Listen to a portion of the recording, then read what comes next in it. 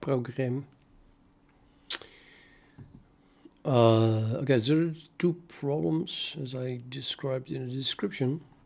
Namely, if I rotate this thing, and well, you see, well, this is not jumping here, but it is swapping axis. And here it is jumping, for example. So just rotate it a little bit, and suddenly the whole thing, the whole picture rotates or changes. I think sometimes it's even worse. It doesn't even look like it's the same thing anymore. Just like a building of 3 floors. Rotate a little bit.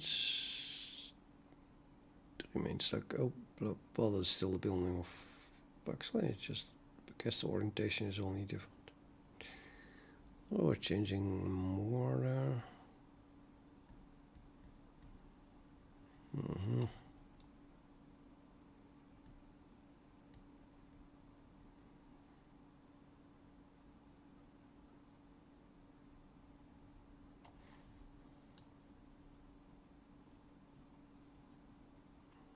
That looks like a really big difference.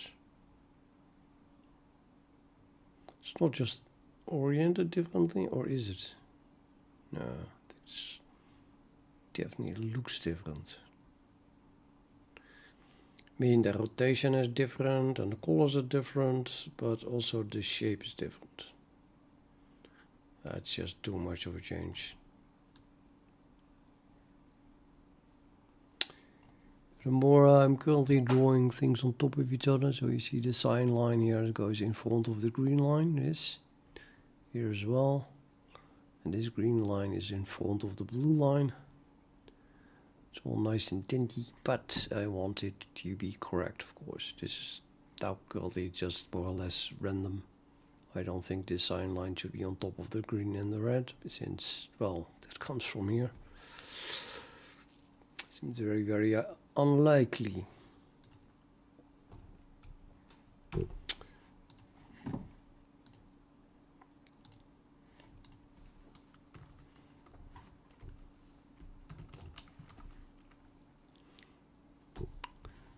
To ask the AI to fix this. Well, fix it, I mean, to make a start with it.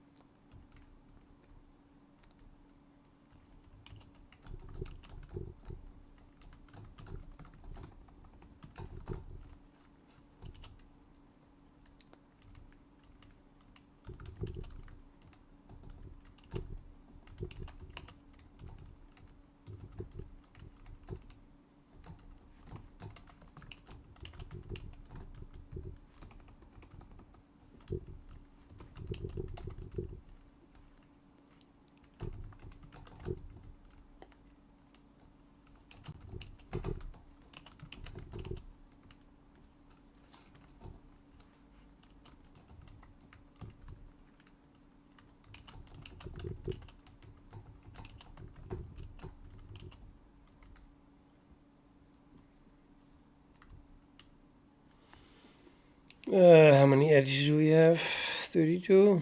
I hope that's 32. I don't think it's 32.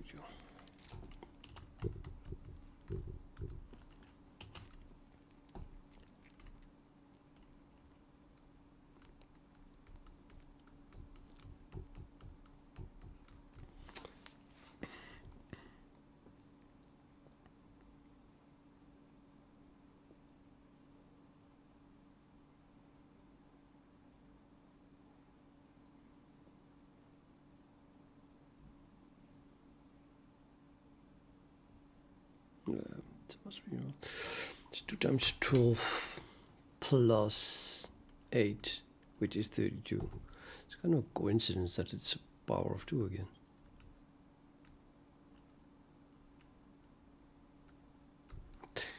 Yeah, loops overall 32 edges.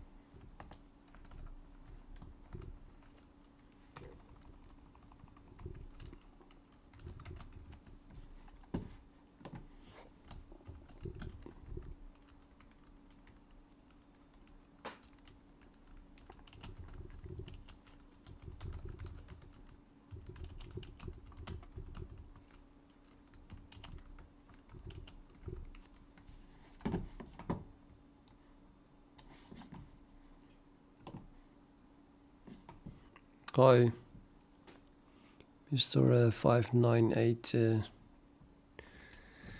What I'm doing, I'm writing this program. Yeah, it's not the program I'm writing.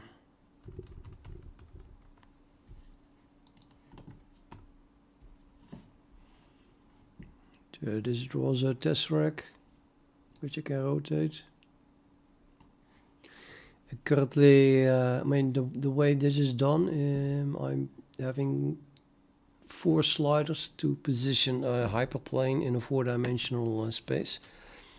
The 4-dimensional space is basically, well, just a tesseract, where the corners are in 0, 0, 0, 0 till 1, 1, 1, 1 diagonally, and I can position a hyperplane with these 4 sliders. So then we project the corners of the tesseract onto the hyperplane, which is a 3D volume, which shifts along the the normal. So we define a normal here, and then this shifts it along. If you would put the normal such that it points from the 0, 0, 0, 0 to the 1, 1, 1, 1, and then I would be able to move it from one corner to the other. So we would begin with an intersection of 4 points, which then would grow until you have lots of points, and then get small again until you go past the corner. Then there is no intersection anymore. Anyway, so that hyperplane is 3-dimensional. And then I can orient it with these 2 sliders relative to the screen. So then we make another projection of the 3D projection to the screen, which is then a 2D projection, of course. And what I'm working on is to make sure that it draws the things in the correct order right now.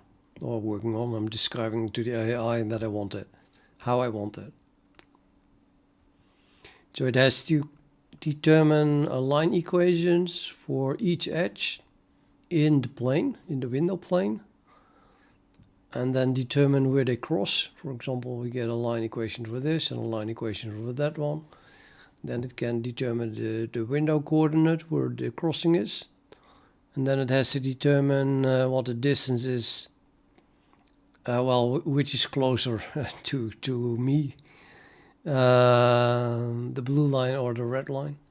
And so we get an ordering between this edge and this edge, and we do that for every crossing, and that should give me a total ordering, and then and I wanted to draw the edges in that order, which then means that the lines that are closest to us will be drawn last, so they stay on top.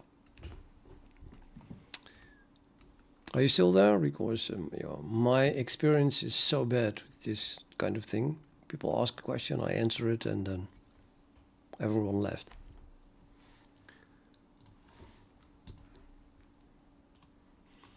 So if you're not answering that you're still there, then I will never explain anything again for the next half year to anyone. You were still there. Great. And you could even follow it. Even better. Okay, so, well, I'll even read this out loud then for you. So we have the executable tesseract CPP that draws the projection of a tesseract, calculates the x and y coordinate of the window on the window plane for each of the 16 corners, and then loops over all 32 edges. And first draws a thick line of 3 pixels. Wide in wide, followed by the edge itself, which is 1 pixel wide. To get a feeling of depth, we need to first draw those edges that are the furthest away, and then draw the front edges over that. This gives an ordering back front between any 2 edges that cross somewhere. Consider the edges A, B, and C, where each pair crosses.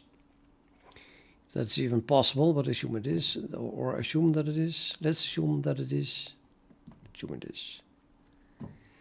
Then, if for the crossing AB, A is in front, let's denote that as A is larger than B. Note that no edge pair crossing is equal. A equals B, that only happens in the corners, of course. I mean, those edges, by definition, only cross in the corner. And we're not talking about the corners. So I don't think that's possible to get a circular relationship where if A is in front of B and B is in front of C, that at some point somewhere else C is in front of A. That feels like an Escher thing. It's probably not possible, not even if it is a tesseract. So by determining the order between every two crossing edges, we should get a total ordering. That might not be uniquely determined, but we can just fill in, we just can pick one and then we can draw it in that order. The code difference to find 1 if two edges cross in the window plane, and 2 what order they have in the directions perpendicular to that plane. Now I have utility math line, which has the method intersect with another line, which returns an maybe I should do that returns. Yeah, that returns whatever. Returns where two-dimensional lines cross. This is what must be used. Therefore, we must construct a line 2 for each edge. But a line can be constructed from a point 2, aka corner,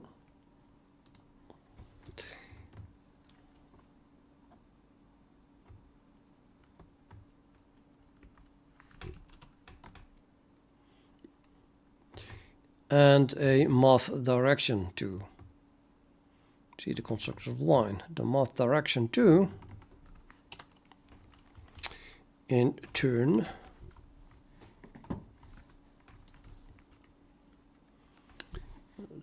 not the top where I want to be.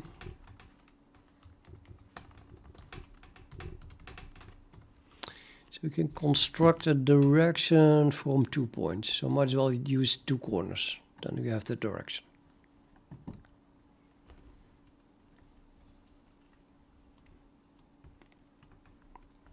Control tab.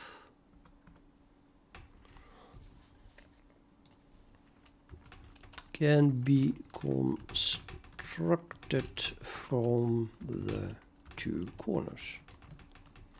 From its 2 corners.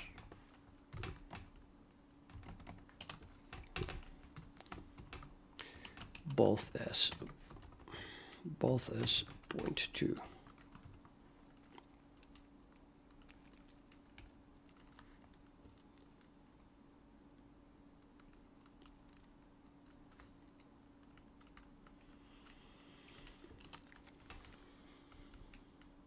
So maybe annoyingly difficult, or I don't know, to determine if they actually cross or that they only the lines through them cross. I mean, there are 2 edges that are connected in a corner are going to cross in a corner, obviously.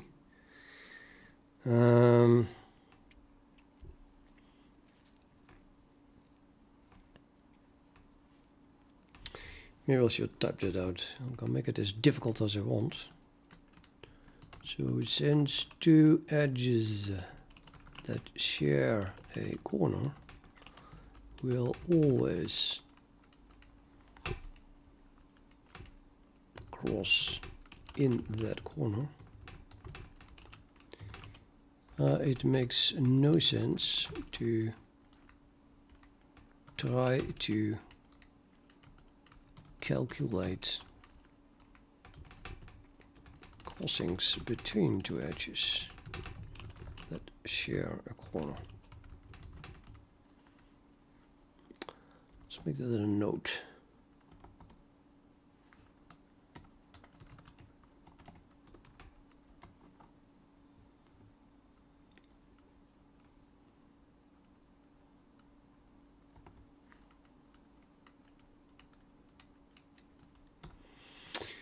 Right. Okay, so once a crossing between two edges was found in the window plane,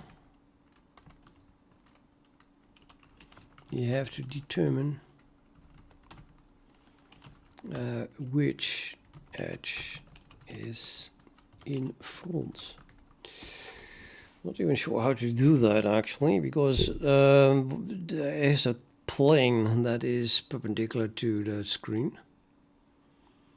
So there are two axes that are both, that make a degree of 90 degrees, but both axes are perpendicular to the screen. So it could be that, yeah, how do we, what is front then?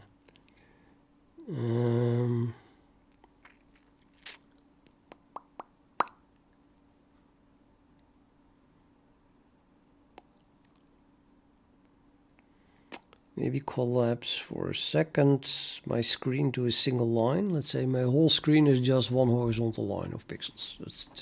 That's all we have. And then we find a crossing, which is now no longer possible, but hey, only crossing is a point, so we have a point. We have just one point. So on my screen is this horizontal line here, and then this point here. Well, this point here, where my cursor is where is the crossing. And now we want to determine, well, there is a crossing. But it is crossing between two lines, right? I'm still going to need two lines then.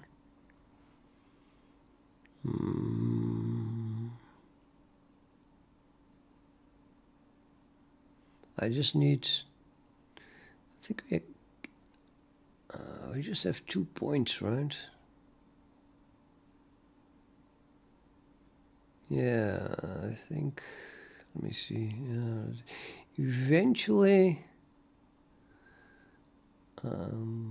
we have to find the point on the edge itself for both of them, and then determine the distance, the assigned distance to the window plane.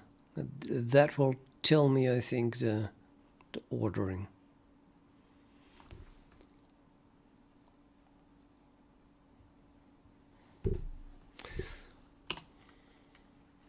So this can be done by finding the points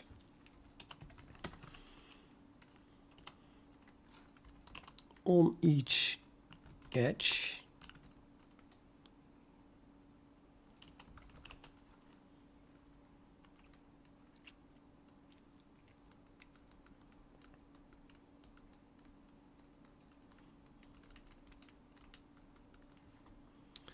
whose projection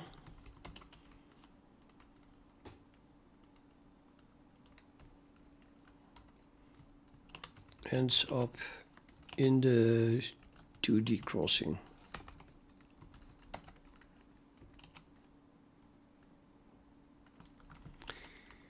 Then determine the assigned distance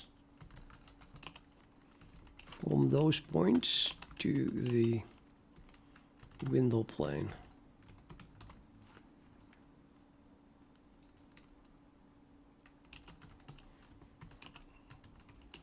This will give us the ordering.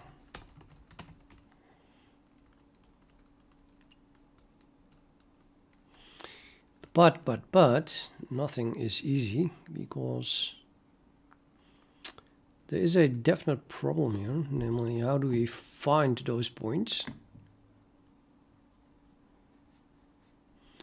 And how do you find the sign distance? I guess I can give it a hint and then maybe just let it freewheel. I mean, it's probably better to describe it more precisely though, but I don't know. I haven't signed some. Oh, that's maybe a bit too much. Grab sources, not per se a word. I think I have assigned and then something distance. Definitely like that. And that is comes from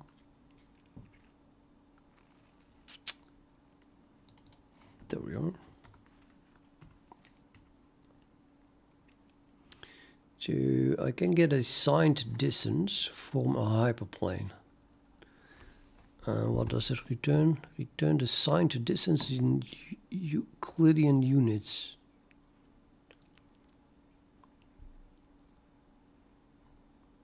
I guess for the point A. So I guess vector type is then outside the hyperplane.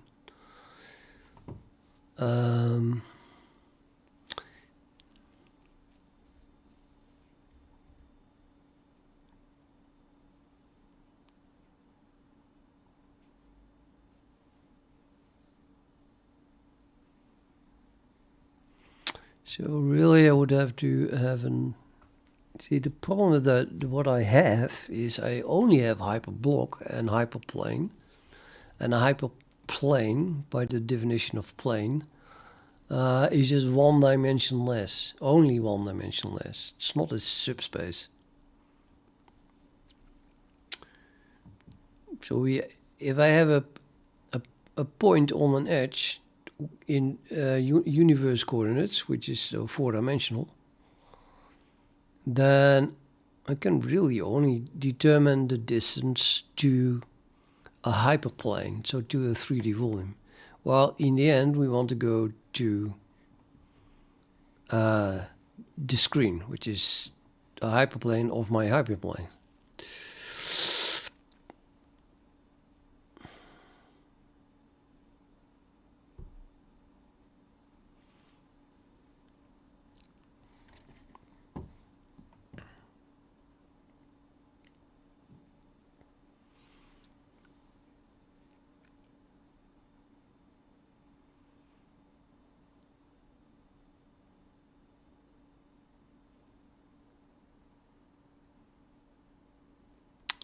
It is difficult.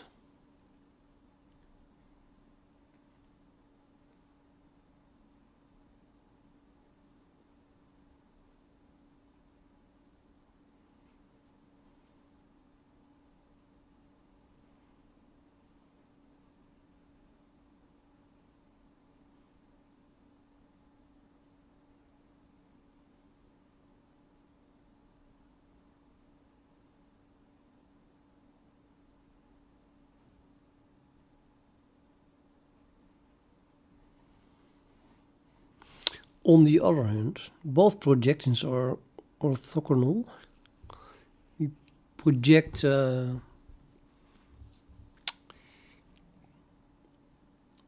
the 3D hyperplane along a direction which is perpendicular to the whole hyperplane, and then inside the 3D hyperplane we project again onto a real plane.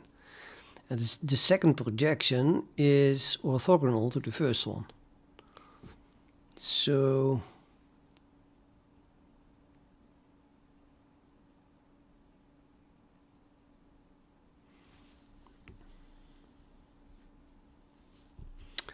I guess you can use Pythagoras. If you measure the distance that you drop first and then you drop again, then just the sum of the squares gives you the square of the total distance from that point to the final projection.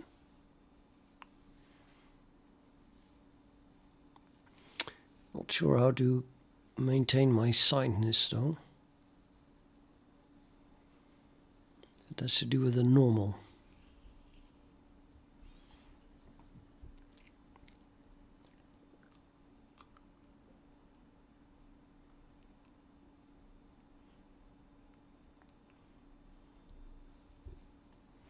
So not just the sum of the two normals.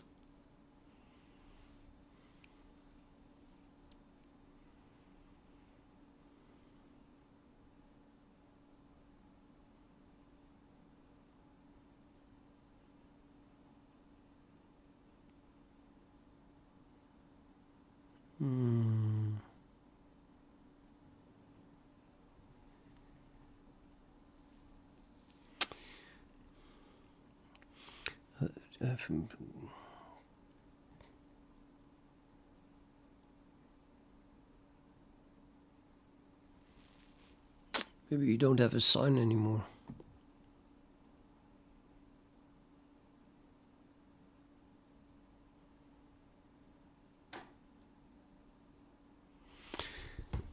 So the sign is determined by from which side you come. Yeah. So let's say this is my 3D hyperplane. It's now represented by a line, but who cares?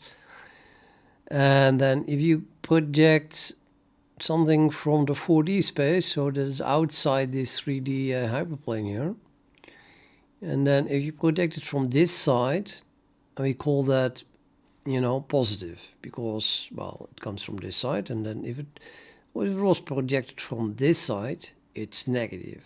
So then I know from which side it comes. So of course the distance is completely clear, you know, from here to there, perpendicular, that's a certain distance. And then you can measure the same distance from the other side here, then the distance is the same and the projection is the same point, but the sign is different. Okay, so now we know if he came from here or from here. That would be the sign's distance of a given point to this hyperplane.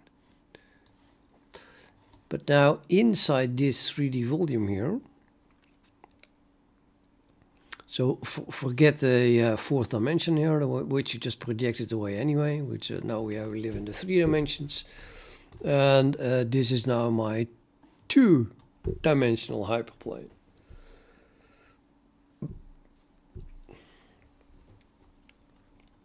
Then the projection that we just found can again be above it or below it. So you have again a sign, which again is completely arbitrary. So the first sign could have been positive, and now the second sign is negative.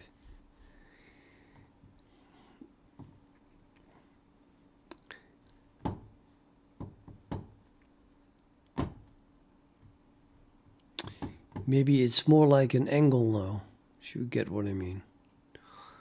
The projection comes from a certain direction, because you project it twice. But it is not that it comes from the positive direction or from the negative direction.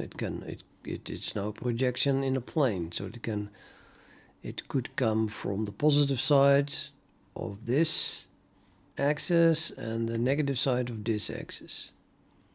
So it's somewhere here would be positive negative, and here it would be positive positive, and if it was here it would be negative positive, and this is negative negative. But if that's really true, then there would be no ordering, because very unsatisfactory, I must say.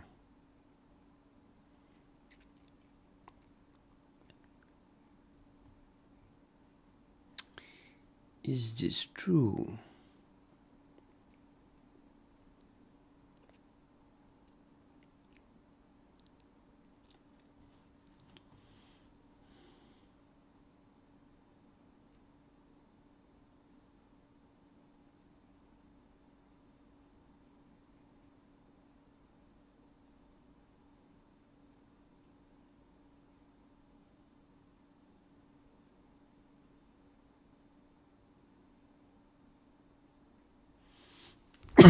It's not that easy.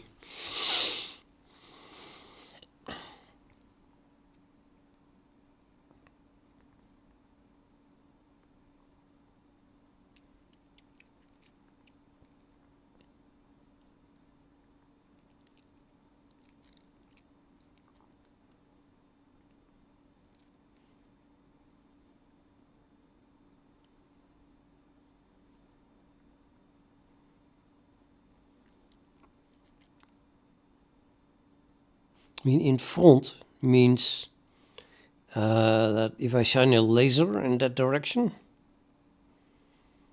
then it hits the one that is in front.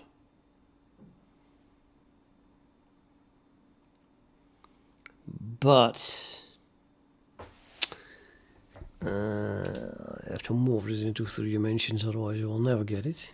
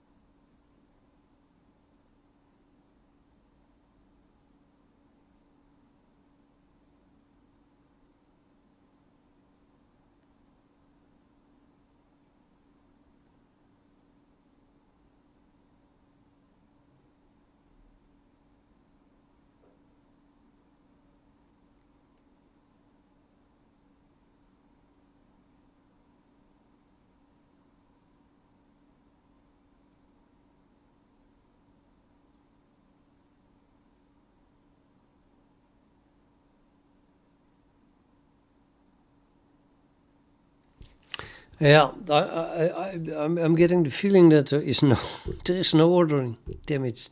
There is no ordering. I've been dictating this stuff as if I understood it, but now I'm suddenly stuck here.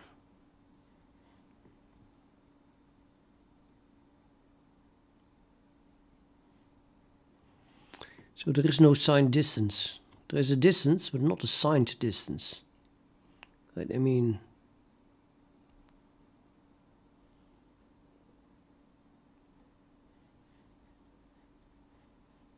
Damn it.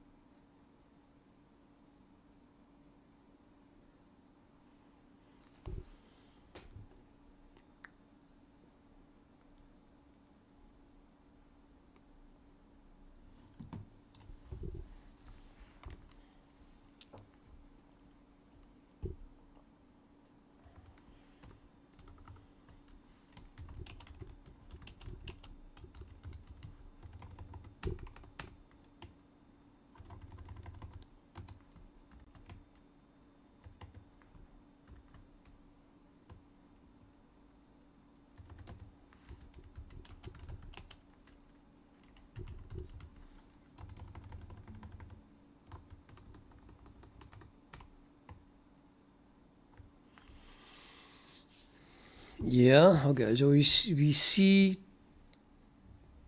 the projection of 2 edges in the window plane, and they cross. That crossing point corresponds to exactly 1 point on each of the edges. So we have now a 4-dimensional point. I don't know how to find it, but so that must be possible. And there is also a projection line from those points, but those 2 lines are not necessarily on top of each other. They lay in a plane, so they can make any kind of they can make an angle. Yeah. So there is, yeah. There's definitely not a signed distance here. No.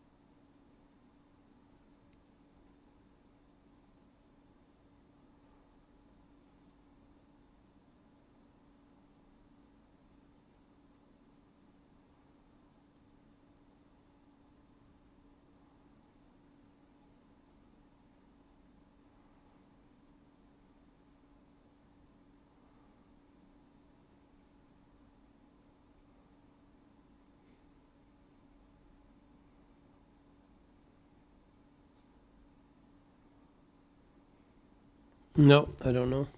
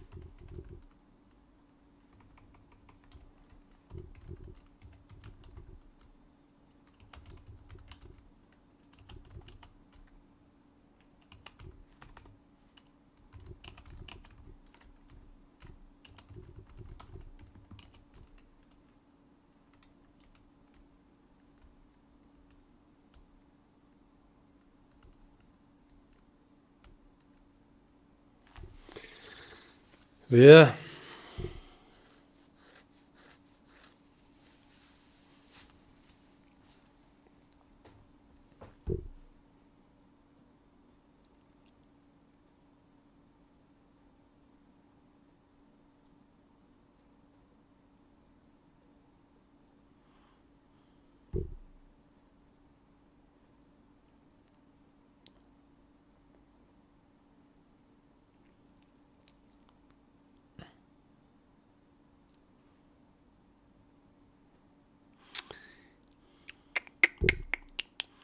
So let's say if you have lines in a 3D space and you project them on a plane.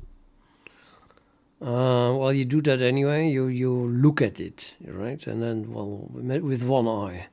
So then what you see is something without depth because you use just one eye. And then one line is in front of another line. And that is because the point where it looks like it is crossing another line is closer to you. That's why it is in front, and it's hiding what is behind it. So we take the one dimension up. You have now lines still, but in 4 dimensions, and we project those into 3 dimensions. And I would say that now, even though you can see depth with 2 eyes, it doesn't matter from which side you look at it. One line is always going to be in front of the other. For the exact same reason.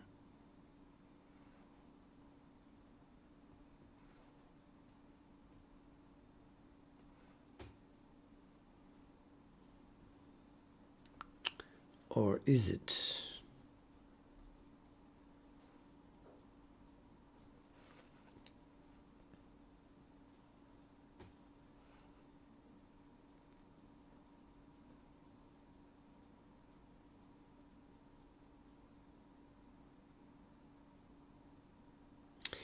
Well, not exactly, I guess. I mean,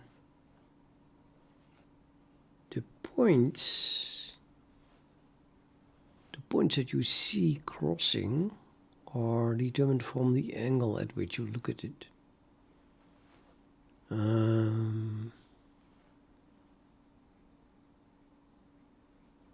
So we'd still have to look with one eye from some direction, and then you see two lines which are crossing, and then that gives you the 2 points.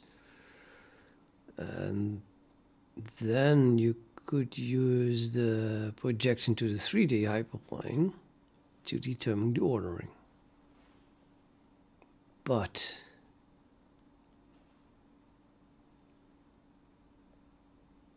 I cannot wrap my head around this.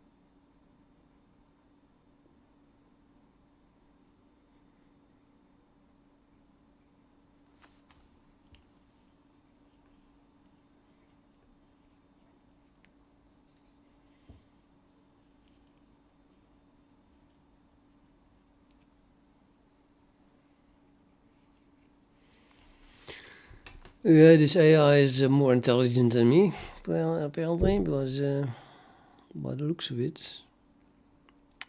Well, if it is right, of course, but it definitely seems to think that there is a signed distance.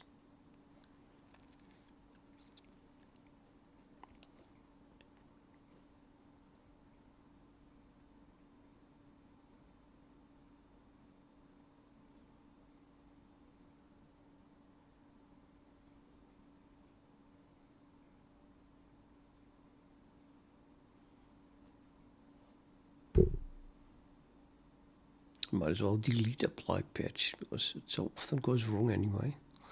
This case I couldn't find it, which is surprising.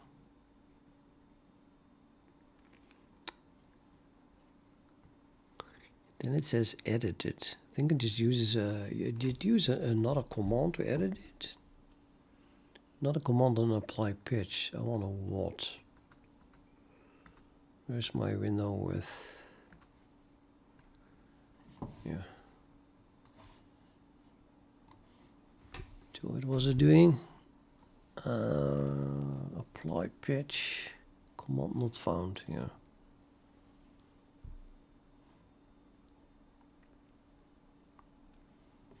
So it was trying to add a few lines, few includes here, but yeah, it's not in my path apparently. Apply pitch. So then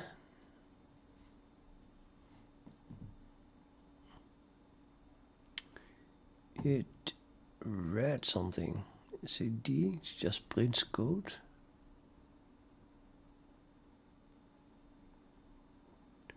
That's it.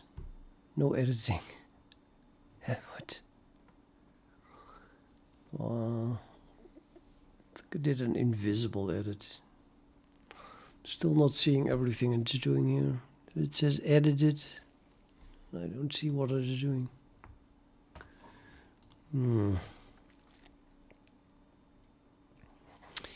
Implemented. Back to front. Edge rendering. Edges are now built uniquely. Crossings are detected via math line intersection width and depth ordering. Use assigned distance to the window plane with a topological sort fallback for depth sort. Drawing now renders each edge once. Well, that was already the case, wasn't it? Wide outline, then axis corner, following that order. Added storage of hyperplane coordinates and supporting includes in source tesseract recipe. I didn't run the build tests here because they don't exist. Okay.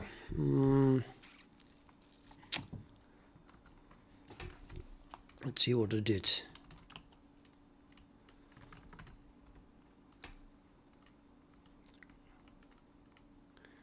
It did nothing. You gotta be kidding me. Well, it did something. Only here, not in math. Well, that's actually a good thing, I guess. Div. Math line was included. Array. Yeah, array comes with this one. Algorithm, numeric queue, whatever. Utils array.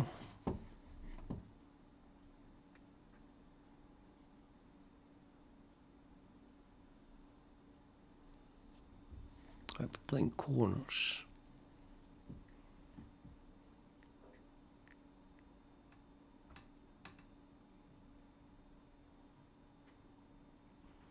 Okay, so it also wants to remember the 3D coordinates of each corner. So apparently I'm calling projected corners, the corners that are projected all the way to the window plane. And this is now going to contain the corners after projection to the hyperplane. And yeah, that would be here, hyperplane projection and then hyperplane coordinates. Well, it has to be hyperplane coordinates because it is 3D. So that is correct.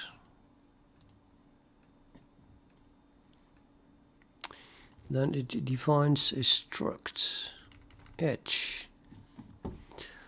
Edge is defined by two corners with indexes from and to. Point from window coordinates and 2 in window coordinates, and from in hyperplane coordinates, and 2 in hyperplane coordinates, and a color.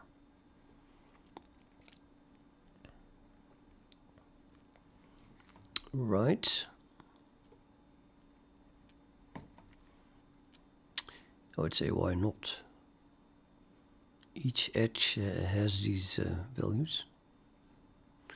They also have the universe coordinates, of course, but apparently it didn't need that. And it's created a standard vector of those edges. We're gonna create edges 32. Yeah, we do have 32 edges. It's gonna fill this for every edge. We have the static standard array of cairowindow color. Those are the access colors. Just move that here. Okay. Yeah, I don't really see the point, but you can do that. I mean, it's a static array anyway, so it doesn't matter where you put it.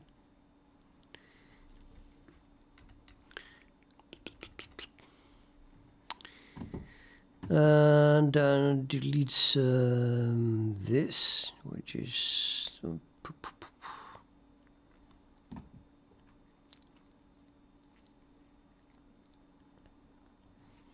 which is drawing stuff. Let's see, cairowindow point. It's the adjacent corner, which is just built from the projected corner of the adjacent index plus inner center.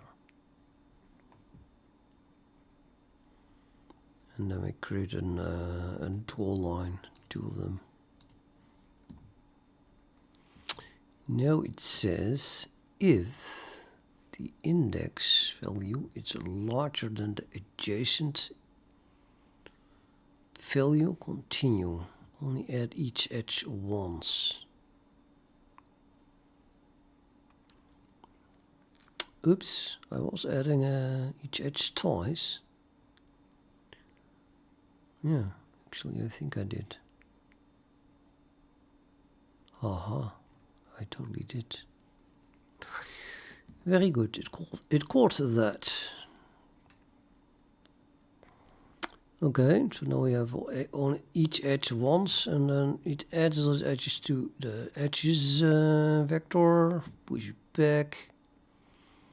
So that would be the index of one corner, index of the adjacent corner, the projected corners as points, because it stores this as a point, and the adjacent one is a point, and then the hyperplane corners, which is a vector apparently. That was this HC1. Yeah, that's this one here. So math vector, which is stored here. Collect. No progress though.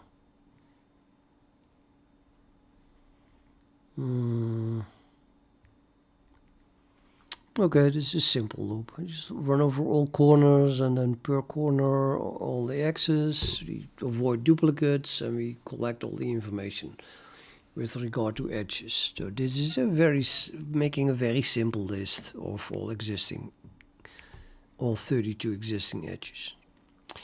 And then I guess the real work starts. Oh yes, there's so much more. Vector double edge depth reserve edges size. That will be 32 again. Edge for edges, run over all edges.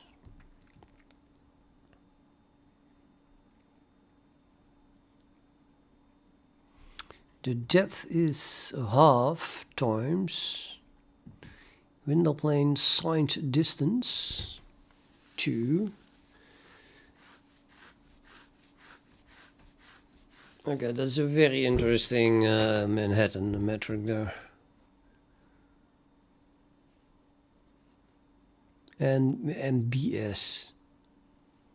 That doesn't make any sense whatsoever.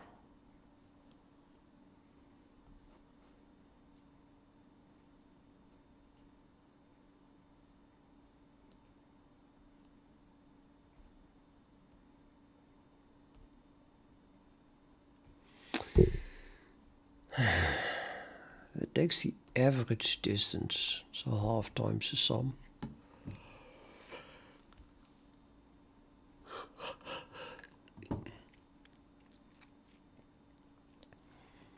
Oh, no, I didn't read it wrong, I must admit. I thought twice the signed distance, and I thought it was a distance from both projections. But it's actually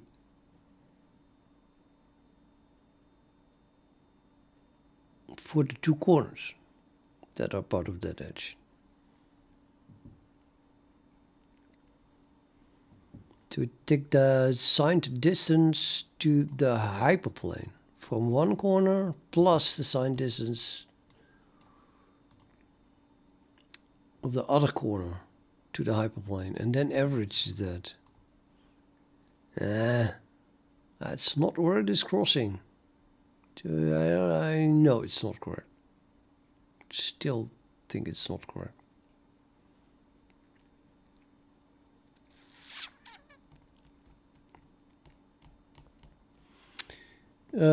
Yeah, so it kind of did something vague, which more or less gives something in the direction of what it should be, but it's not precise. Nevertheless, this then is our depth apparently. So what are we gonna do next? Make a vector of vectors of int graph edge size.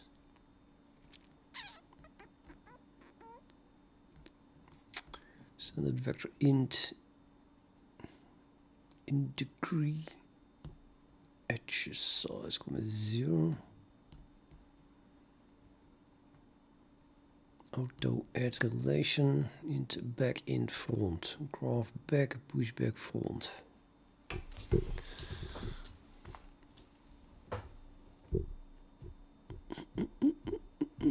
Plus degree front.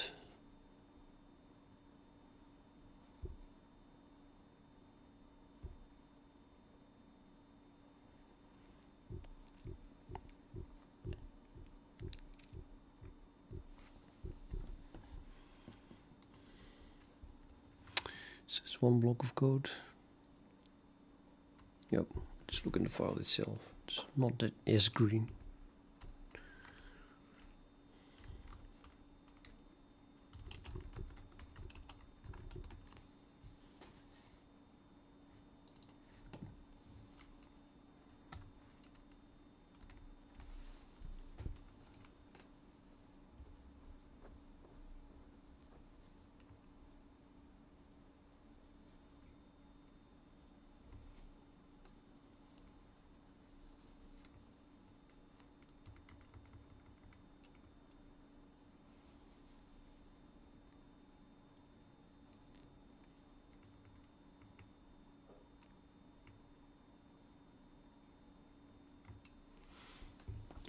Depth.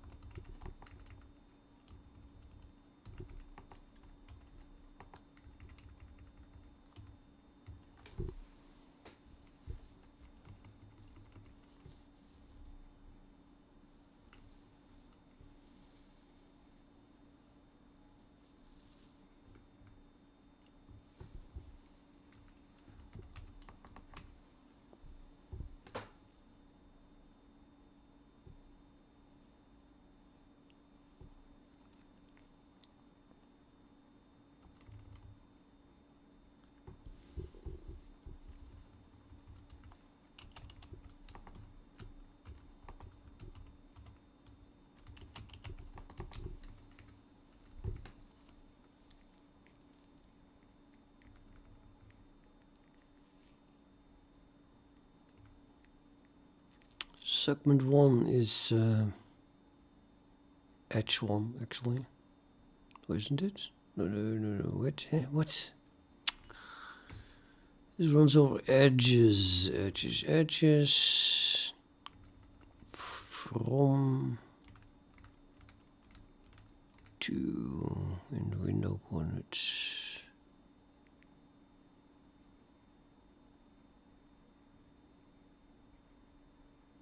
Yeah, it's an edge.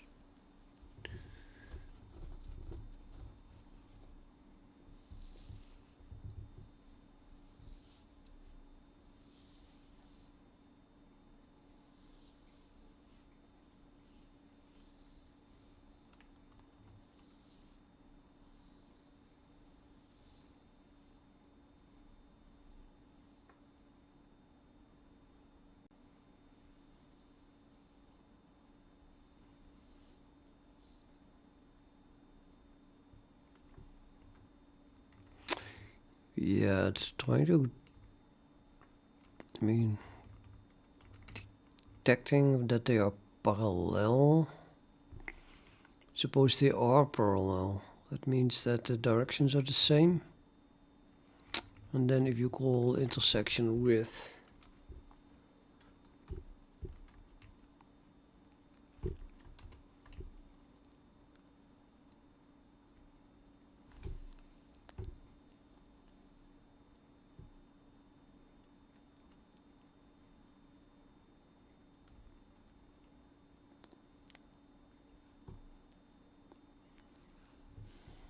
you're telling me that this is not taking into account parallel lines.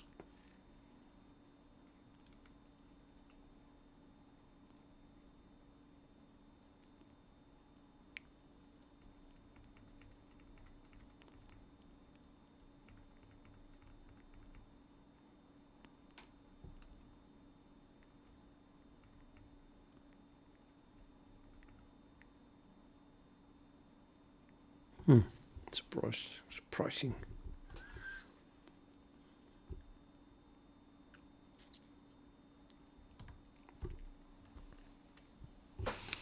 Okay, so well.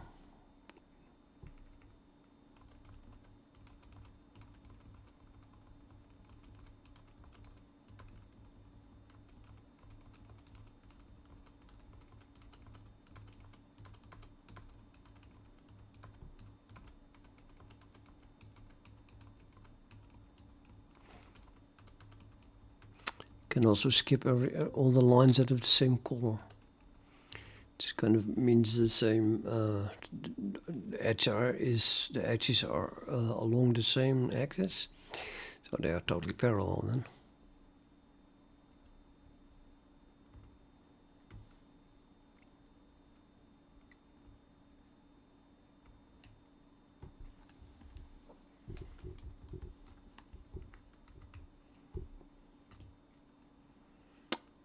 So maybe I just want to store D here.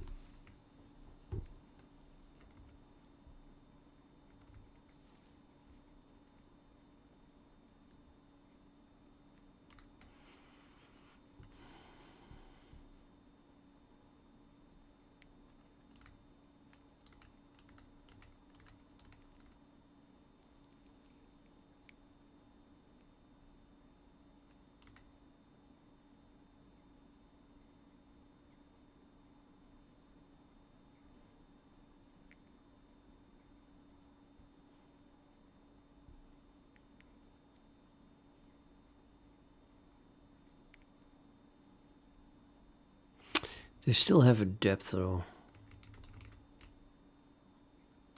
They might not cross, but if they are on top of each other, I kind of want to know which one is in front.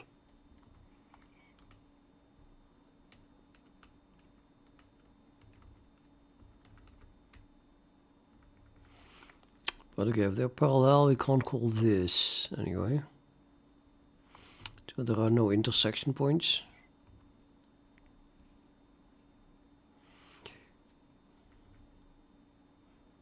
From start 1.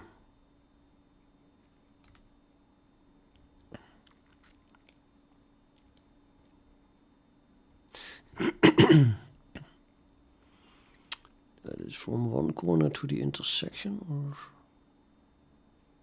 from the from?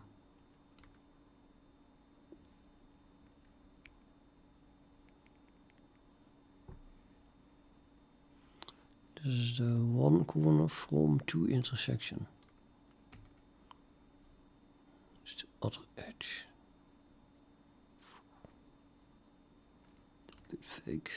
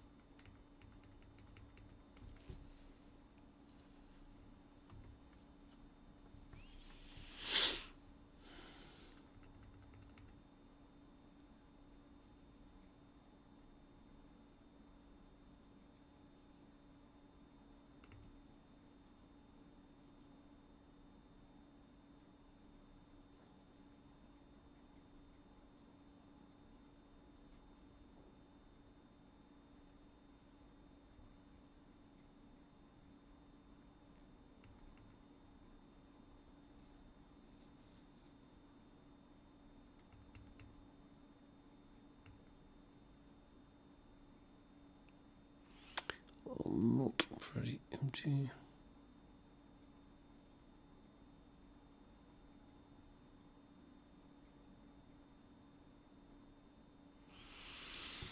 Yeah, I kind of lost track. I say, what the hell? I'm gonna just try to compile it, I think. See what happens.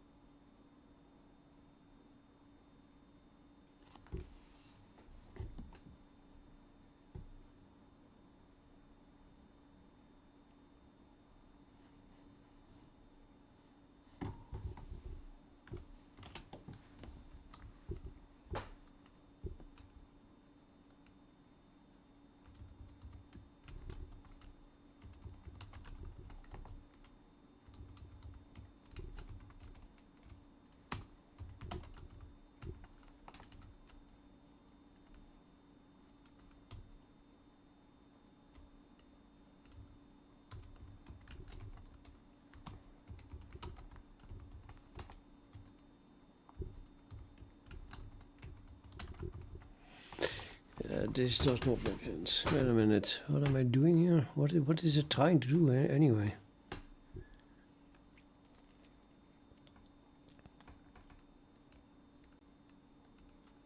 I think we just need a difference here.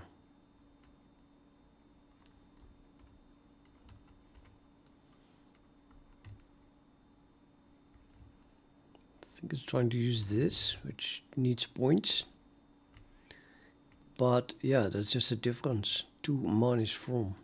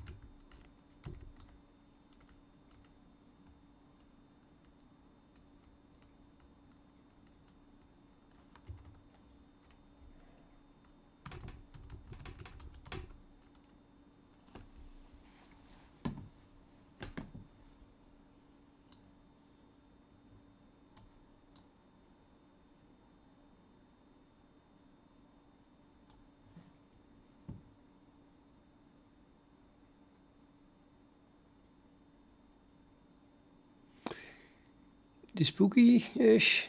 What the hell, man? Yeah. This one is the front of the blue one. Then we get a corner and then it's behind the blue one. Really? And that's behind cyan, behind green, and now it's in front of the green again. Okay, yeah, that is so this one is very far in the back. This is behind.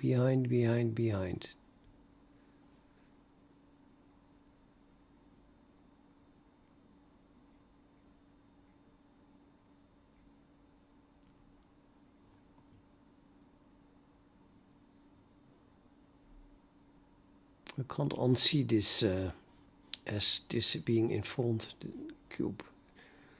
So really, this is, yeah, now I see it. This one is in front. This is the back of the cube and this is then the front of the cube. And then that one is in front of that.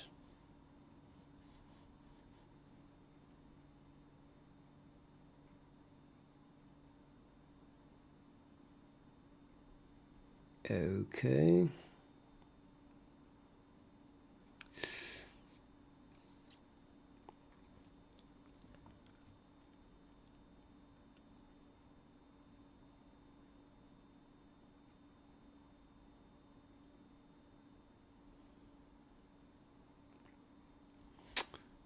Look like this.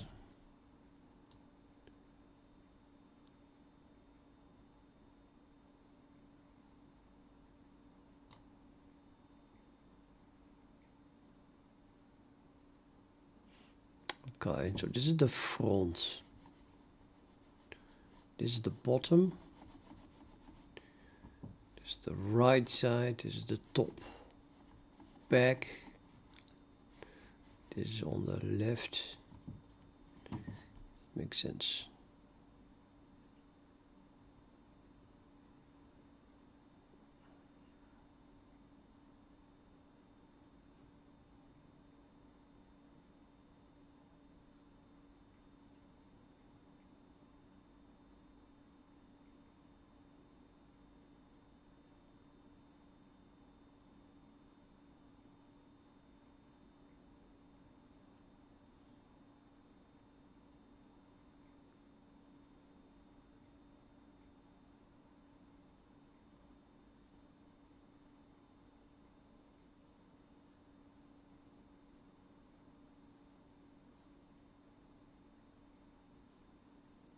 Sometimes very hard to switch. Okay, yeah.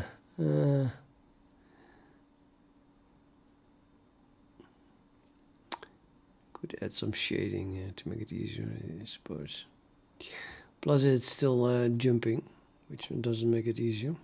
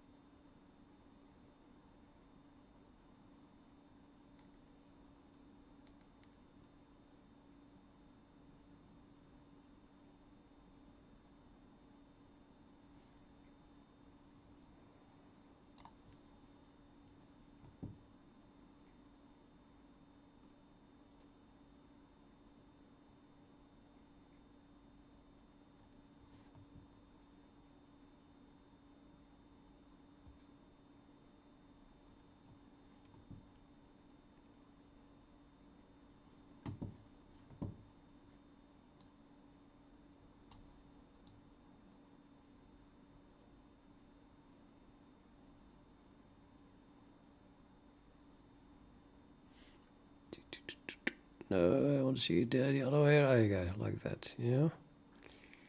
And then that thing expands like that.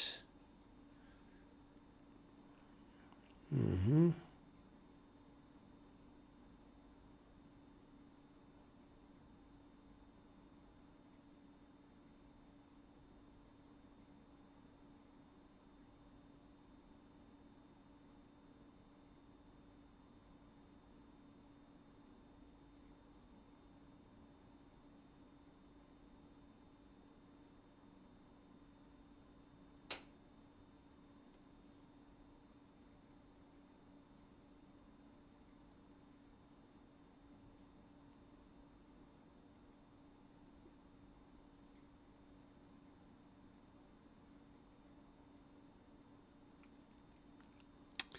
Yep.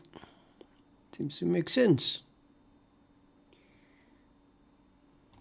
The order in which things are drawn.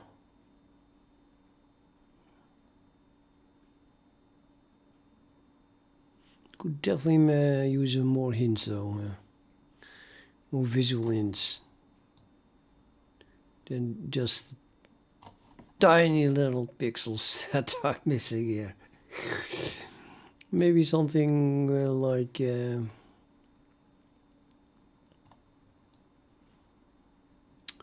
some shading or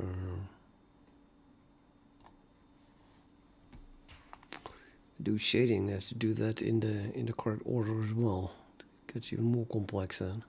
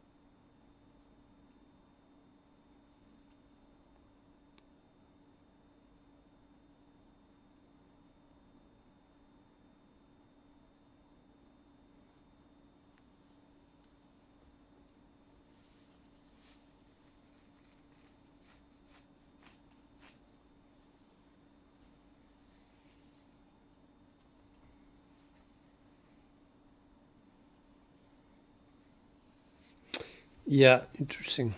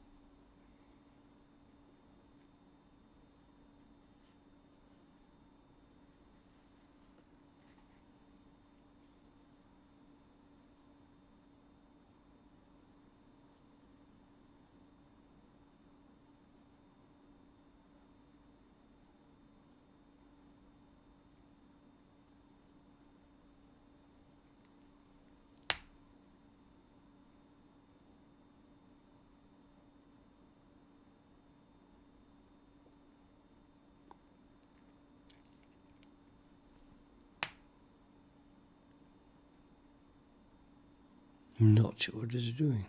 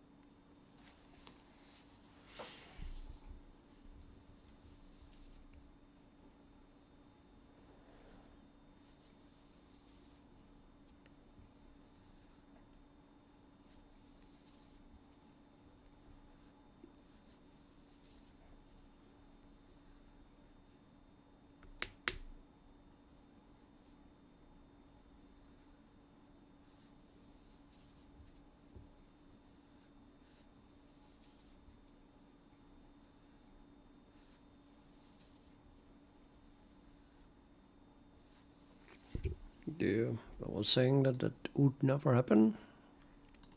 I'm assuming it has never happened.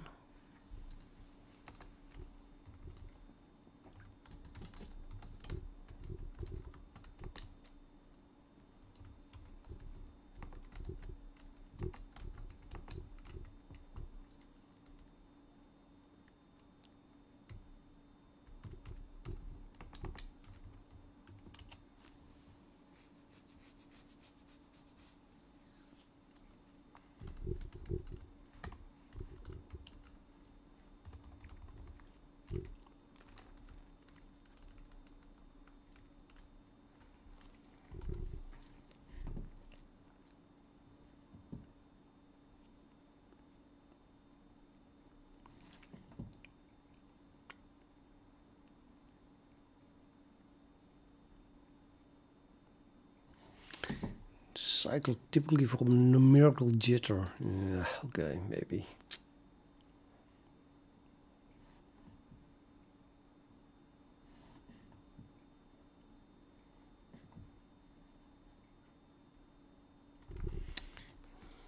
Yeah, okay.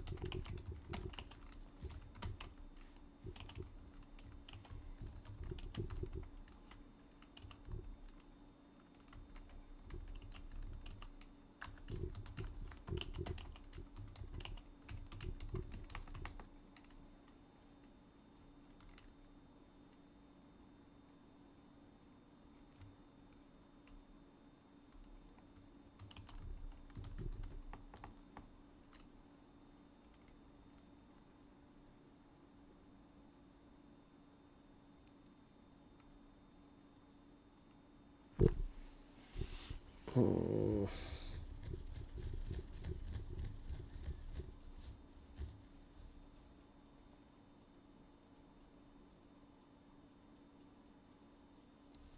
I still don't see how that can happen, actually. I just don't see it.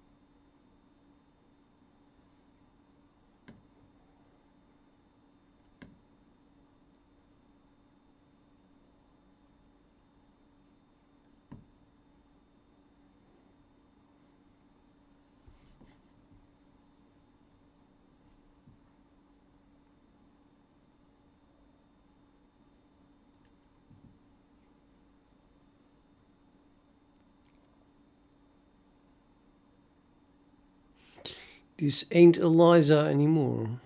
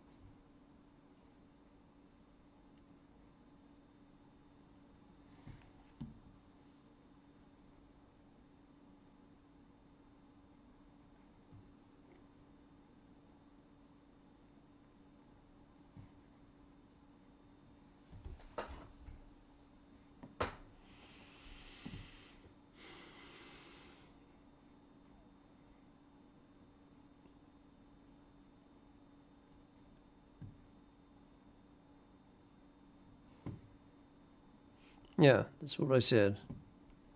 But then you don't have an order anymore. Because the displacement from X down to the 2D plane is exactly dh times and 4 unit plus. Oh, it's a vector, okay. And these components are orthogonal.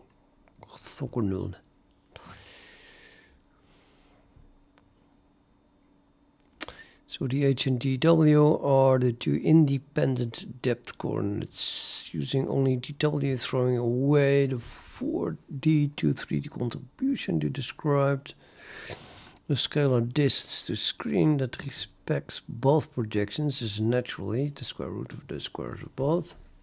Sum of the squares of both.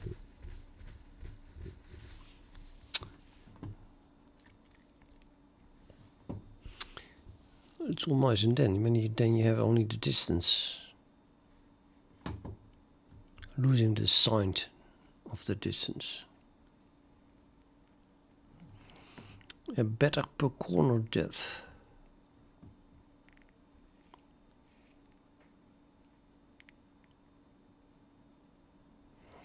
For each corner you can compute double dh.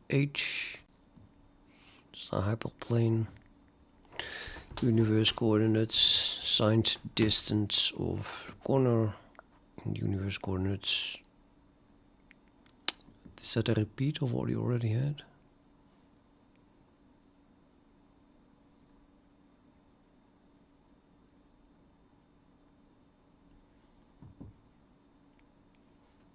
What's this?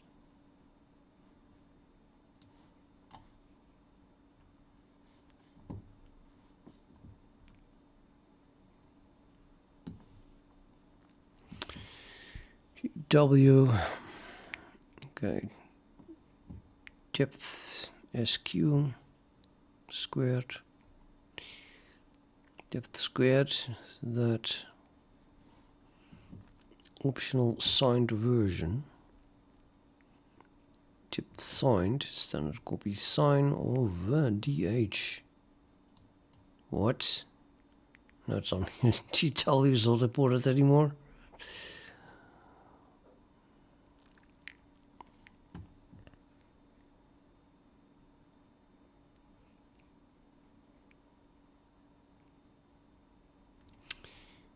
depth SQ is a good scale of ordering. Larger means optional. How is that optional, man? And then it's just as inaccurate as the beginning. What we had. Okay, the depth squared is a good scale for ordering. Yeah, larger means further from the 2D window plane. Further behind the screen. No, not behind. Could be in front. Depth signed preserves which side of the hyperplane you are on via the sign of the edge.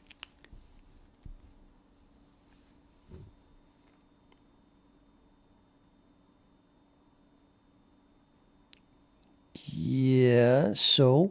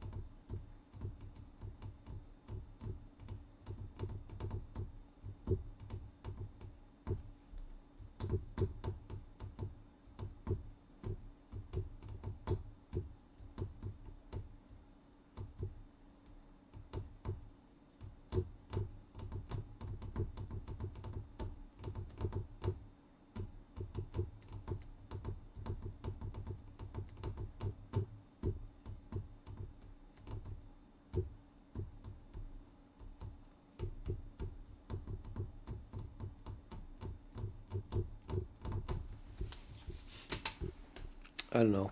I still think there is no depth here.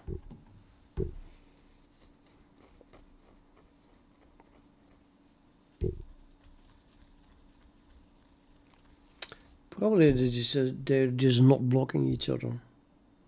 So you see both.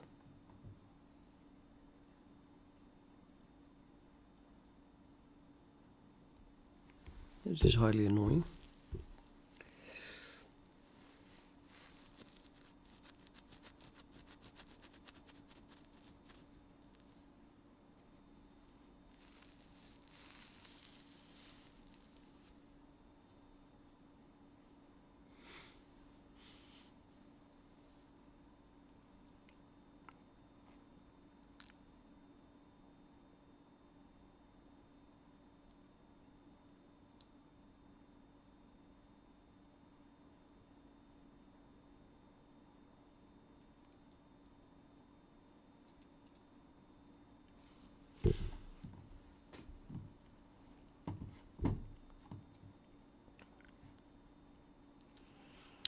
For each corner you can compute blah blah blah.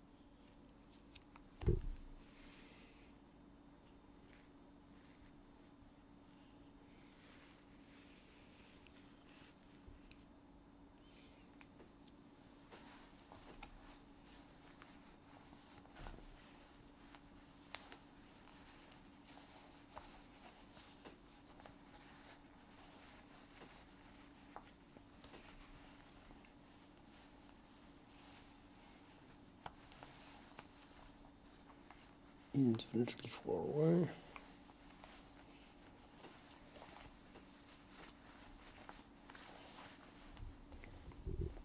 This is very far away.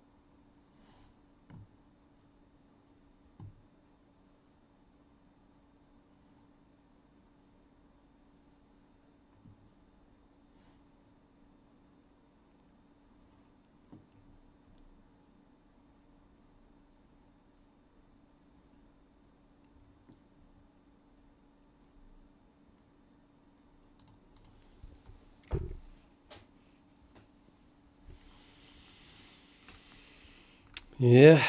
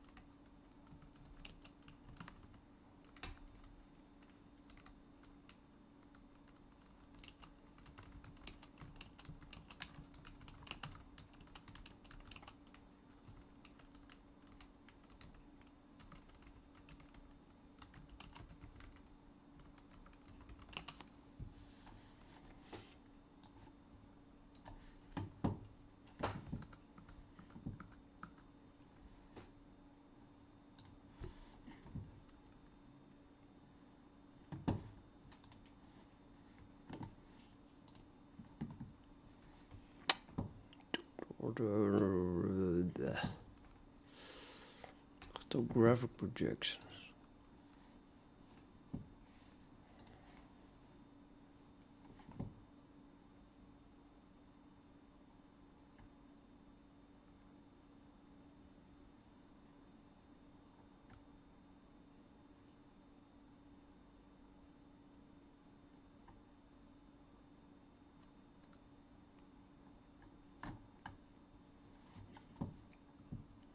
No, orthogonal projection.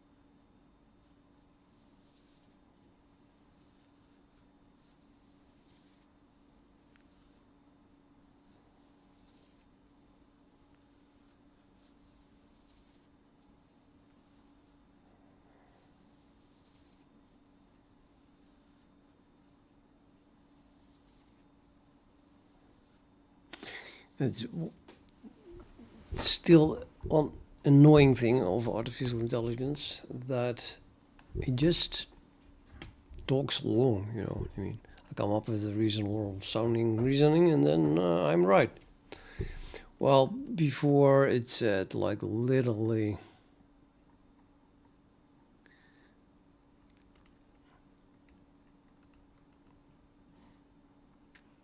yeah, I was right as well. Well, I was just suspicious, okay. Blah, blah, blah. It said a little here, so here. So ordering on DW alone is indeed wrong, period. And then I come with another thing and then suddenly it's correct. So it just completely forgets that before it said that it was wrong. And now it is a new story, blah, blah, blah, it is correct.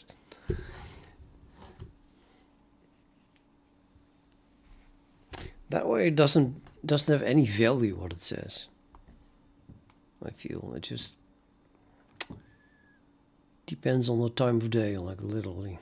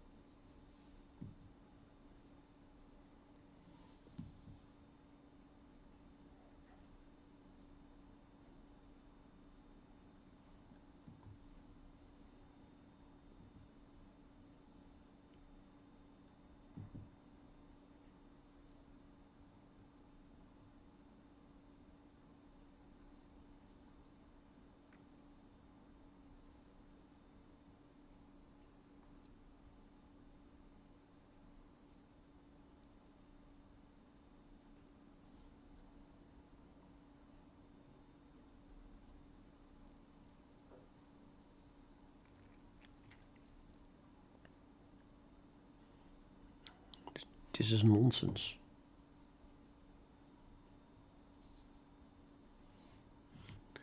Define a single 4D view direction. Okay, that's my light. And then you can project it onto a 3D hyperplane, yes, and then onto a screen. What? Using what? Not the same direction. That direction is gone from the hyperplane. You need two orthogonal directions to get to the to get to the screen. Period. This is nonsense.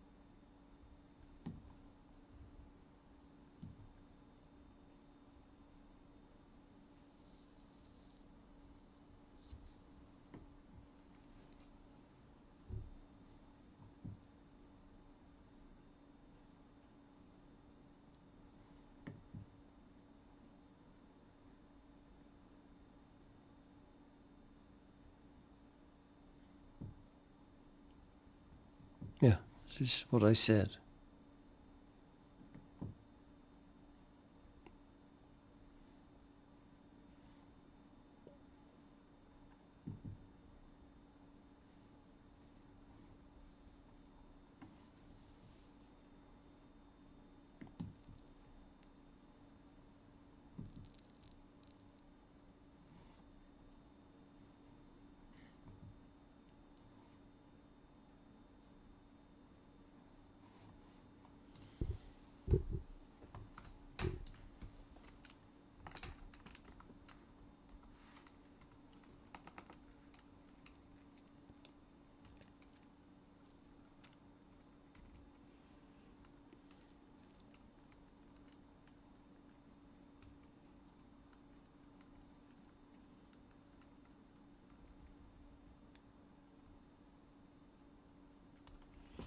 So this is new, isn't it? Corner depth.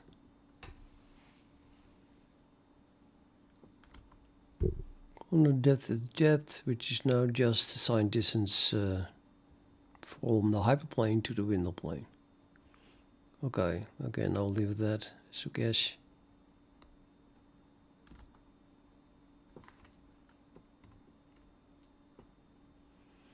Which is then stored in the edge here, in the from depth and to depth. And that's where it is left. Not doing anything with it yet.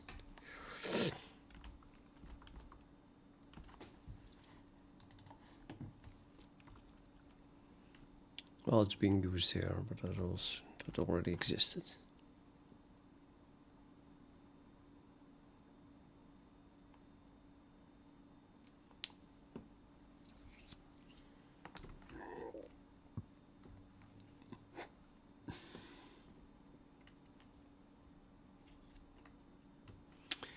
I just wanted to use that to have a little bit less continuous.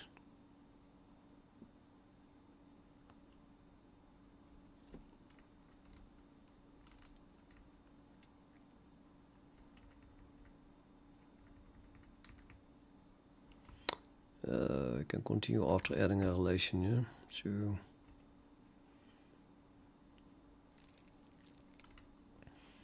we do either this or the other one.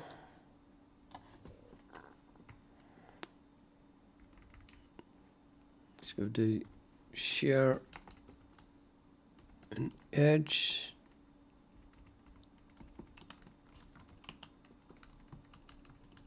Corner, I mean. That just share a corner.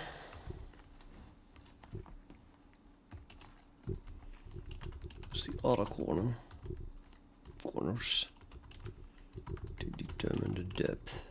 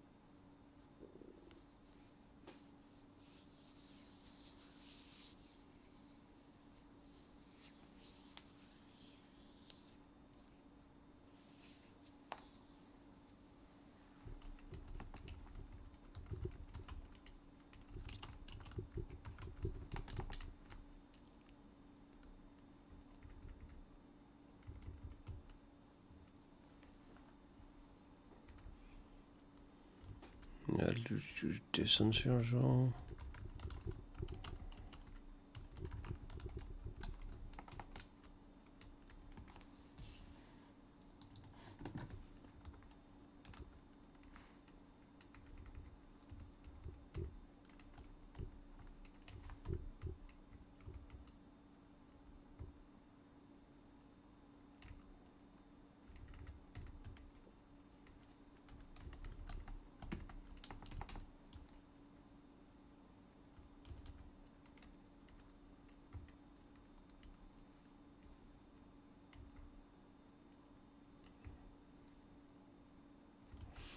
So this is going to be the window plane, but not the intersection point, but rather a corner. So some corner here. And we have exactly that stored in depth, which is in turn stored in corners depth for that corner.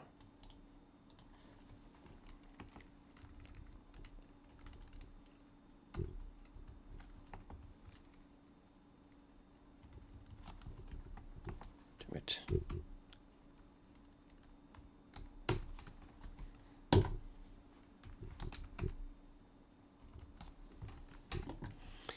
And then we need to use the corner as corner index, the index of the other corner, and well for 1.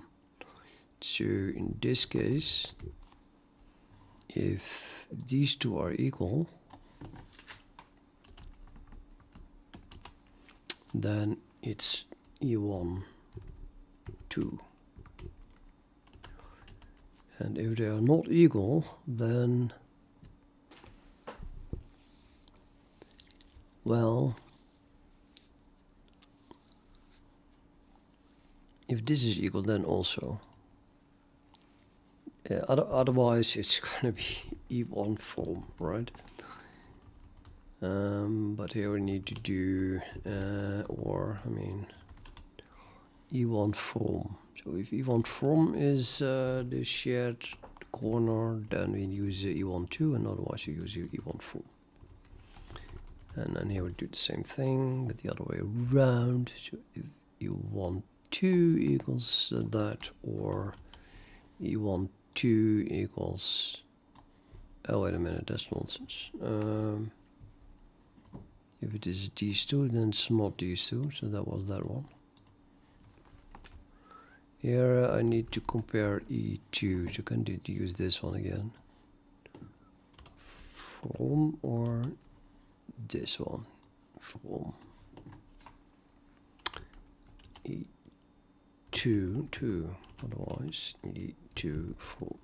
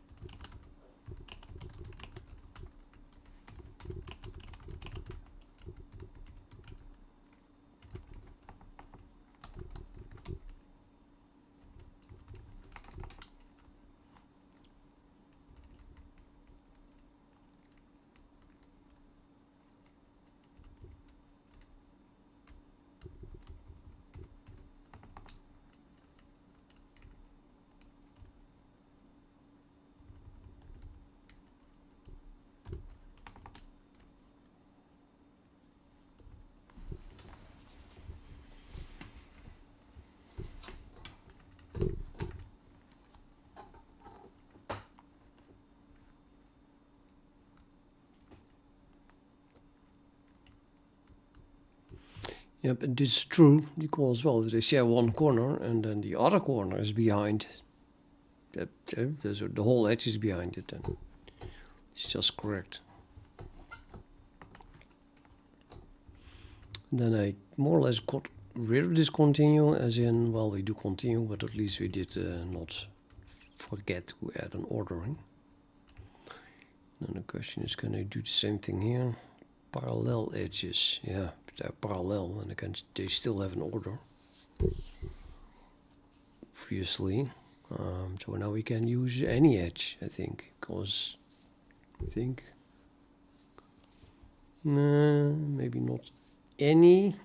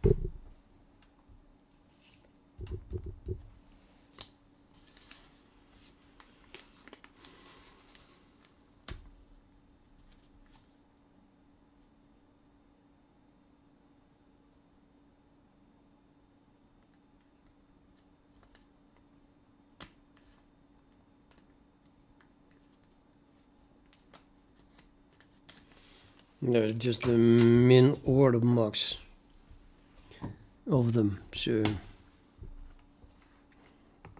I think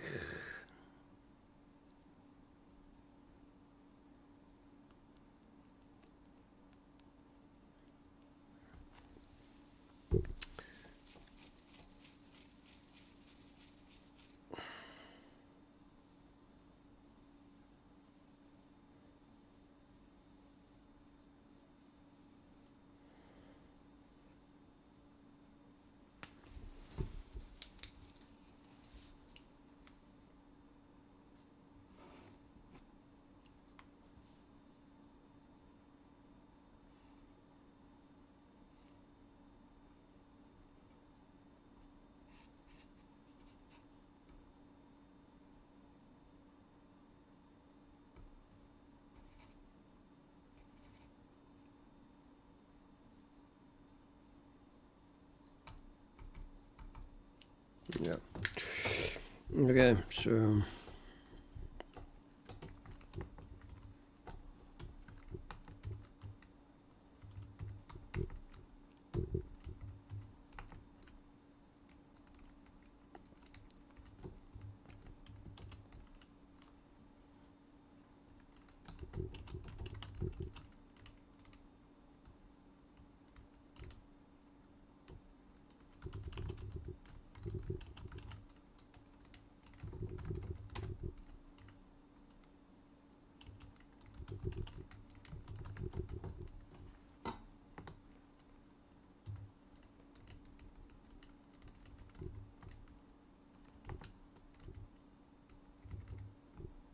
code duplication.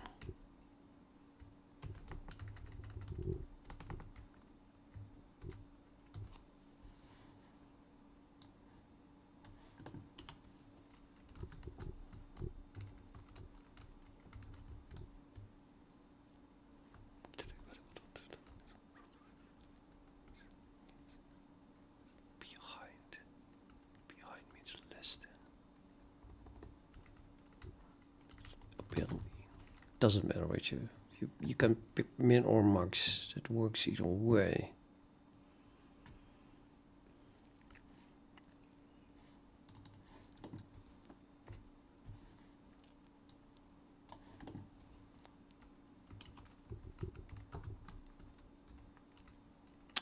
What am I doing here? Depth. It's an array, comma. Again, you want to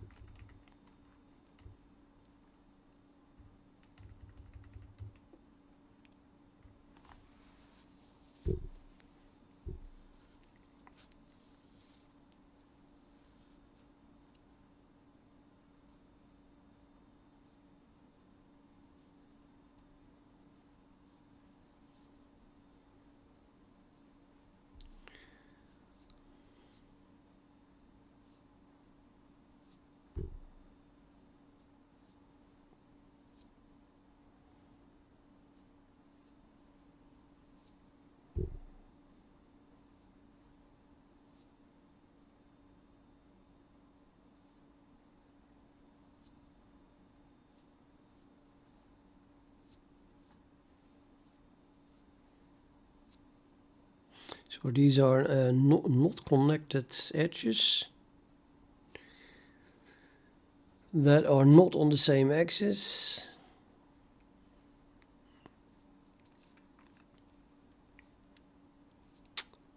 But still they are parallel. Is that even possible?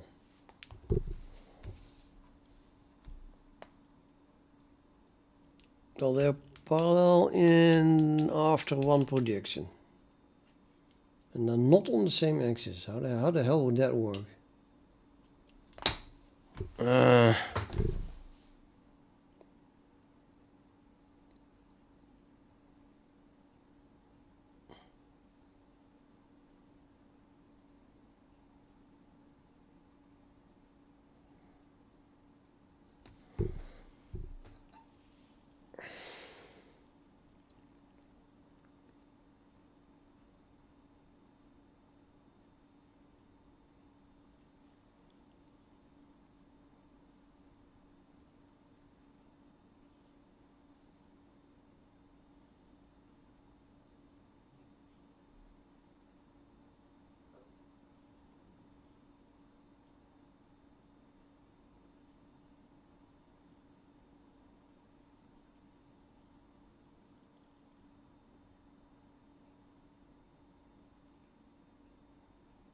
Yeah, okay. Let me see. So, for example, I'm saying yeah, but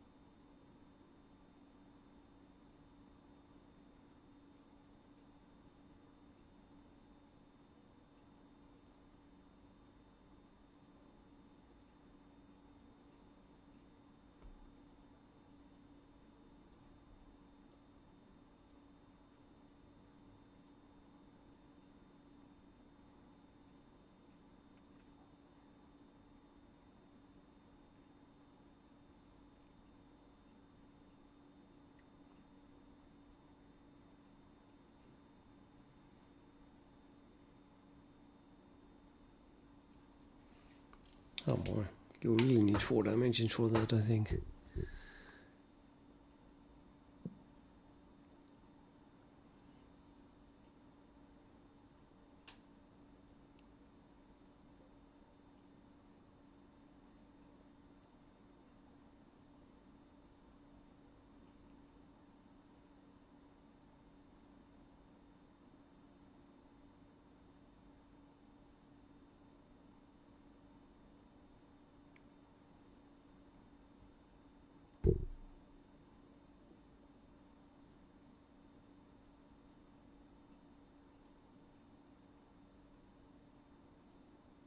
Is that even possible? They're parallel in the window plane.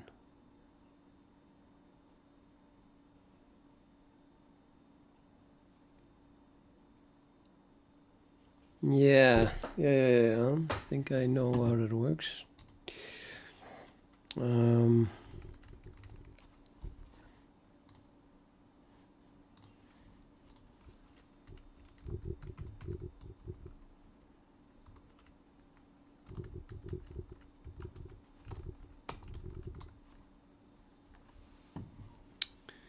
For example,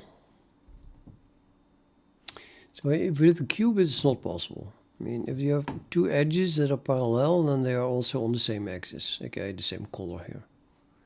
Or is it? Well, or they are connected, obviously. I mean, you can do this.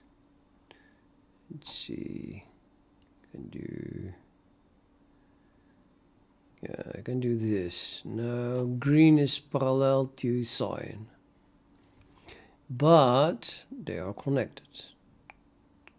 Hell, everything is connected. Maybe you're not.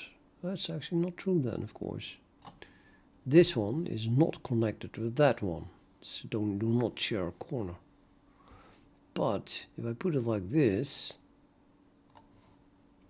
the sine one is parallel to this green one. Yeah, and the other way around. This green one parallel to sine one. Yeah. Oh, so it's even possible in 3 dimensions.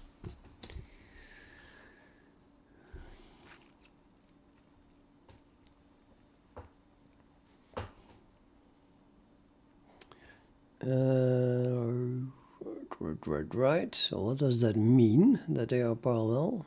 Well, they are.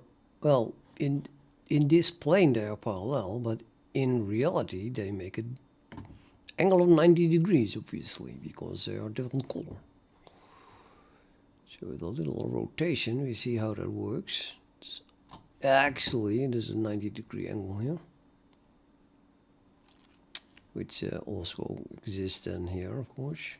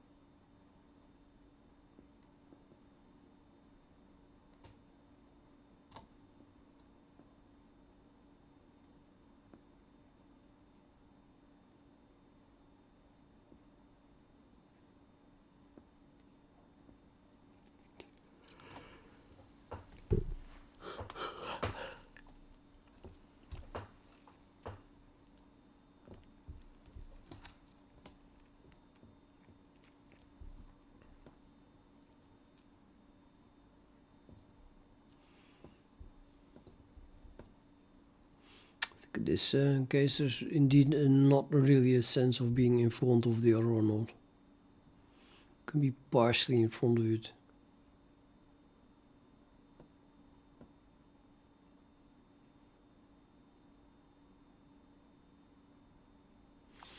Let's say this one sticks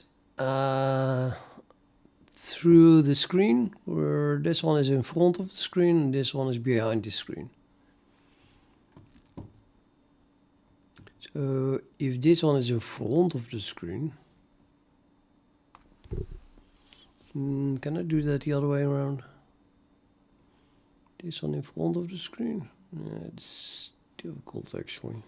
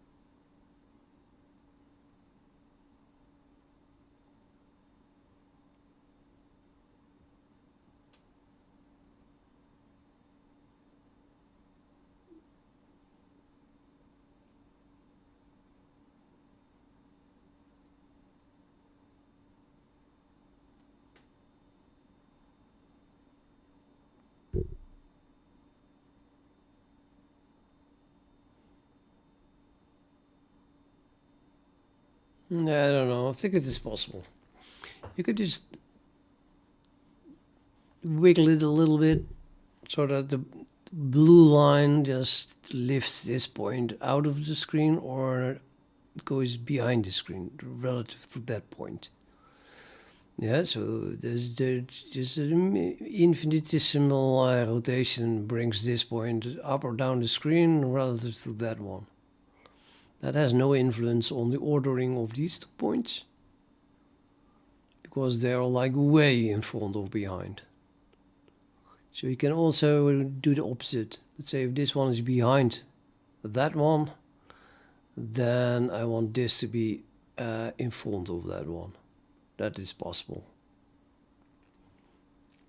Which means that this one is now in front of that point and behind that point. Therefore, if you would look at it from the side, then these two cross. So they are not completely. It's not that the whole every point of the on this axis is in front or behind every point on this axis, because well, there's already 2 points, 2 pairs of points that are different. And they don't cross either because they are parallel. Well, they are not now, but I put them like this. They don't cross.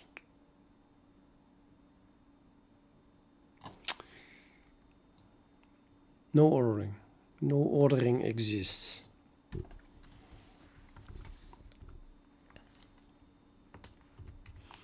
So this must stay a continue.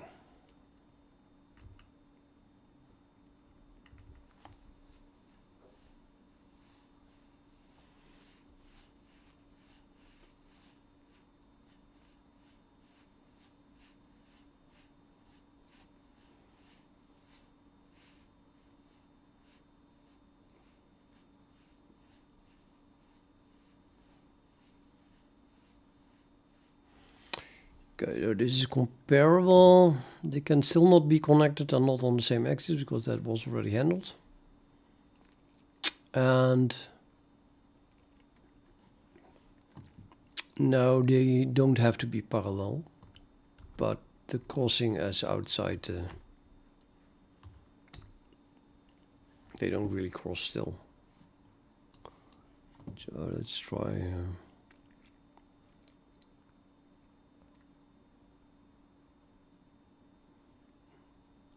Well, it's easy enough. Let's say this one and that one. They do cross now, somewhere here below the screen, but that's not on the line, on the edge itself in this projection.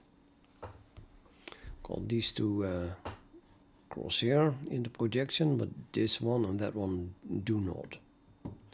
While they can still, I think, be partially in front or behind the other one. If you rotate it well enough, and certainly in the tesseract case, I would say, get even more options. So that's probably also a skip then.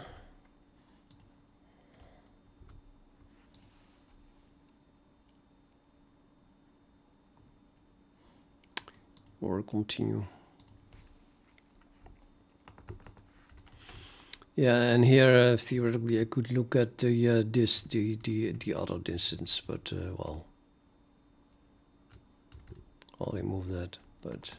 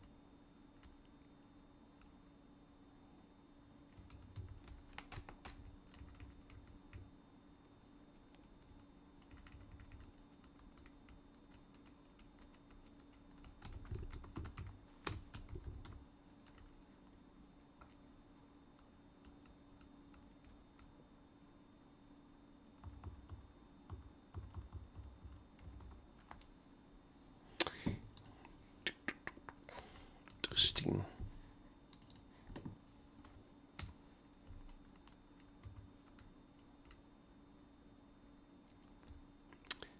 Uh-huh. So I added more ordering and now I get a cycle. Ouch.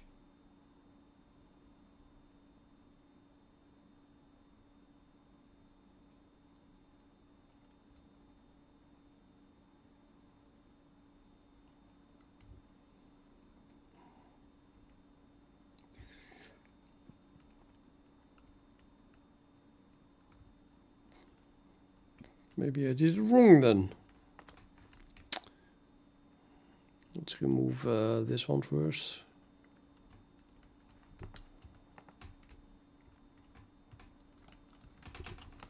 One of them must be the reason.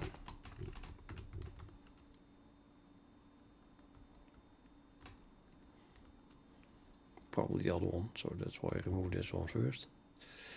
Oh, it's still there, okay.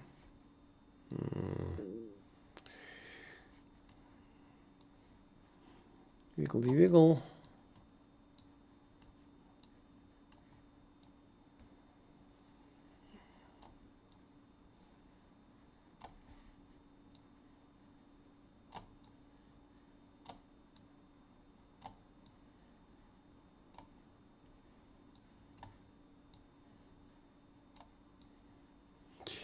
I guess my first thing was correct. Because this is not crashing.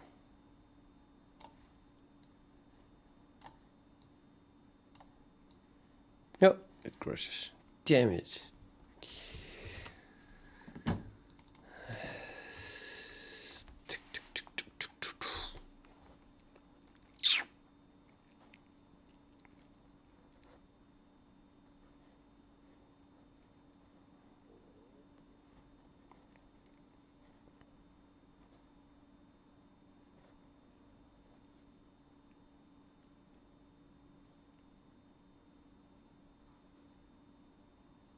How is that possible, man?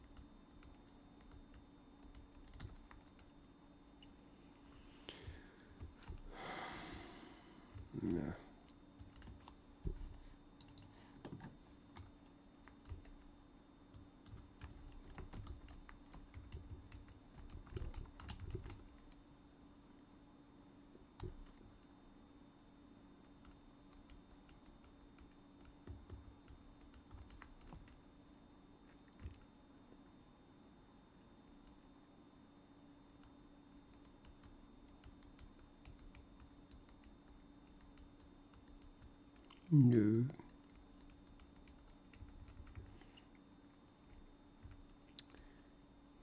That's nonsense.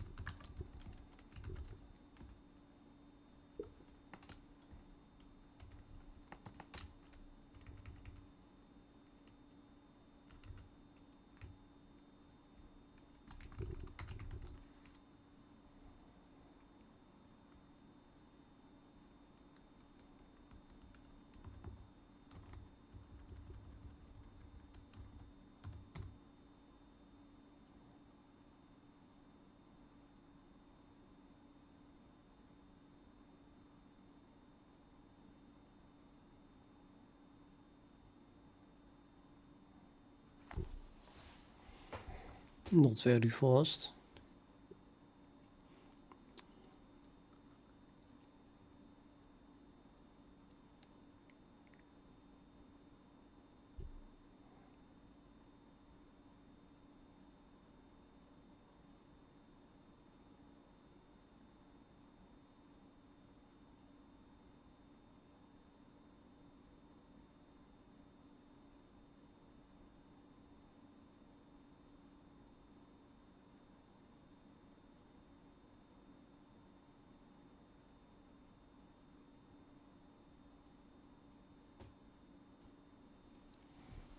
It's gonna take forever. Forever.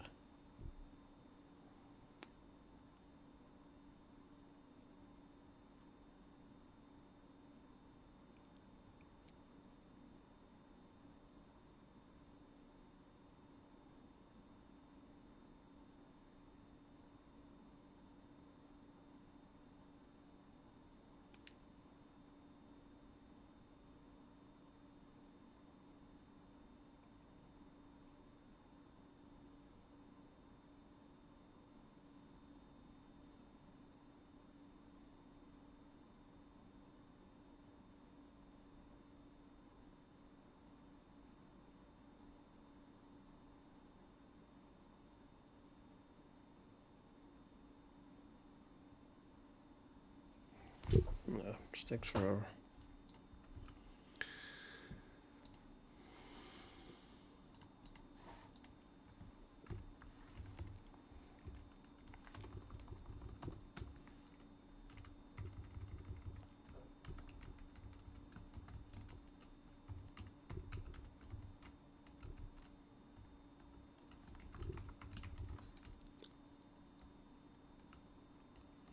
Let's make it 100,000 times faster.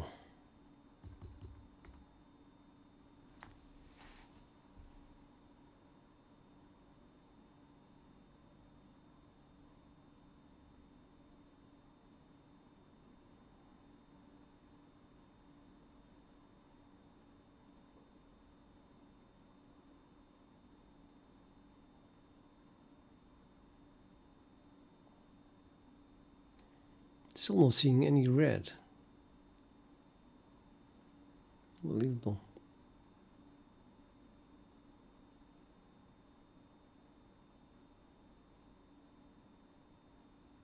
Yeah, now I see red. Every time it becomes almost a square, we do one step. Do that 30 times and then we're done. I hope. Still don't see red actually.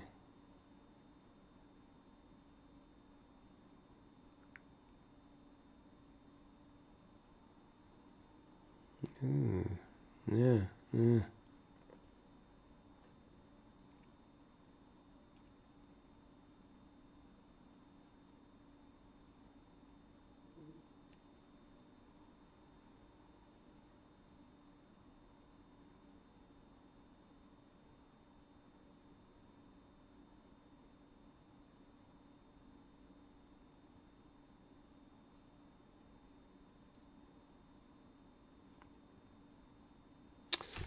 Looks like it repeats itself a bit also. So it becomes exactly a square again. I think it's still going to take like an hour like this. Stop it. Stop.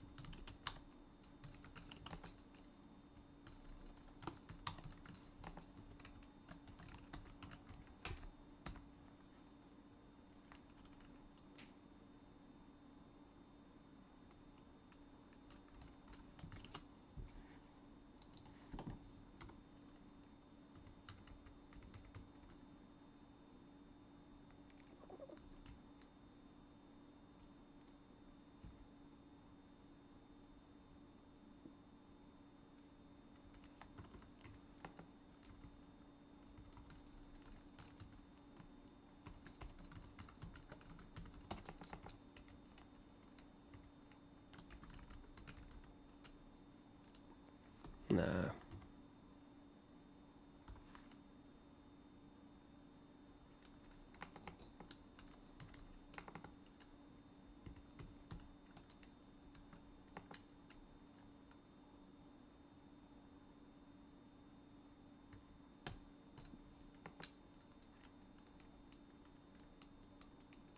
Either this one or better test, I forgot.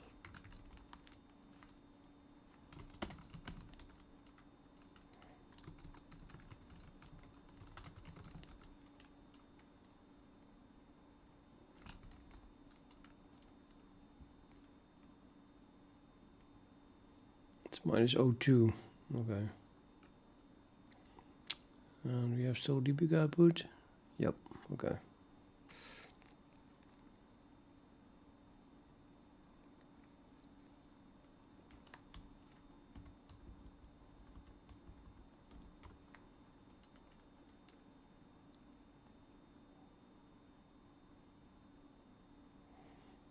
Yeah, okay. It goes through the whole thing and then maybe better will make one step now. Not even. This is so slow.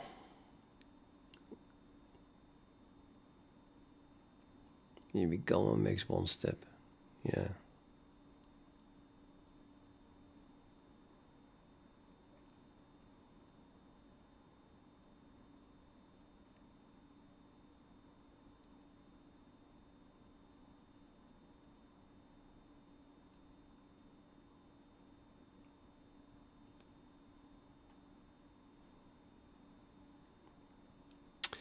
This is where Monte Carlo shines. It would be way more powerful to just use absolutely random angles instead of looping over all of it. This makes no progress. Both alpha and beta are still 0. You are testing nothing.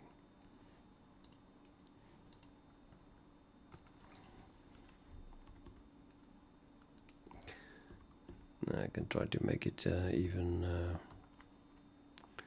step even faster.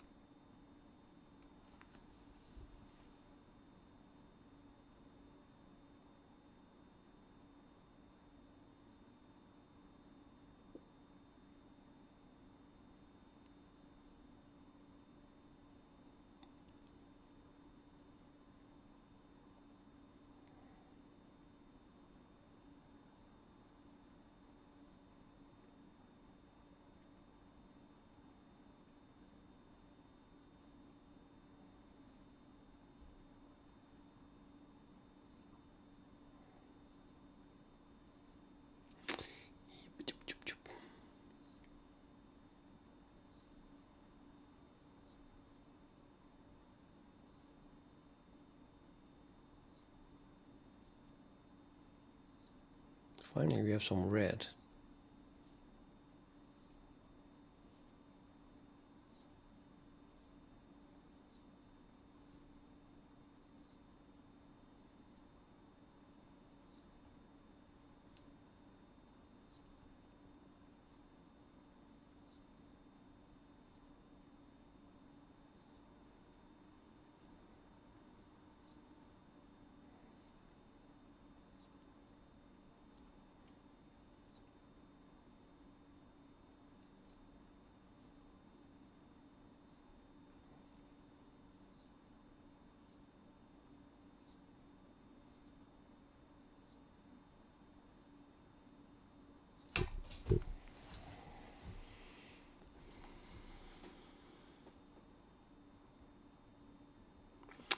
A bit on YouTube you see even less, although that should be 60 frames per second as well.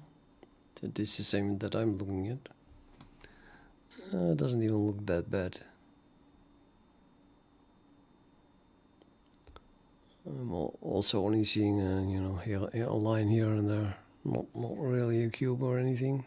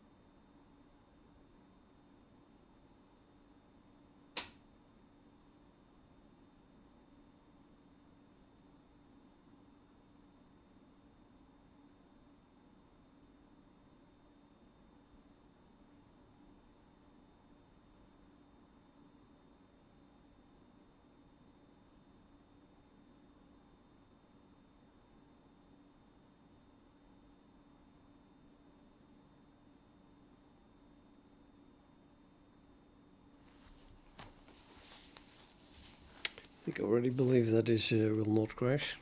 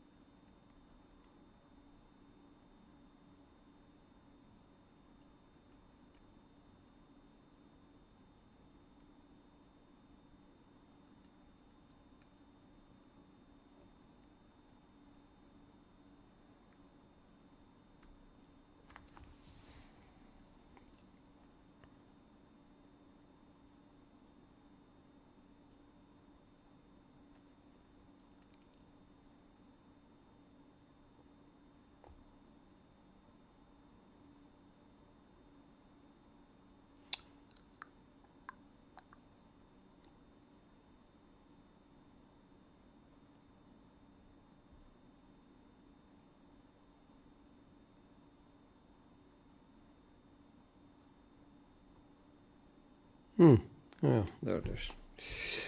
Well, alpha and beta both half.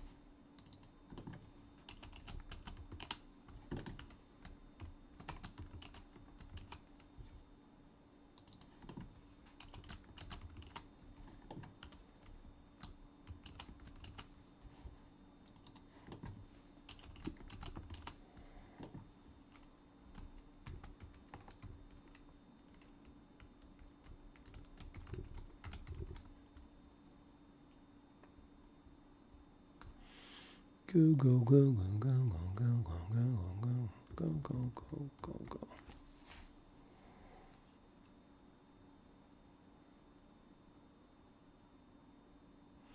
Half a half, 1.5, 1 a half.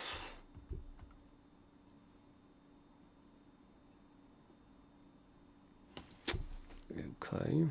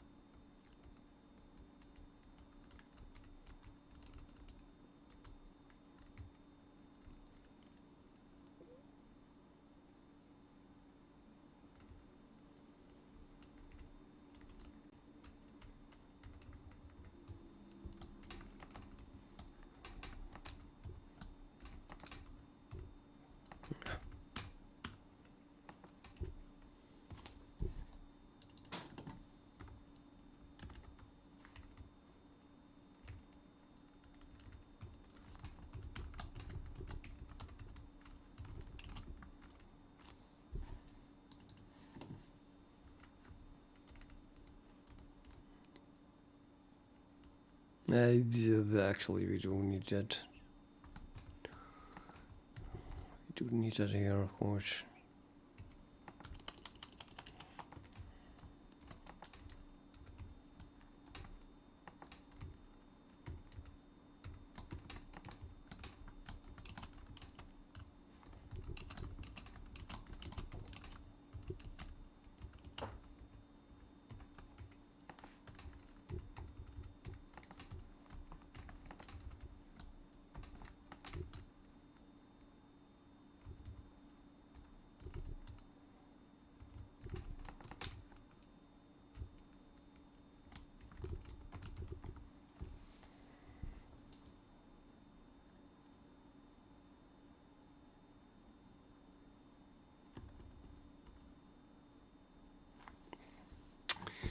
Oh, it's a load of them.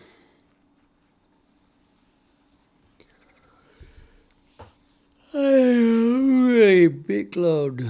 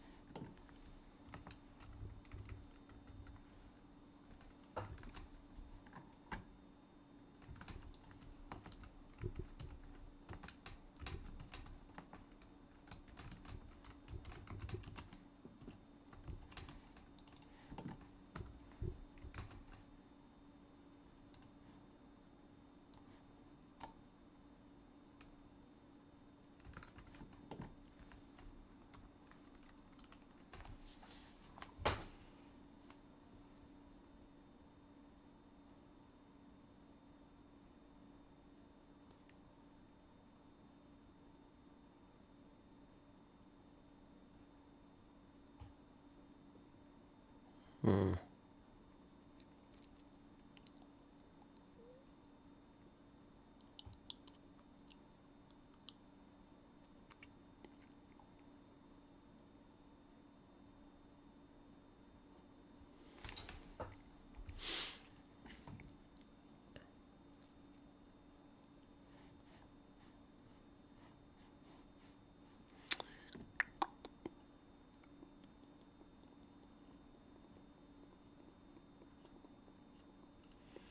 This is really strange, man.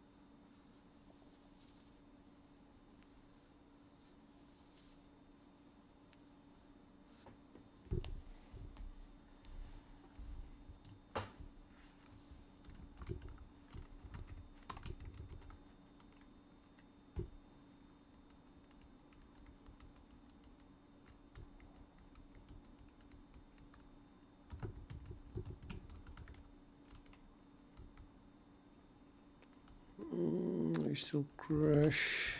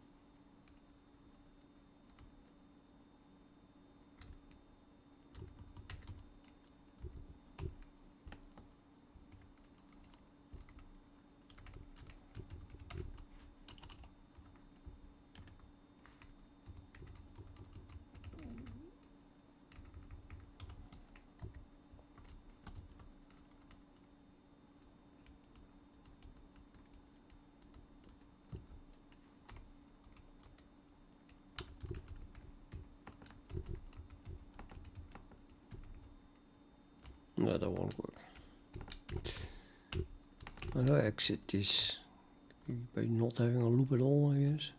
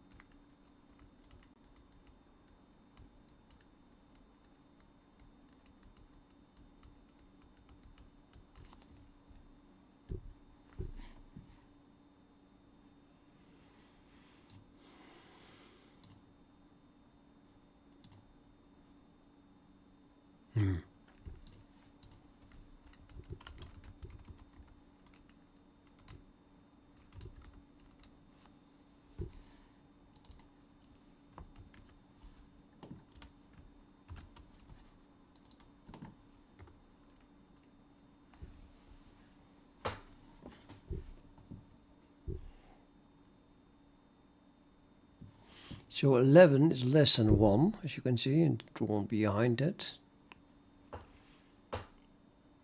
And why wouldn't it be? It's also less than 26.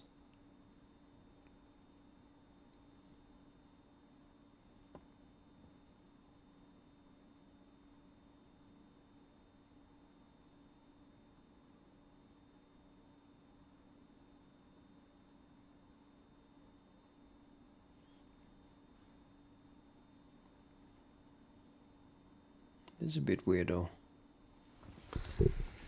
Or is it? These are... it's in front of all of that. Okay, yeah, why not?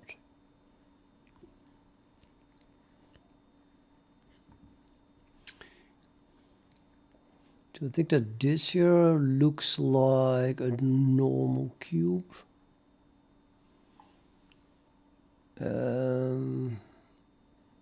Green is in front of this one.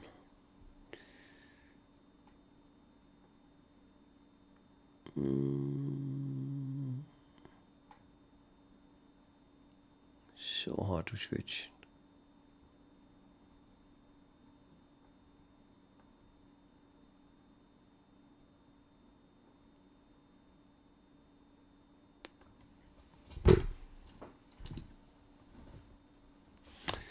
I'm trying to see at least three-dimensional cubes here.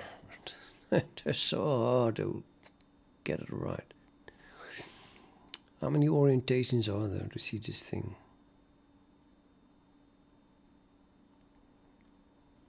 I always see 2. Maybe it was even more.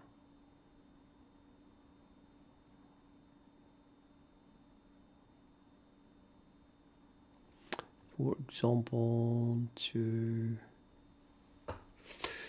this could be the top square and then this the bottom of that cube.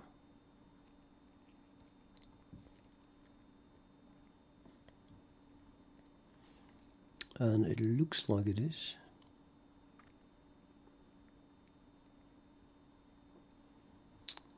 But then this one, okay, this one is in front of it again. That's totally possible.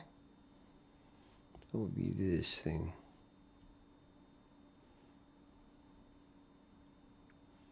Then this must also be in front, and it is.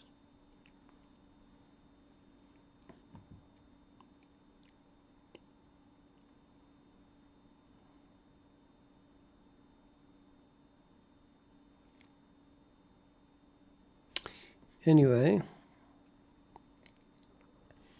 1 is behind 11 because, well, that is 1 is not connected to 11, but it makes they are connected like this, like with 7, so that makes a cube here.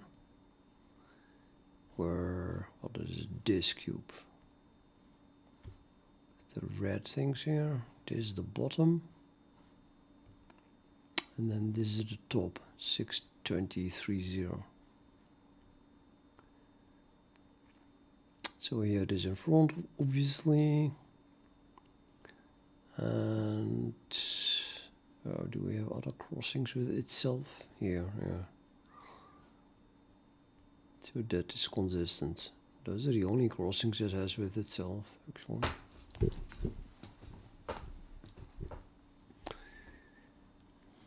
So the 31921 is the front face.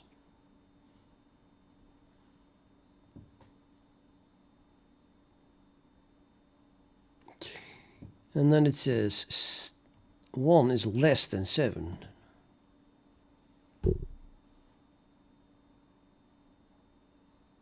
Well, okay, no. I mean, well...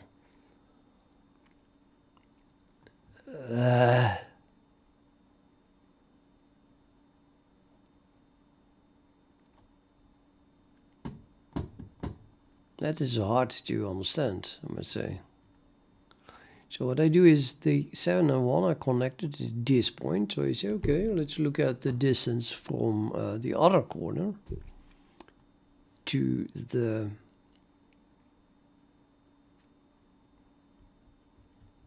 plane. And apparently this point is further away than that point. That's why it says it is less than. What about 7 and 11? 7 and 11. So that would be those two then. 7 is less than 11. So this point is further away than it is about further away, right? I mean, 11 is less than 1. Yeah, that means that it is behind it. So that is further away, less than. So this corner is further away than 11, than the other one of 11. So this one. Very, very counterintuitive.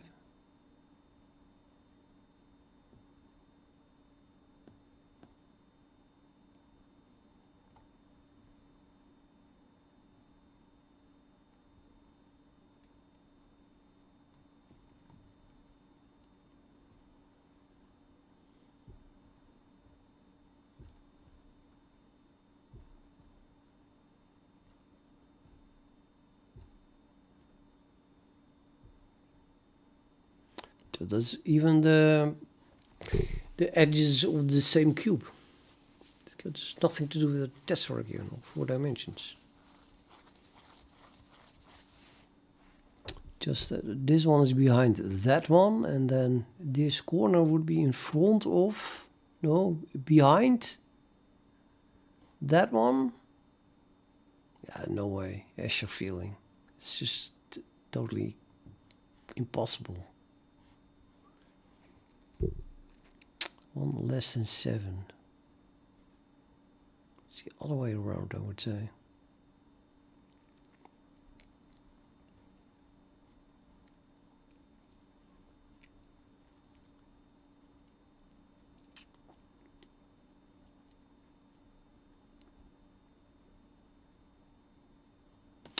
Let's draw also the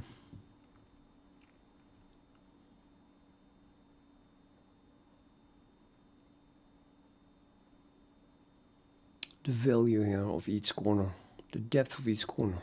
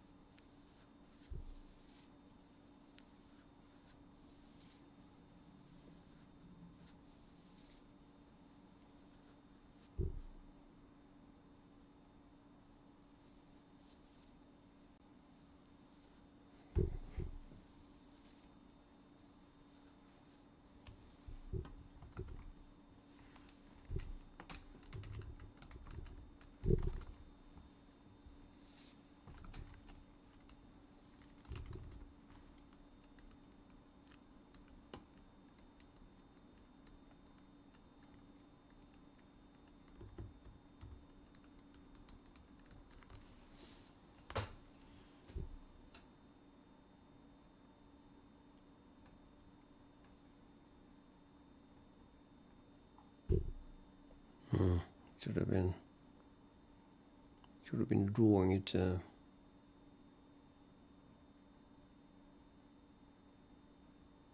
can still read it. Yes. This one is a bit hard to read, but it's good enough that I can see that mine is a half as board.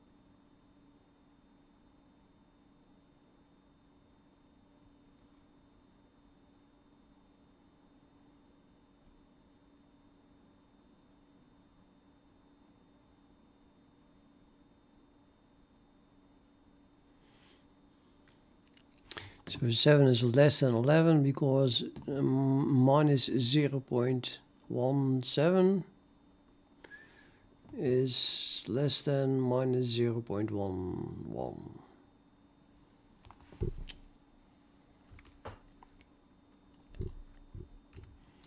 No, I can't read it.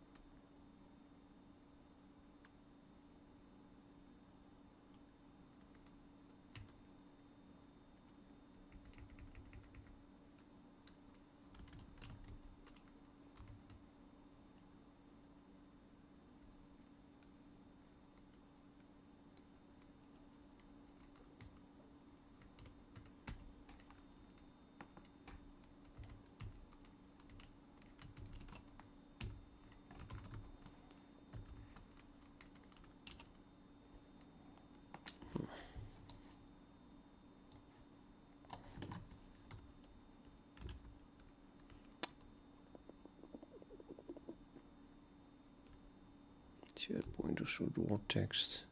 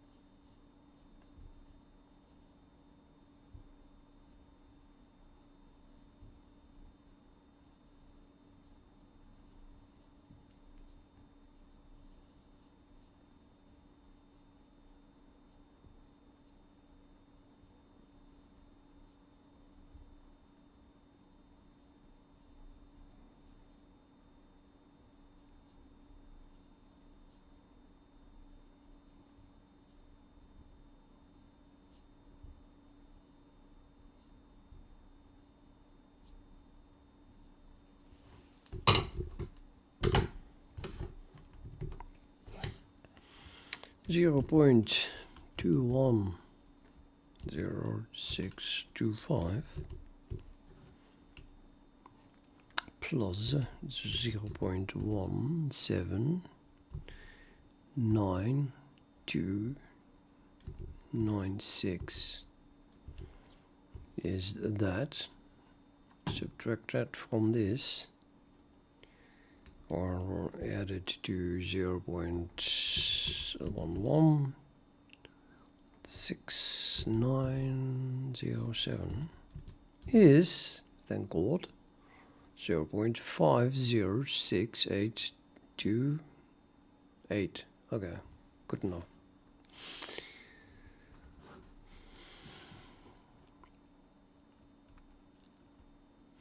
So if you go, if you have a square and the depth changes from here to there, then you have the same change from here to there. That should hold everywhere in every direction.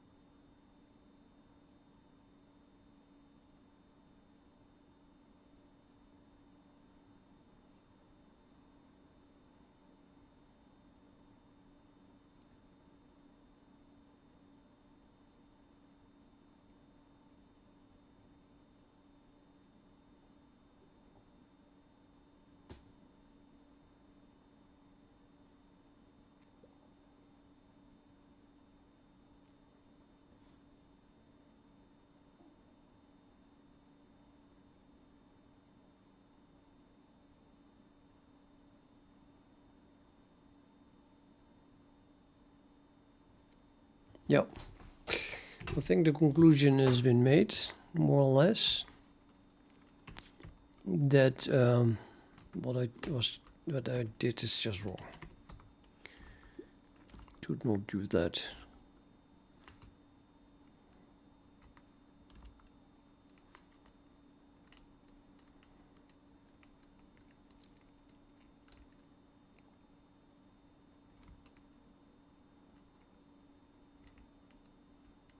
This is wrong.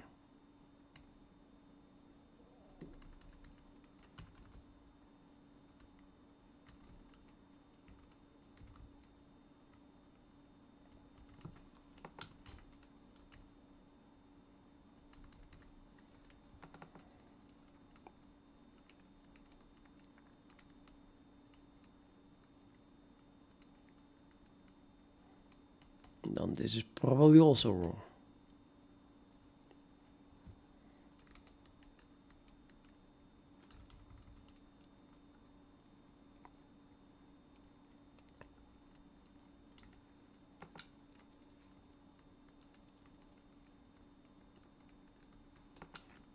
Also wrong.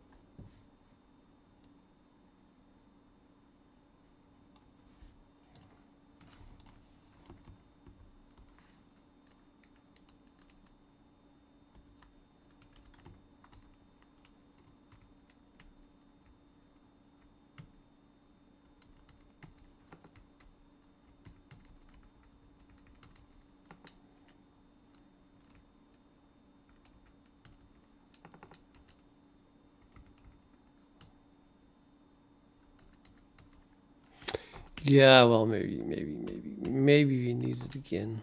Let's leave it.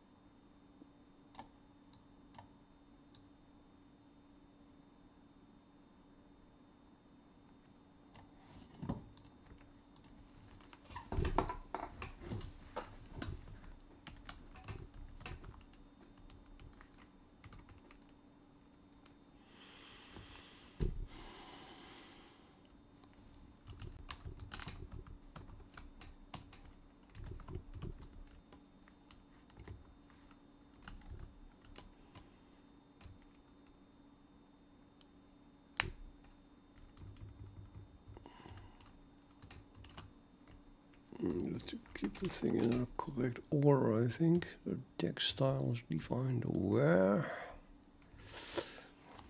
Position, font, color.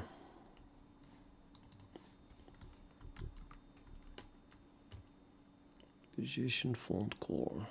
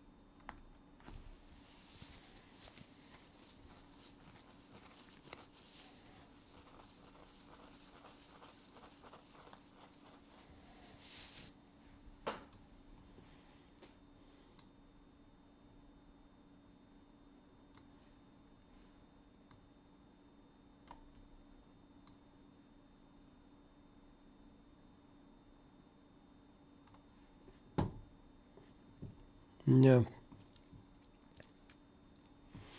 I want the jumping to go away.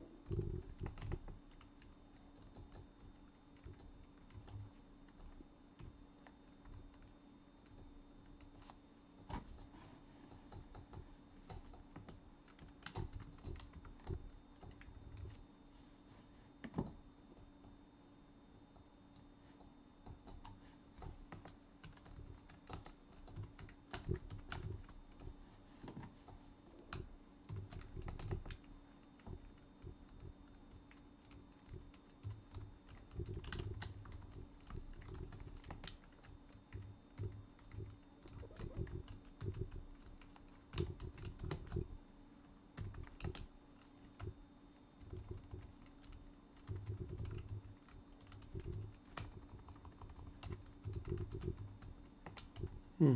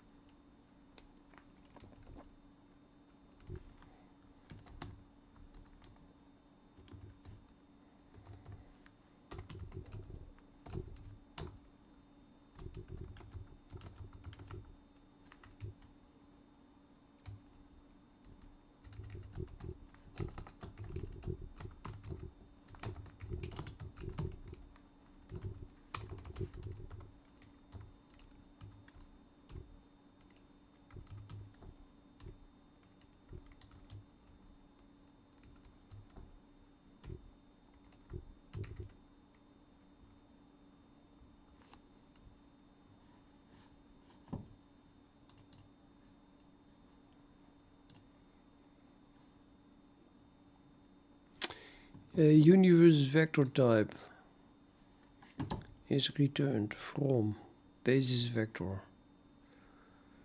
I runs from 0 till subspace n.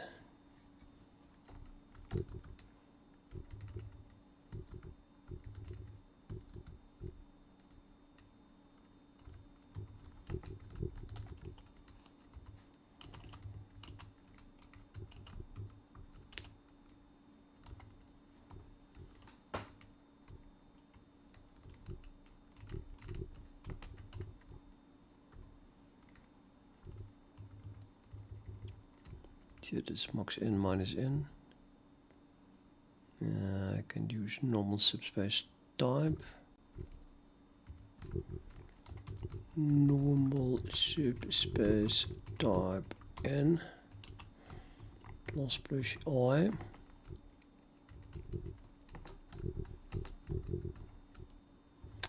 The thing was called basis vector. This vector I, which then returns me a vector type. Probably just, you know, vector type. I can't type, but for the rest it is a vector type. Const reference, how shall we call the thing? Basis vector, of course.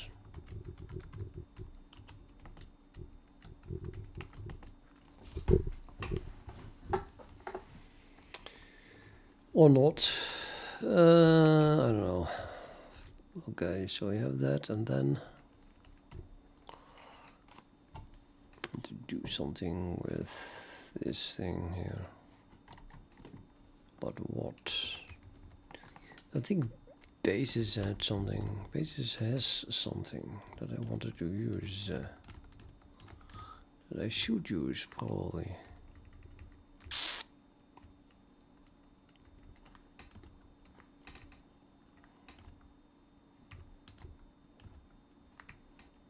Basis.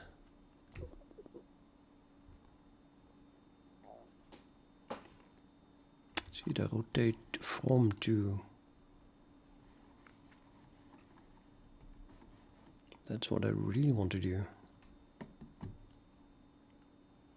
I just need my bases. Sorry, I need my bases. I can manipulate the rotation matrix directly.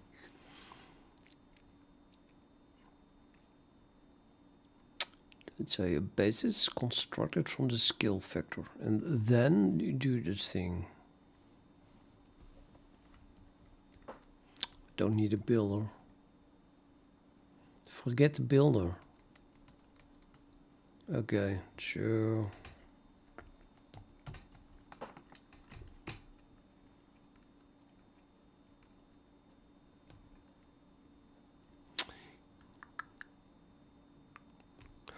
the idea is that I'm no longer going to use this, but instead,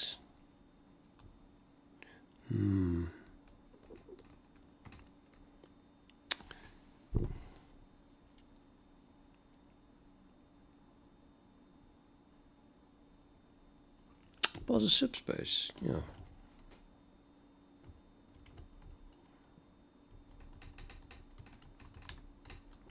Subspace. Subspace UN, which is then my normal subspace. Scale vector, and then we fill in the scale vector. We set the rotation matrix simply to the identity. So I forgot how to do that. Identity, and then here comes the code that I was writing. Was minimal rotation. No, let's not do that. Already have that. Okay, that's what this is what I need.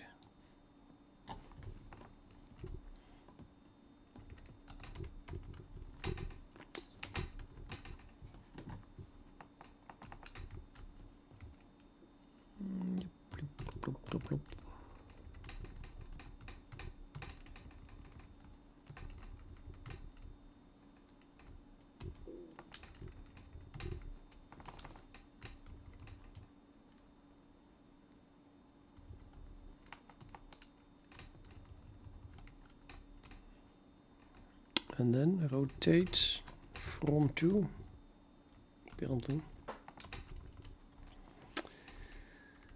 Vector from vector to. This was the universe vector first, I think. So that is gonna be the absolutely nobody knows. Let me just remember wrong. GS S.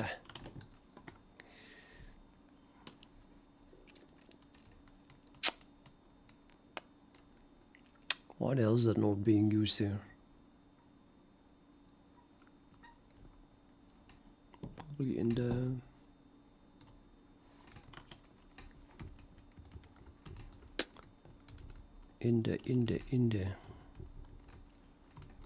math test suite.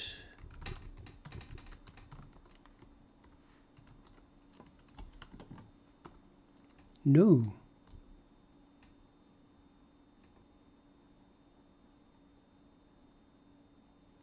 No, I'm so confused.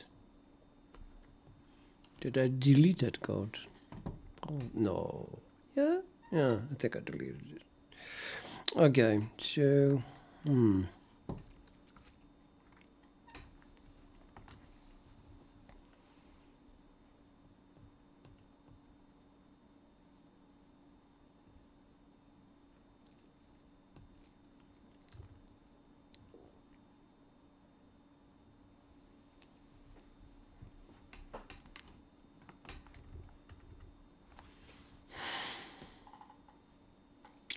yeah, it's the normal.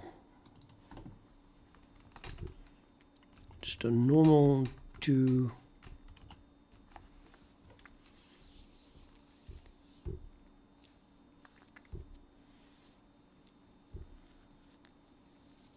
something, some standard basis thingy.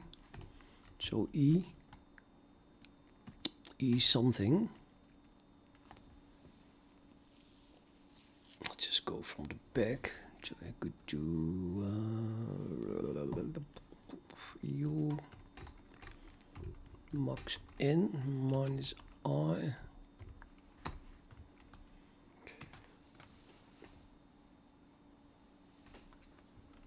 Well, minus 1 then. So R.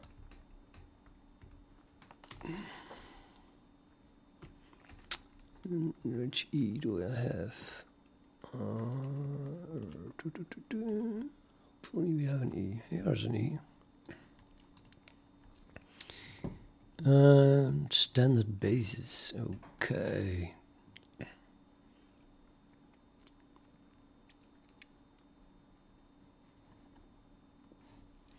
So I need a standard basis. This is probably universe standard basis. Universe standard basis. This is the universe. Here's my standard basis. Ah, that should work. Undo, redo.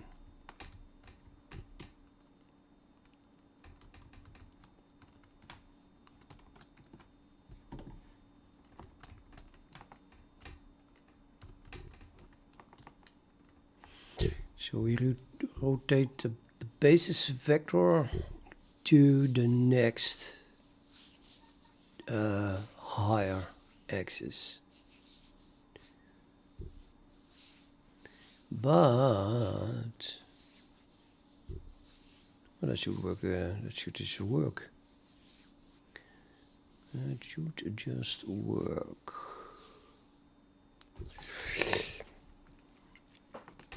I think I prefer to run over everything that we want to squeeze, want to get rid of.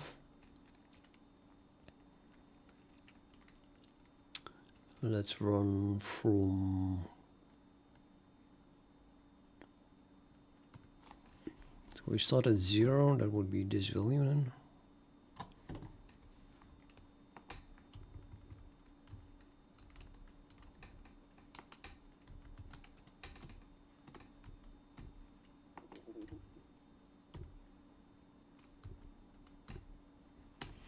I is unequal.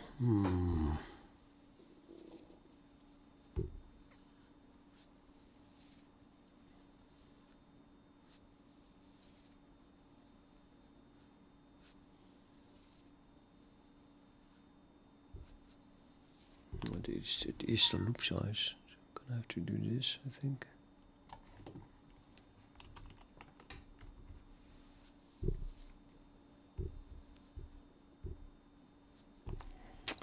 Just use cell larger then.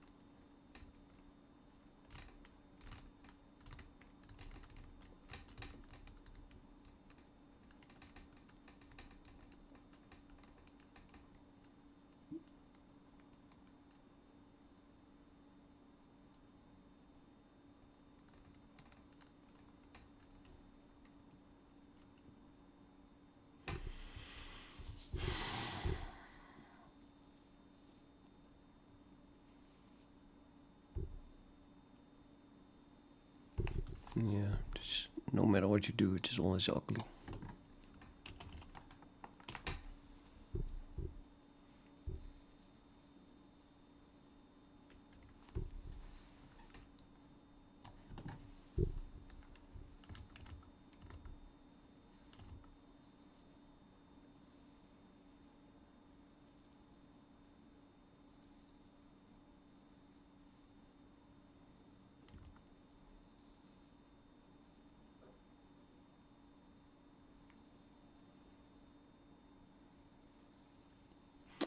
You have something minus n, that does make sense.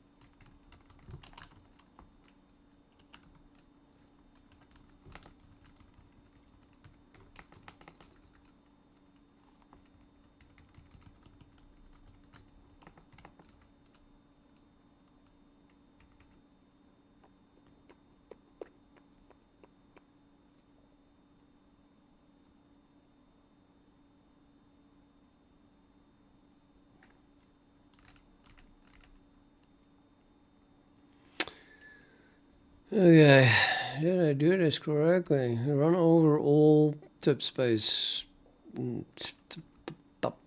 dimensions.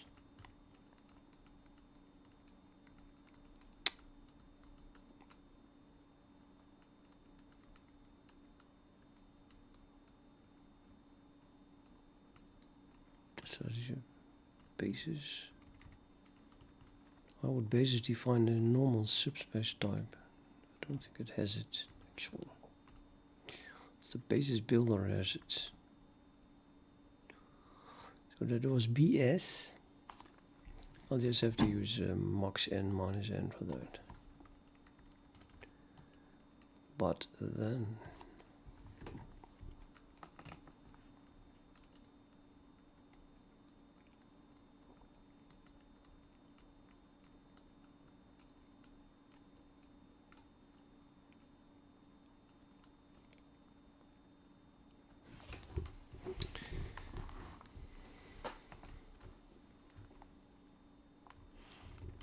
maybe basis does define max n, now I think about it. Basis, max n, yes, okay. No need for this U here. This is still a mess, man. I just want to run over all the... Yeah, well, maybe this...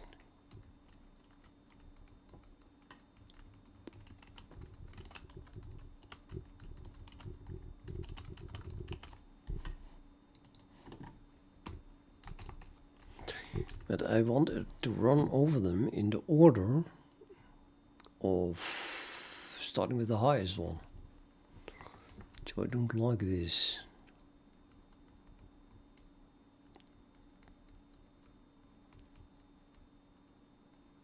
It reads like the index into this array. I would use J here, which I'm not, but still.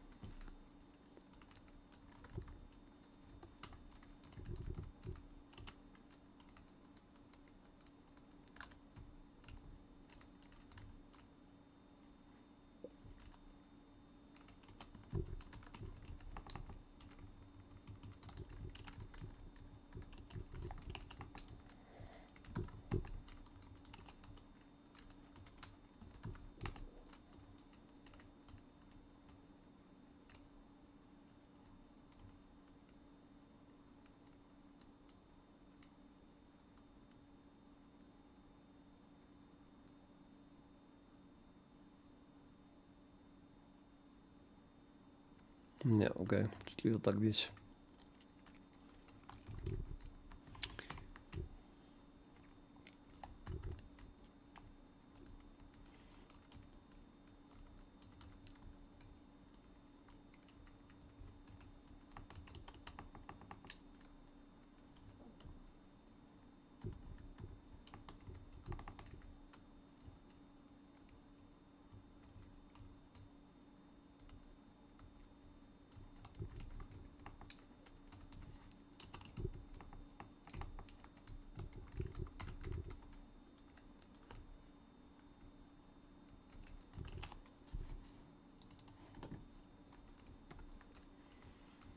It doesn't know what subspace is. Why?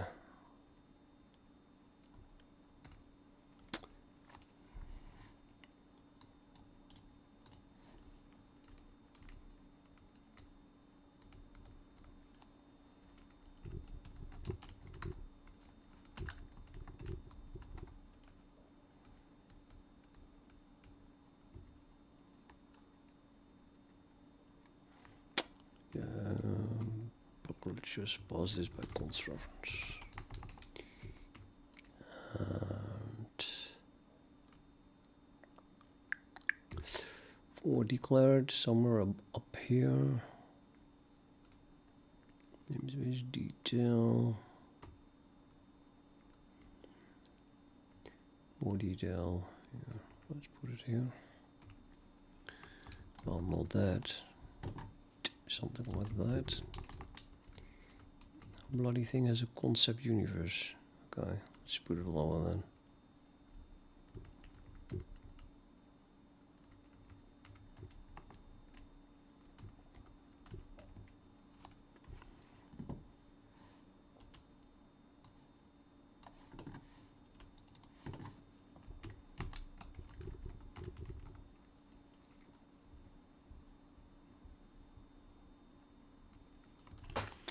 Error out of line definition of basis does not match any declaration.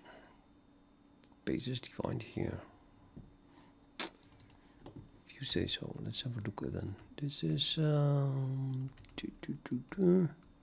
subspace. Oh, it's no longer a const reference here. No longer, never has been, but should be.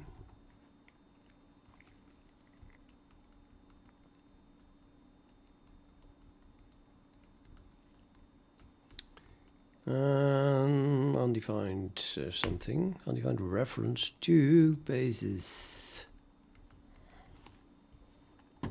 Basis builder. Oh yeah, right. Well, I'm not using it anymore.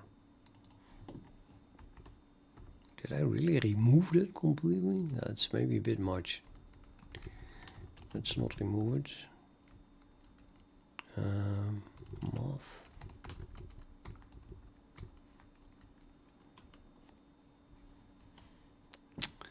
Oh boy, I even changed all of the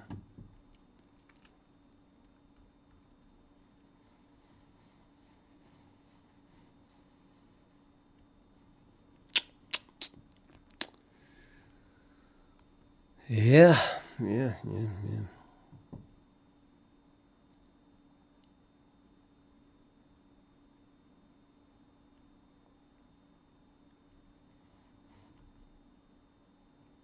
Should not have done that.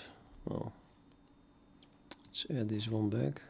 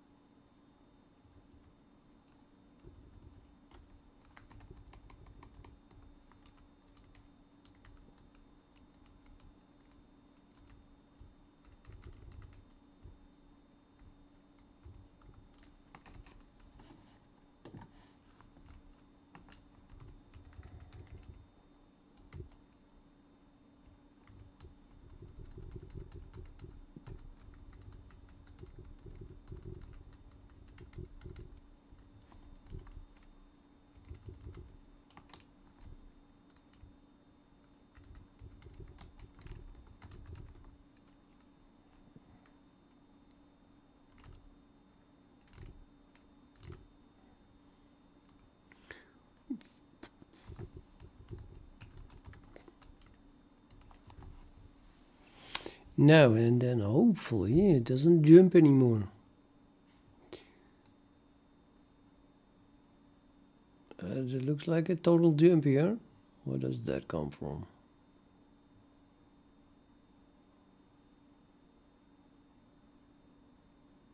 It jumps again.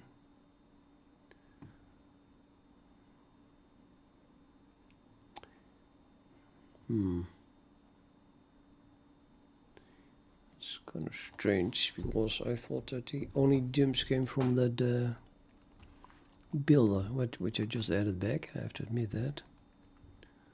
Let's comment it out, see if we still use it.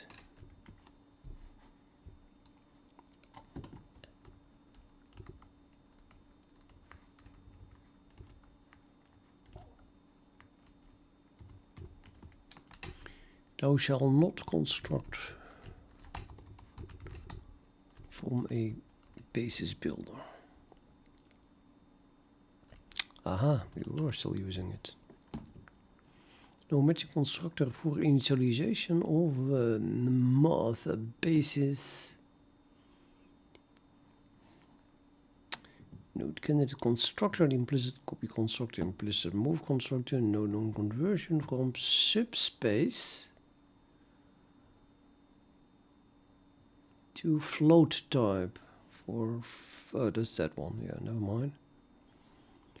It should be using this one. Joe doesn't. No non-conversion from subspace 1 to subspace 3. Ah, the N here is incorrect. That's why I picked this one instead of what we wanted. So this should be max N minus N, if that works. It totally should work, of course. And let's repeat that down below. As in basis sub.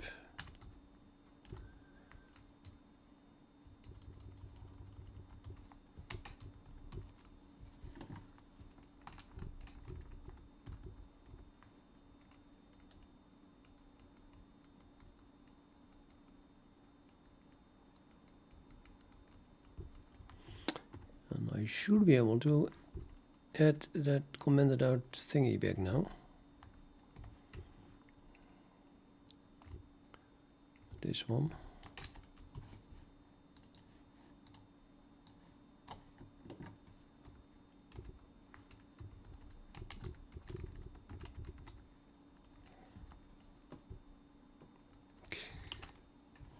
Use of undeclared identifier U. Oh, of course it. Just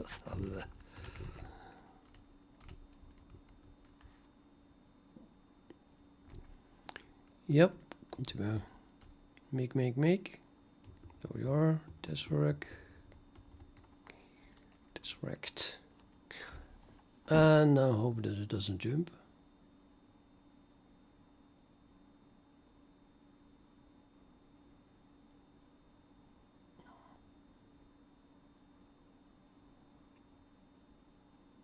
It no longer jumps. Pretty cool. Oh, what is this? Looks like a jump. Totally a jump. Why is it jumping here?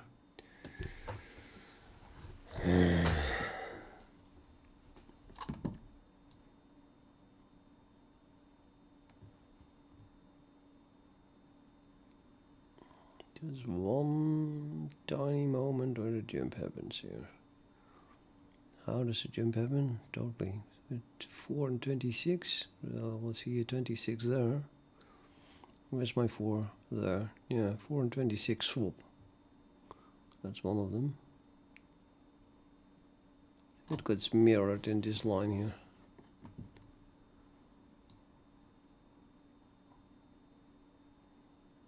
But why?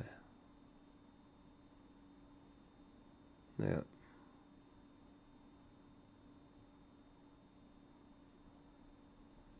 Come on, what are you? The thing that doesn't do anything. What about this? Oh, also jumps. Oh my god, why does it jump? Probably it does jump for the same reason. Maybe somewhere it's still using builder base.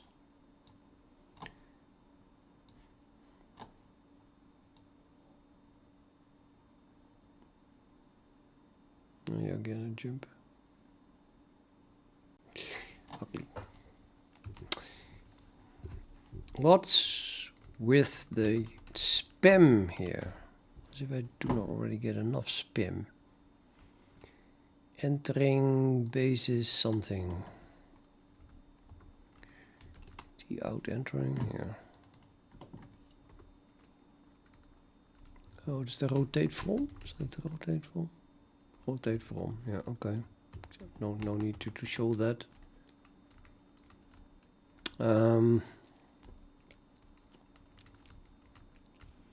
Yeah, I don't know. Let's comment it out again. See if that it was it.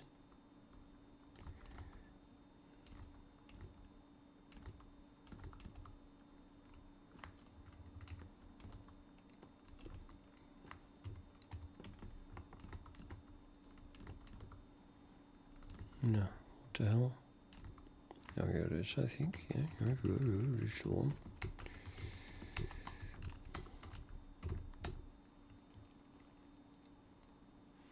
Compile.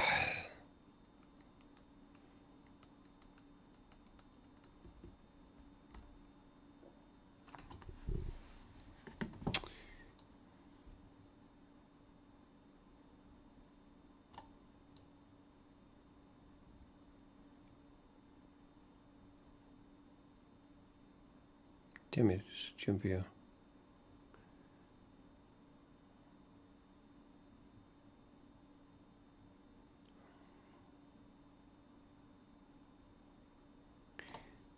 Strange, so strange. You also jump here, not a little one.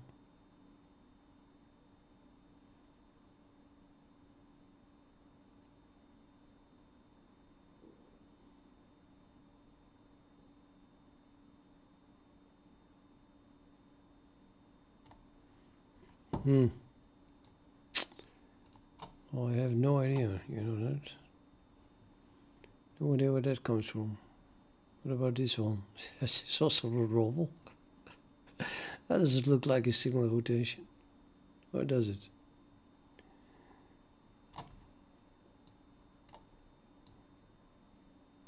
A wobbly, holy wobble. You want to wobble. And back in.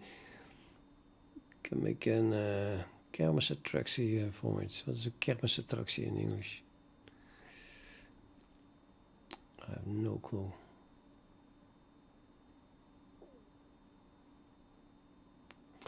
The tesseract.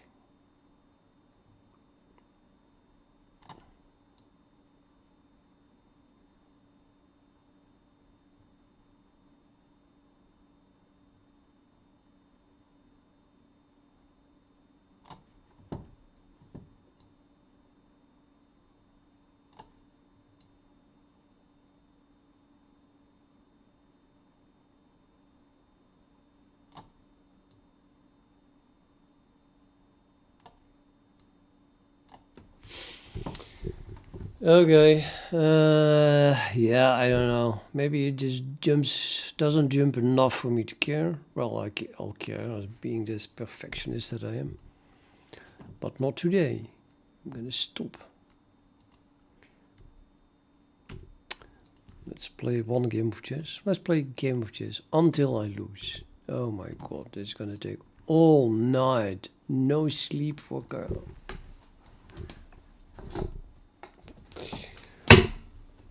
Well, I can always lose on purpose. Because I want to go to bed. You'll play the black pieces. Okay, let's do this so he can't not play e4. Oh, he threatens to play e4. Well, what do you do about that? Oh, that's no problem. I mean, that's only a problem if he played c4. Okay, we can do this. Still against e4. And then maybe he's gonna play this or something, or maybe the queen here. Haha. So I'm threatening to pin this, well, certainly for that thing there. Pin the knight. It's not really necessary now. However, maybe I should play the c pawn. Because why not? Let's keep get 2 center pawns for 1 for white. White gets 1 center pawn. Can't really pin the damn knight anymore though, however, yes. Yeah, can always... Oh, what happens here? I give check and then the thing is defended. Okay, never mind.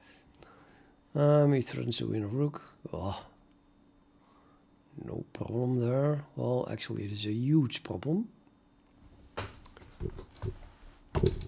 guess I have to put my knight over here. And then he can give check. Oh, no, I would take that. Okay, this is like kind of necessary. The knight cannot be allowed to stay there, however. and I cannot chase it away with this pawn because I blocked it. Very annoying.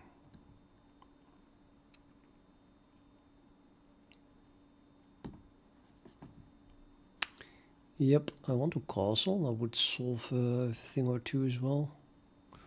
Or I can do this and then threaten to go with my bishop here. Or I can just threaten to take it like that. Then he can give check, but I take it. We have to untangle. Oh, now I lose this pawn or not? Because I cut this off. I still defended twice here.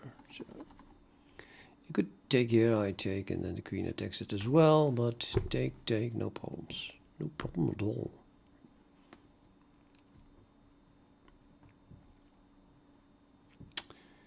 Yeah, we get takes there. Okay. Yeah. Well, that was my center pawn. So maybe now I should take here to keep at least the center pawns a bit in balanced. Or I can just go for a piece. There was a pawn, right? What if I take this piece here? That wins a piece. Hop. Oh, he takes back a check. Damn it, I didn't see that. I should have thought it a bit longer. And now I lose my pawn for real. Because now I can't even take it back. Oh, actually, I can move my king away. No, then he pushes the pawn. That would be mate, basically. I have to give my queen then. So there's only one reasonable move. This is this. Don't have to think about it. I am threatening to win this piece now, but so he exchanges, and then I have no time to take the pawn. Shit.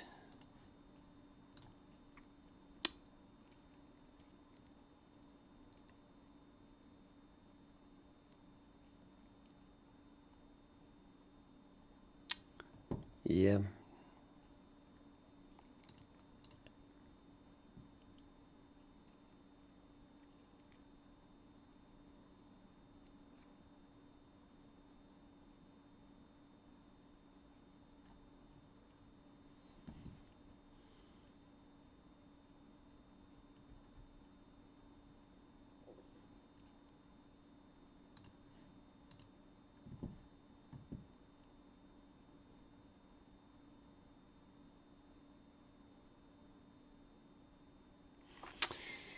So that did cost me a pawn. No, not good. Still need a castle.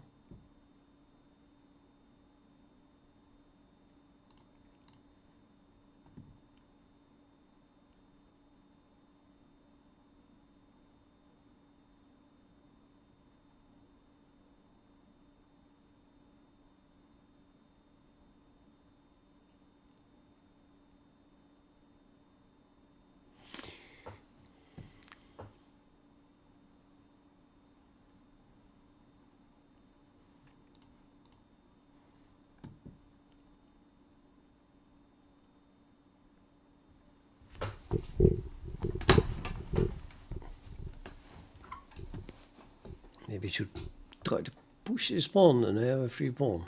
I have something to play with. But yeah, I'll completely lose the center, and that solved the devil.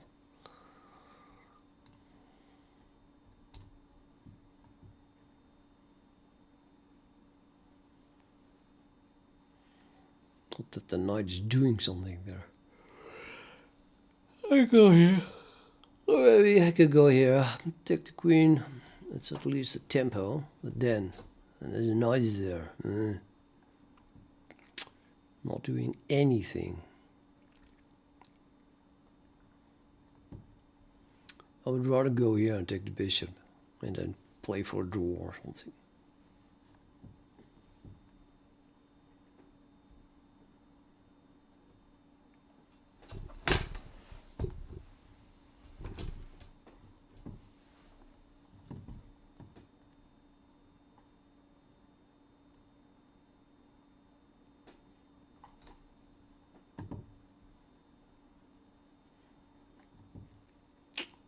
I still do that? Rook here, then the knight might come there, taking my queen.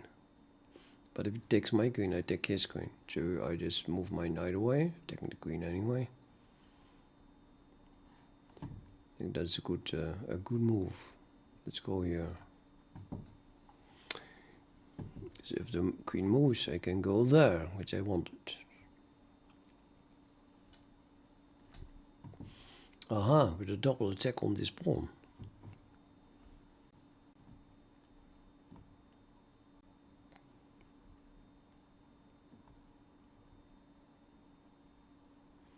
So maybe the knight here is very expected.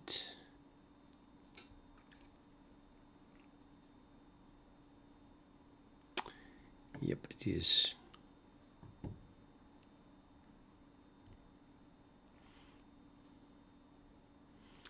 And then, if I move my queen, I just lose my knight with the pawn. So this is the only move, I suppose.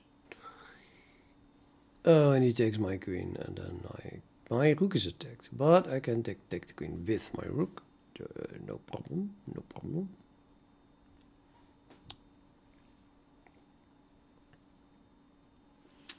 I complicated stuff so much that maybe I'm gonna win on time-ish. Getting ahead. Oh, there's a question mark guy. So nobody knows how weak or strong he is. Okay, my queen has to move because it is attacked. And I have to defend my knight. So I can go here. Then the knight can definitely not move. And then I can add it again. Add something else on it. To it. So the rook comes here. I take, he takes. Yes, not very happy about that. The pin is better actually. Just should go here. But then I give my knight away. Let's not do that. I cannot go here actually. Well, I could take my queen and take his queen. Is possible, and then he takes the over check. Let's not do that. Oh, there's only one option really.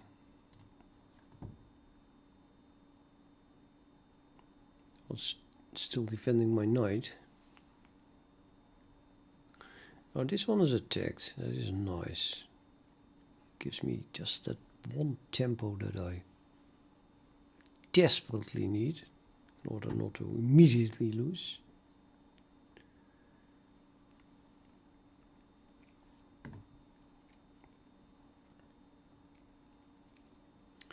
In order to not lose immediately. Oh. He does not want to give me that tempo.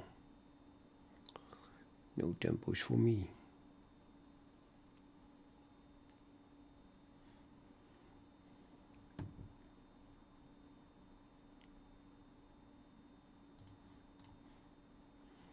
No, I'm behind in time. Shit, I have to move way faster. He defends the bloody thing. I blocked my bishop. Not good. Let's attack that bishop. Bishop could go here. This is again a tempo.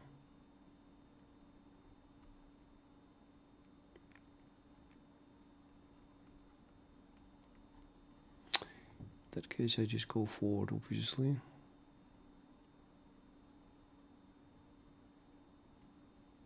I cannot put my bishop here because the knight is trapped. Play this. I have to go back. That sucks. So maybe I also first have to play this pawn. Dude. The F. Yeah, I think I'm winning. 3 times, undefendable. He suddenly broke down. The time pressure. The time pressure became too much.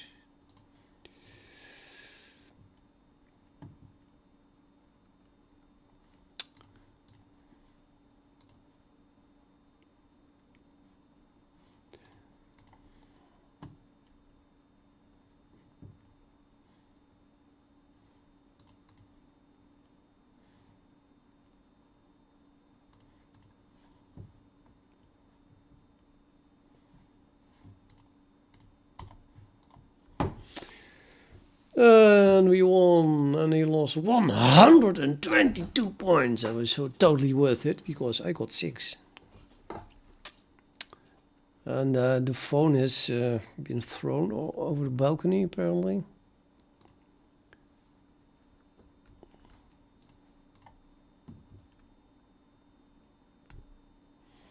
So no going to bed for me yet. I have to lose before I go to bed. I said that. I meant it. Spanish. L'Européen or something like that.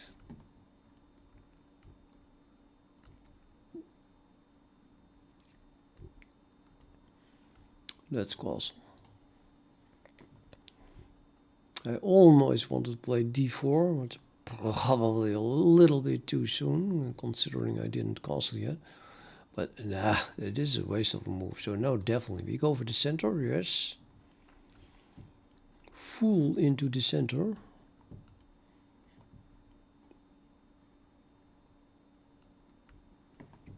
Can create a double pawn there. Or take like this maybe. Probably takes like that. And then it can go here. Threaten to take here, which is probably annoying. Don't want to give away my bishop pair like that though. I go here immediately and he would take it, and I get a double pawn, but also an open file, which is no use to me whatsoever. No.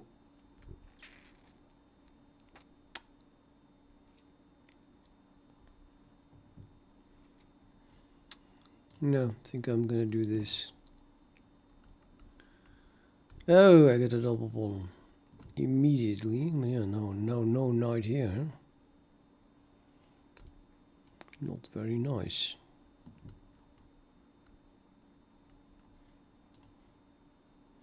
Give away the knight. Let's not do that. Let's not give away the knight.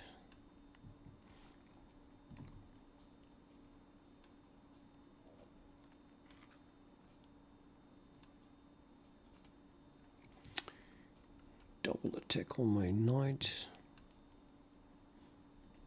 I think I'm just going to defend it.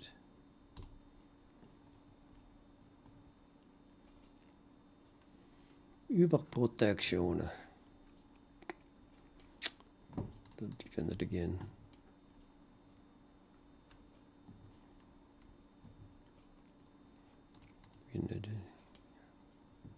It's not really winning a tempo, but let's see where the thing is going. It's going back.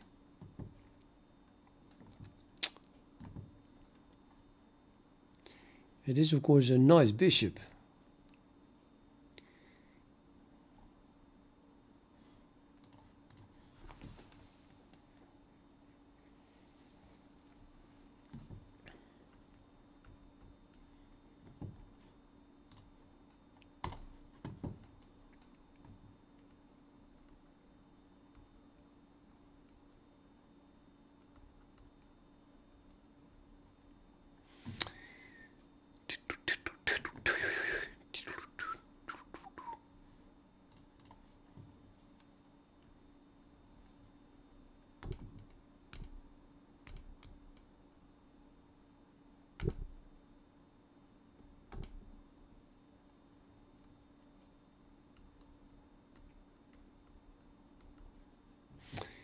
Look,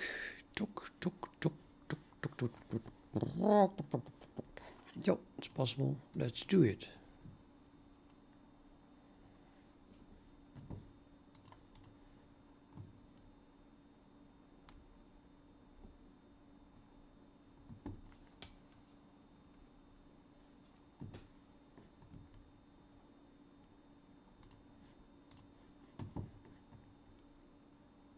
I wanted to push the pawn, but it's not possible. My knight is attacked. Push this pawn. I think I'm very lucky here. Very, very lucky, because he gives away this pawn instead of pushing it. Why? What is wrong with this guy? Yeah, just take it.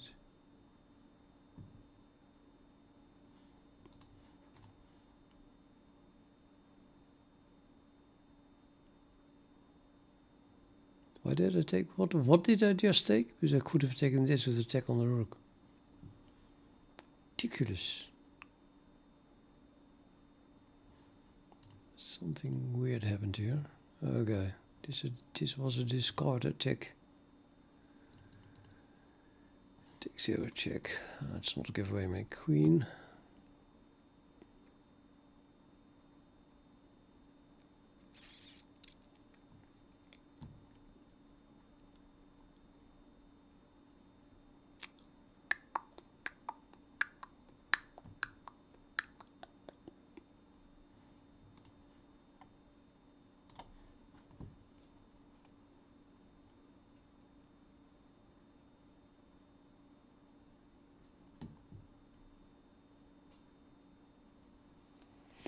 Knight here, I guess, but then I can do this, attacking the queen, and that point, so that would win a pawn.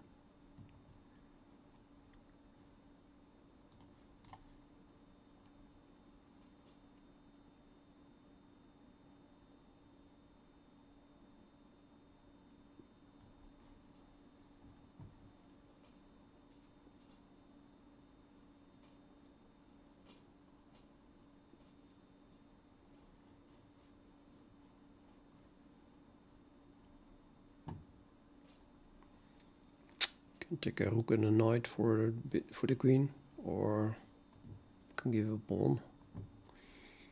Not sure what is better. I can check it again and then just move my knight the next move. Or can I move the rook? I mean, the rook can just go here, so he cannot attack that one. But I will lose this pawn. The queen goes here. Attack on that one and that one. I think I have to take with the rook. Looks better in every way.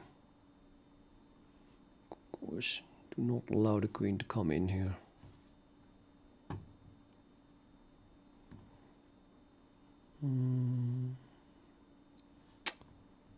Yeah, I think I'll just exchange it.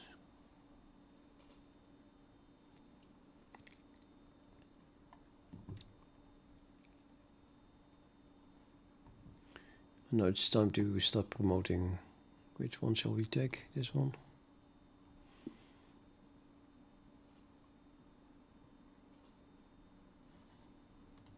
Both? Both.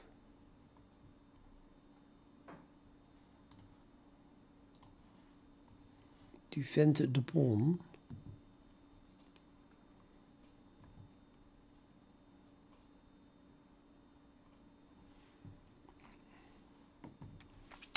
Yeah, I suppose that this pawn, walking with this one is the most logical thing because the rook is behind it.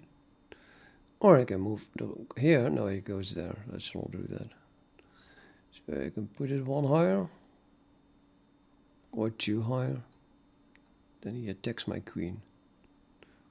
It's not really a problem, but the rook is not defended. It's a bit scary because it's on this line here. Yeah. Okay, that's not doing anything. Or maybe I should go here, take that one out, or here, take that one and that one out. No attacks on my rook.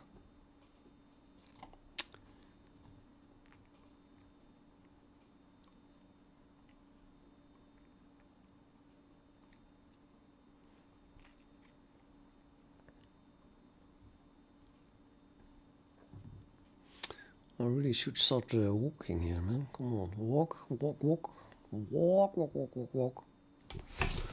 What is that going to do? It's going to be annoying. No, I don't think so. It's just walking. Walk with the pawn that with the rook. The rook is behind this pawn. This pawn is going to walk. That is attacking something, but I can attack as well. Let's attack this, and then what is happening then? The rook goes here. And then I move my rook. Oh. Yeah, why not? Why not move?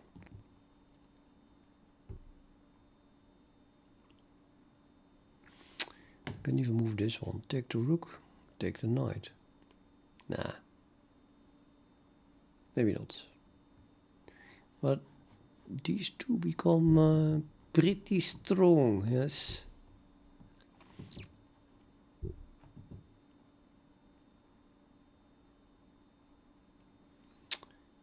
Oh, I see a pretty nasty move. Rook here. Threatens to win the queen. If I take the rook, wins the queen anyway. But okay, then I get a new queen, like immediately.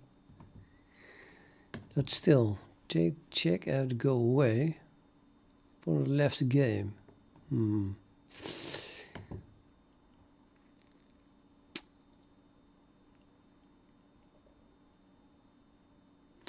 I think we managed to work another phone over the balcony.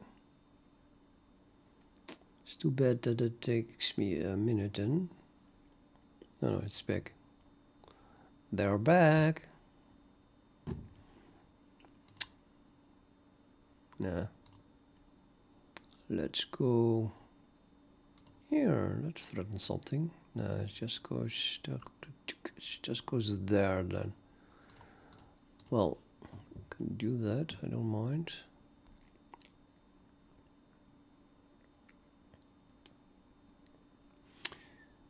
Yes, and then we do this because, well, now we can sacrifice a knight for 2 pawns. I would probably do that, but it loses anyway, of course.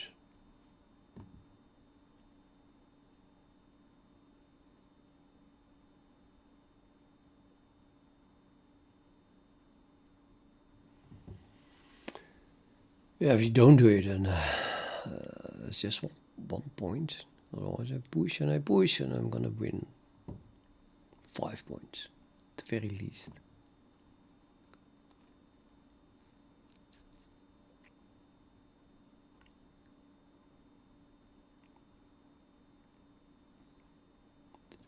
Do I lose again? Or? Check. Okay, I'll just take it. Get rid of this nonsense.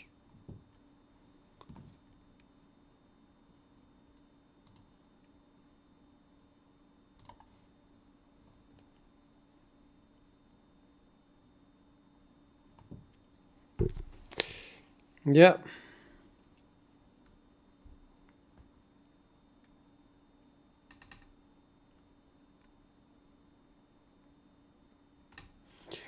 Still no bet for me. I have to continue.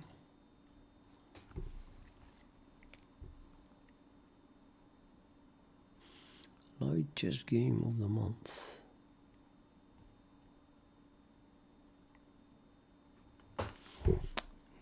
Game analysis layout.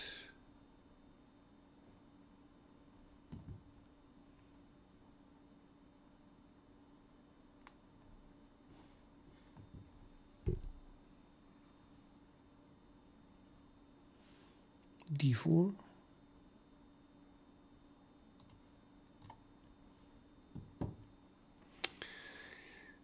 Yeah, no, C4. Okay, maybe I should play D5 then. Or this one.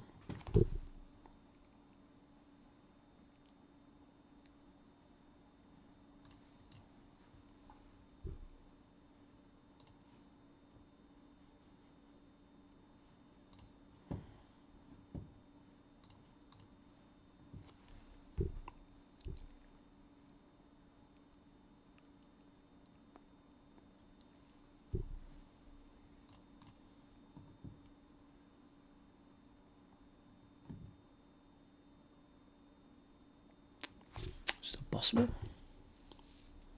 How am I not winning a pawn here?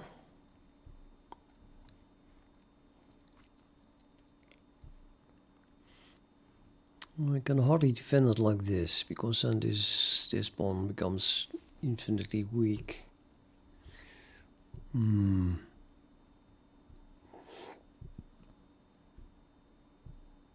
But if I check here, I have a beautiful open file on. Yeah, that's, come on. This Steinitz method. Gonna put a knight here until he feels pushed, pressured into pushing this pawn all the way up till here. Push my knight away. And then this is a weak pawn, like totally super weak, because they cannot push it. I'm going to make sure of that.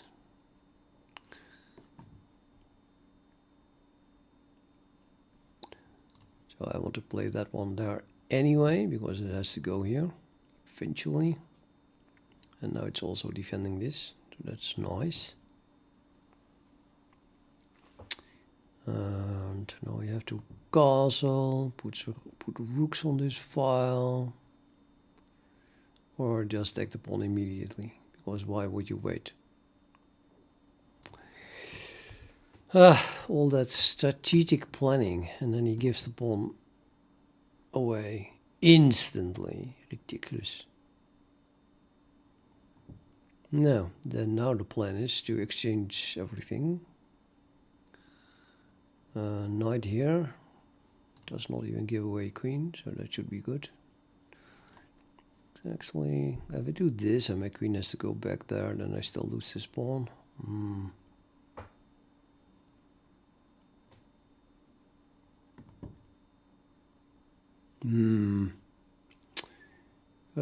Actually, as soon as the queen is going to be attacked, queen has to go. I cannot keep this pawn defended. Well, I have defended with this knight, but he's going to push that. And then the knight has to move as well. So we say I push this pawn, it threatens my queen, the queen goes all the way back, push this pawn, I have to move my knight. And then he takes there. Yeah, that would be annoying. Let's just stop that. Stop that from happening. My knight is not protected, however. And there's an indirect threat of... I don't know. Let's just do this. I feel an attack on my queen coming. Hopefully I can still go somewhere, and otherwise the knight is just going here.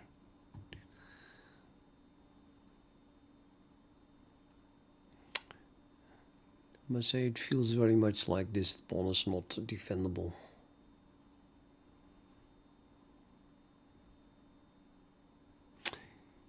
It is probably not defendable. He removed the knight from that was attacking my pawn. What? Why? Why? I can still defend the pawn even now then. I can still defend it. I'm going to go here, I mean. I have gone there because it still defends the pawn now. It being the queen, which is an it.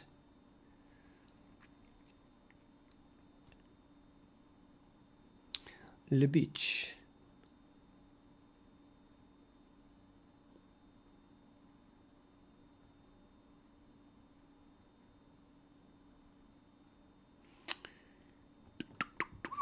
Yeah, I have to agree that I want to castle. What is the problem here? The problem is that I haven't castled, and there's lots of other problems as well.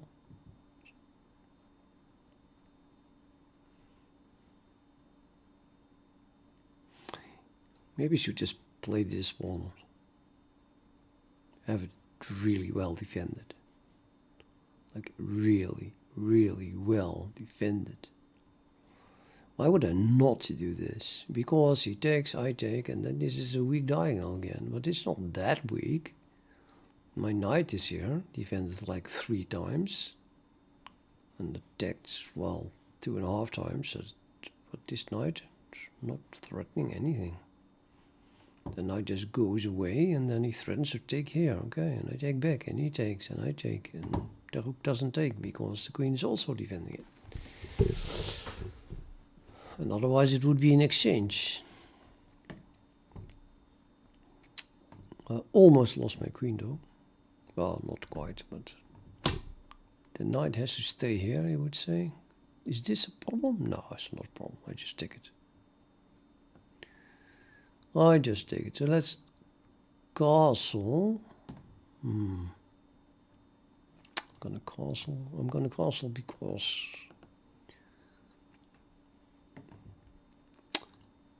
I don't mind about this. Why is he doing that? Doing the exchanges for me. Oh, he wants to have this pawn back. Oh, like that. Okay, so suppose I go here. That does cost me a double pawn, but if I go back, I just lose this pawn, which I definitely don't want. Oh no, I can take back here then. Aha, so I go here, take my pawn, I take that pawn. No problem.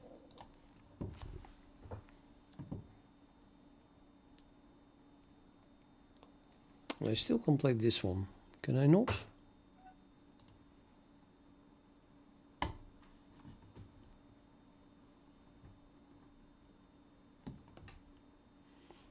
Play, take. That pins the knight more or less. Oh, he's gonna do it like that. Well, let's just go back defending the pawn. We go back, defend the pawn. We go back, we go very far back, and then I get this. No, I cannot. I do not get that. Let's go here. Very bad bishop. The bishop has been a bad boy. Well, it's still being very bad. I mean, doing nothing is bad in chess.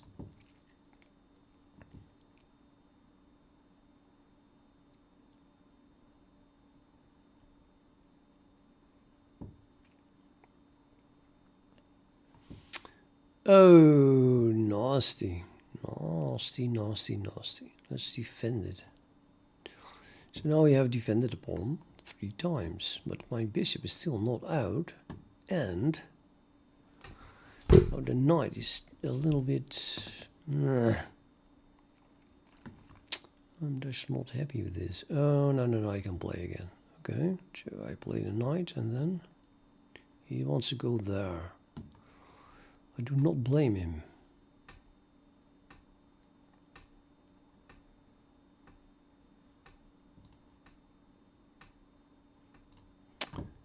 Do that, and this is attacked. So I do this, he goes there, I go there, defending this pawn with my queen. There's no time left to think, unfortunately.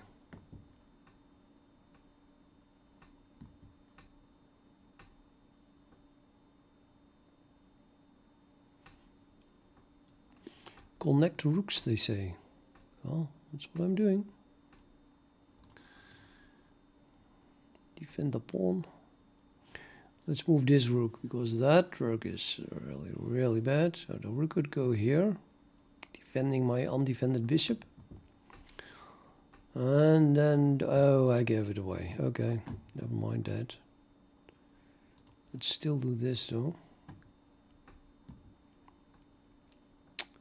I'm still 1 pawn up.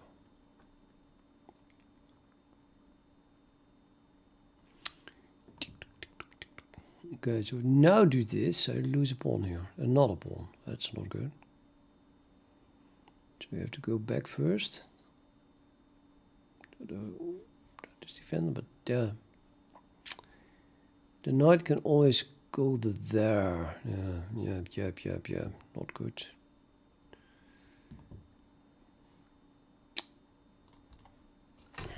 Not good. 39 seconds.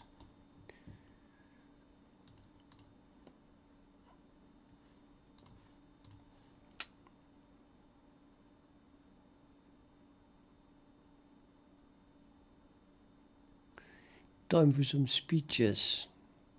Could have given a fork. This is pretty devastating as well. Win this pawn.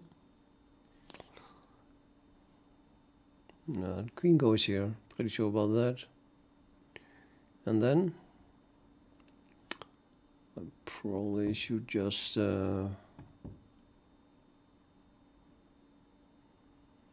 oh, what a weird move.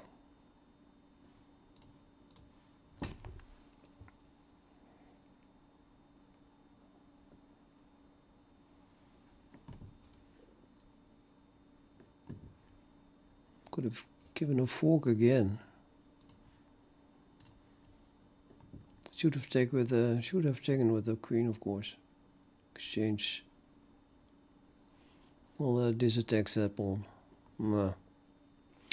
Still threatening to give fork here.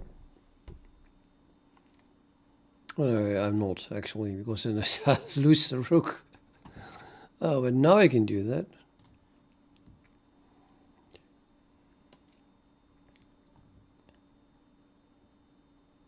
And I can take here and I win on time. No sleep for me. I have to keep playing until I lose. Let's play, no, I'll play d4. Real chess players. Okay, and then c4. Play d4 and c4. Yeah, so we follow up with this. Stop this center pawn. And then we do this one because, well, maybe not. I would like to play this though. Maybe first this, but that can't be right. So if it takes here, I have to be able to play this. So I kind of have to do this. Now I can't take there because then I get the center for free. But yeah, of course he's doing that. Of course he's doing that. Now this threat is a threat. If I take here and takes like that, that is possible. I probably should just play this pawn now. Cannot first pin this though. What about this move?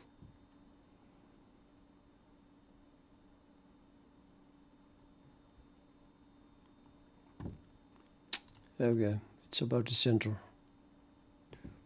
It's about the squares that knight was ticking, I think. So now we can play this.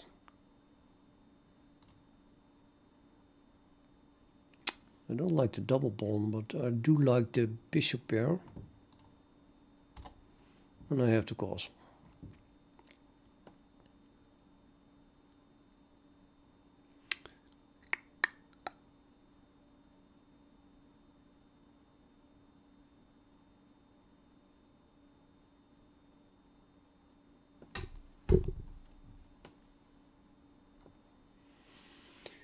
Castle.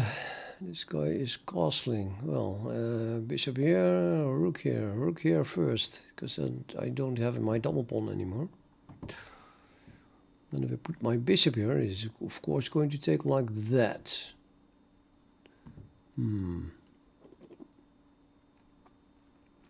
That's okay.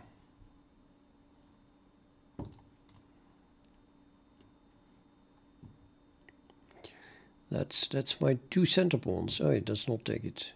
Okay.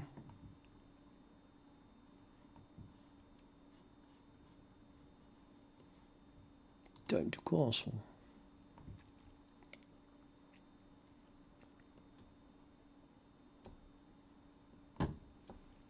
Yeah, and the knight comes here, of course. Oh, the knight does not come there. What is this? Stick like that. With a position like this, I want the file open, of course. So now, oh, what a stupid move. Well, actually, he's threatening to push. But what if I just take? I just take.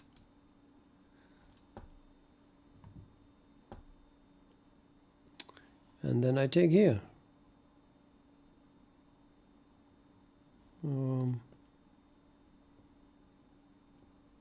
Yeah, I want this file open. If I first take here, I could take back with the queen. What do I have a check here? Did I lose the queen? No, it's just defended like that. I think I have to take like that, which might give me a double pawn here, but I don't know.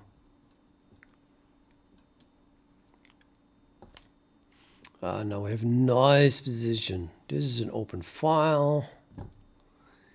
This is a weak pawn.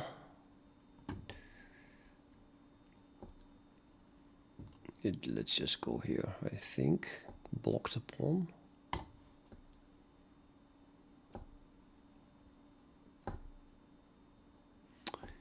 stop that bishop from coming there. Let's put this one over here, or maybe not. I mean, do I have anything on this diagonal? No, not really. But I do need my rook here, so the queen must move. Okay, where does the queen go to? Well, defend the bishop and stop the rook from coming here, maybe. Eventually. Attack something maybe then, like this. Attack this pawn, give me tempo to put a rook there, which still doesn't stop him from playing this. Because it's got a bit weak here suddenly, isn't it? Knight here, attacks this point. I can always put a rook on it or the queen back.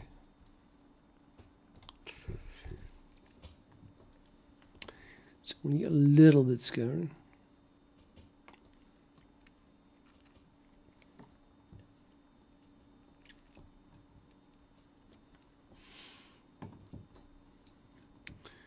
Yeah, that is true. That is totally true.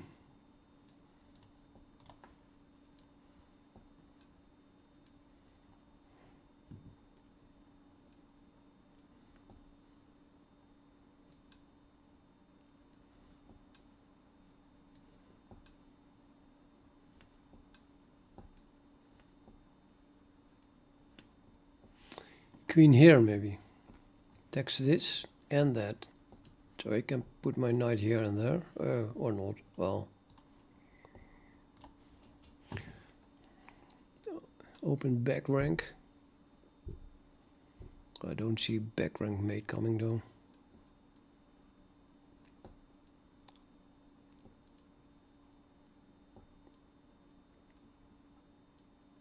It's a pretty bad bishop, so the bishop is probably wanting to go to here maybe, or here.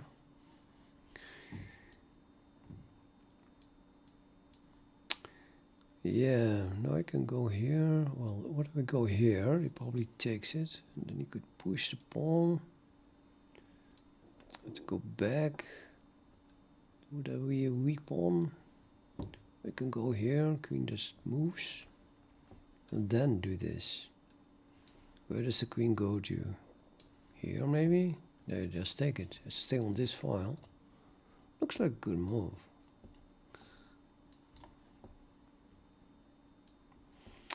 I'm still almost mated though. It's kind of scary.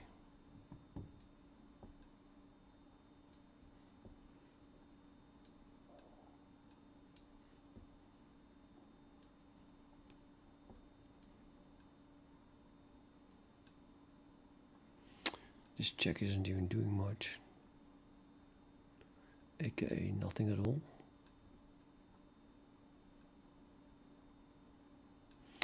It would be doing something if I would be able to take there afterwards, but yeah, I'm not.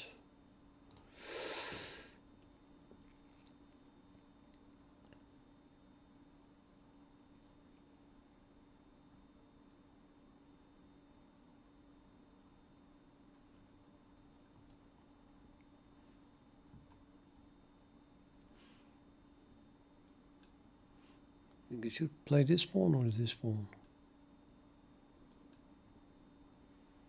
First go here, bishop check, and then that pawn.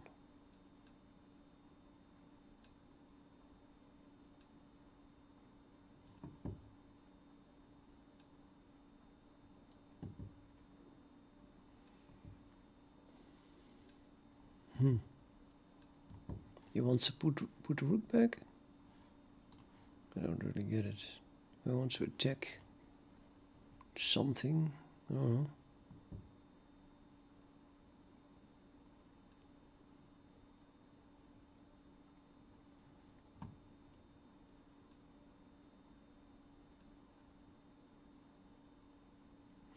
Oh, that one. Yeah, well, the queen was still here. That was not possible.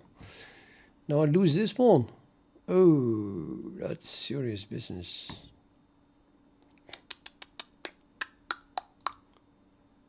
Oh, not good. Not good at all.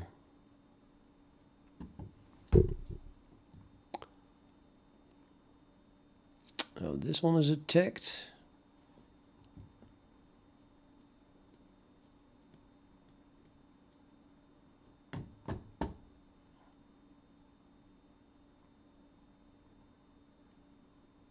Cheat. I'm gonna give check here.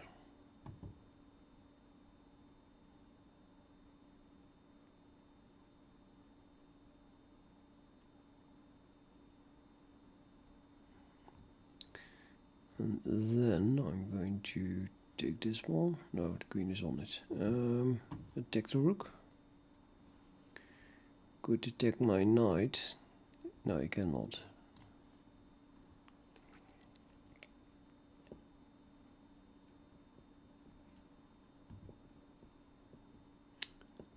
I'm more or less losing on time here though.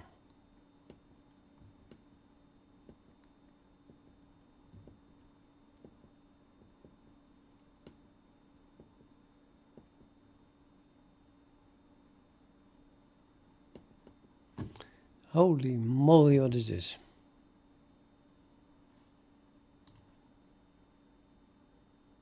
Yeah, the rook was attacked, that's why.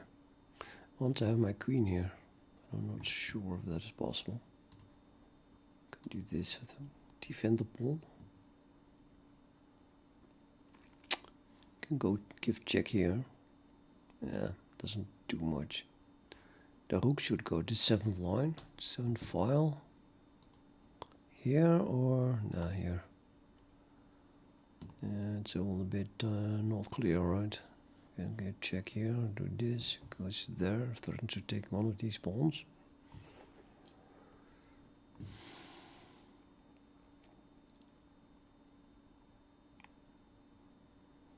Okay, let's get bishop a check out.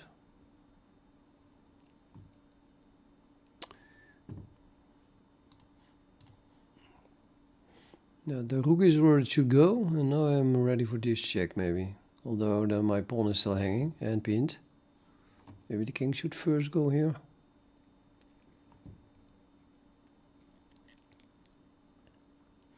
So what happens if I give check? No, I have to give check now. Pins this pawn on the rook. Which is kind of nice. Cannot put the pawn here, that's nice. Can just take it. Oh, okay, I take it. That's a free pawn. Now everything comes tumbling down. I could take here a check. No, I did not. I could not. I think he could. Yeah, let's threaten to take the bishop with a fork.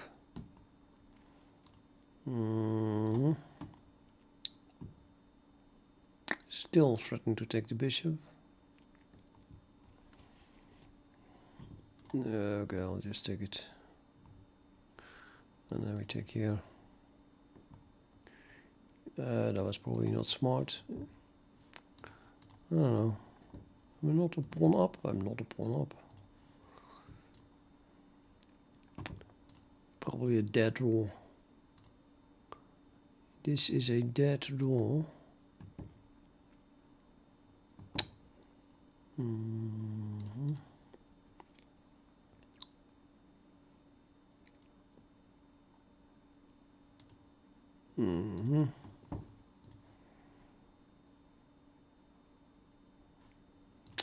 Not taking it, okay.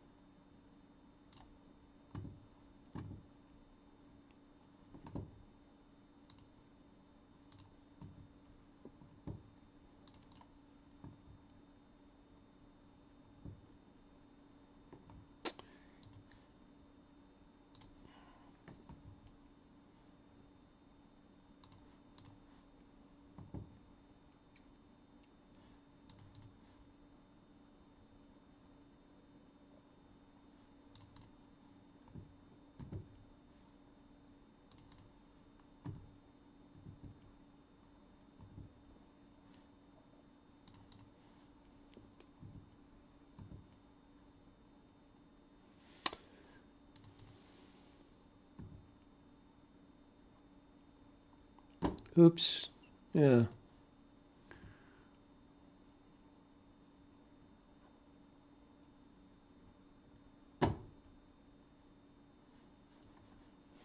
Not sure what to do.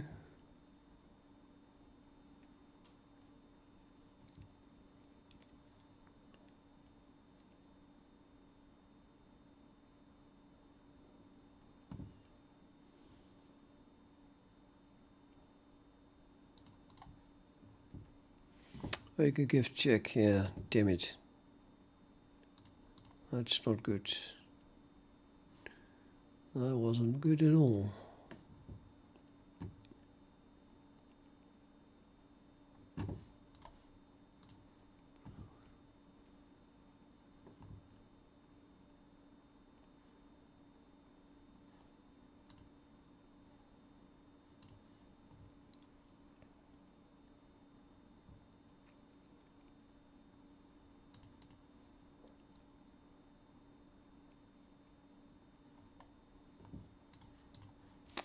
Well, that should be a draw, isn't it?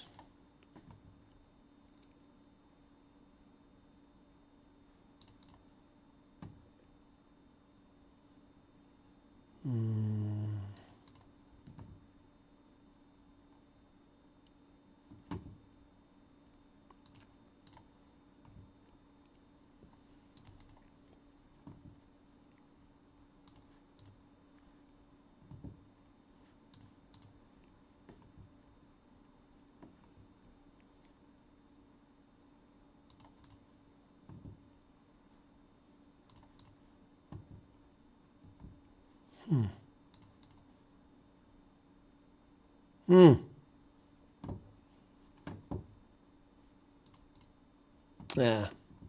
Yeah, it's good. Can go there. Difficult.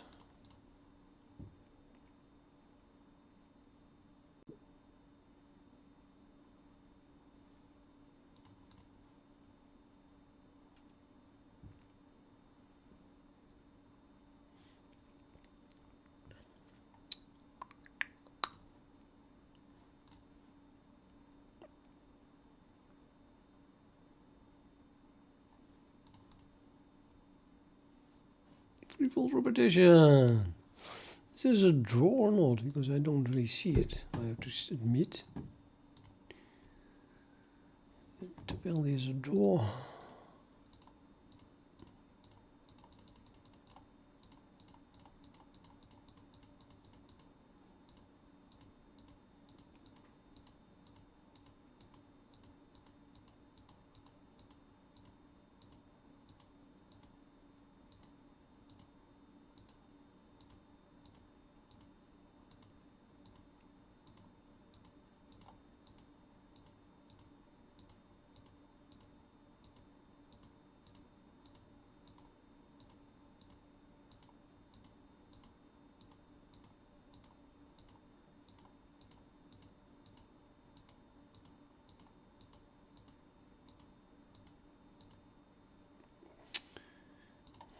Well, black was slightly better here. So should not have taken the pawn.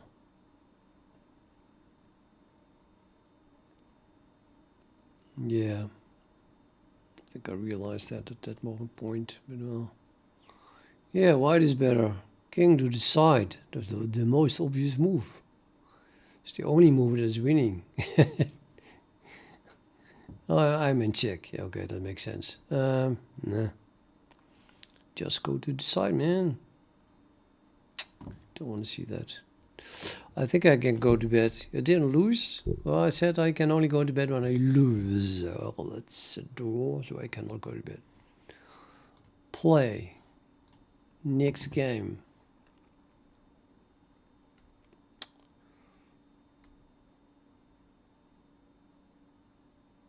I really wish I lost.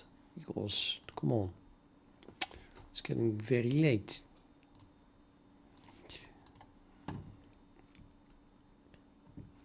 What kind of move is that?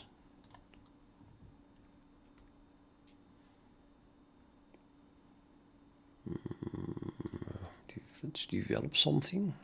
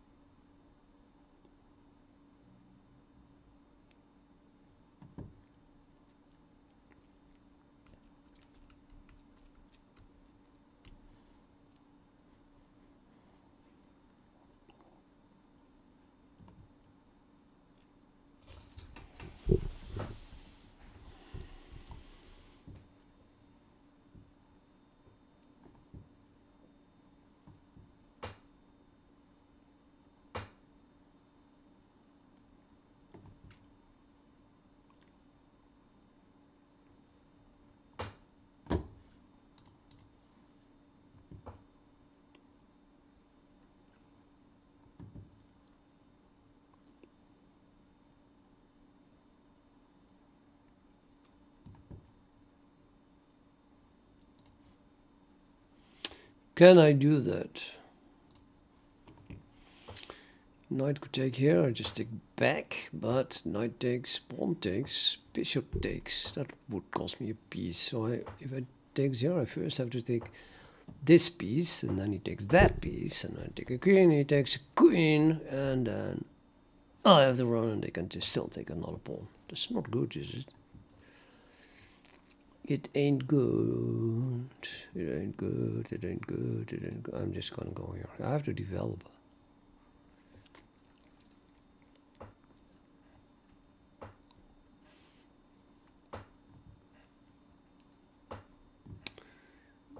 It's a lot of knight moves, man.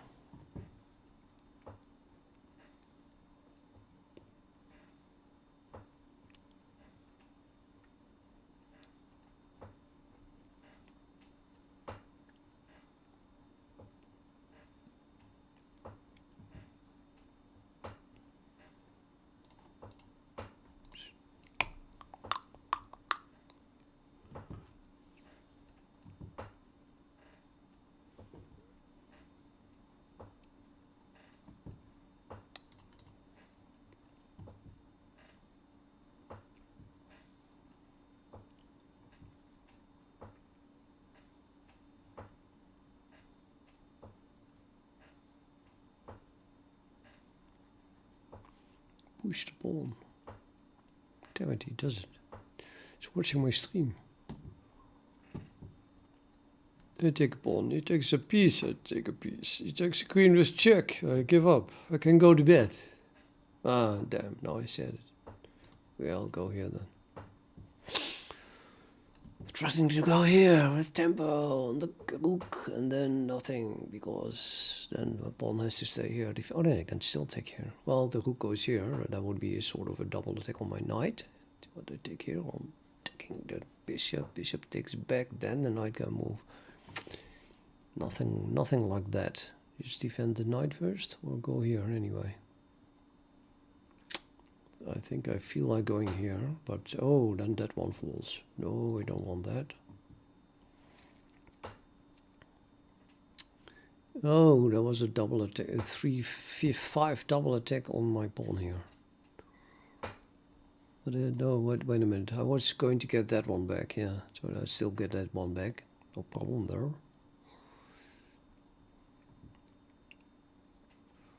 It's a nice threat. If I say so myself.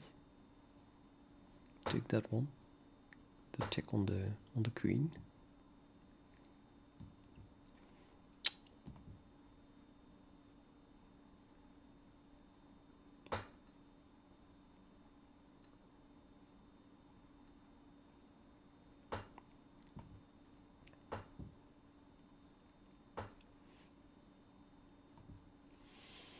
Yeah, I totally want to have my bishop on this diagonal. If I get my bishop on this diagonal, then white is dead. But not here. Probably not there. So that would be like there. So I have to move my queen and my king. So the king goes here. And then the queen goes somewhere. And then the bishop goes there and there. And then I win. Yep. It has been decided. Or I can just push this pawn twice. That would also win. That's a lot faster. So maybe I should do that instead.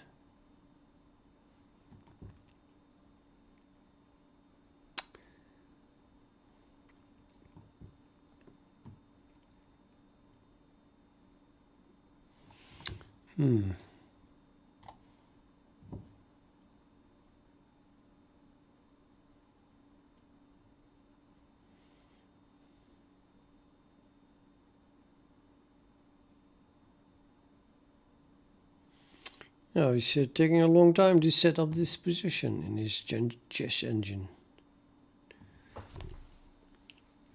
Minutes pass. I could have eaten a sandwich with peanut butter. Oh, finally, there he goes. Threatened to attack my bishop. So, well, that is the plan then.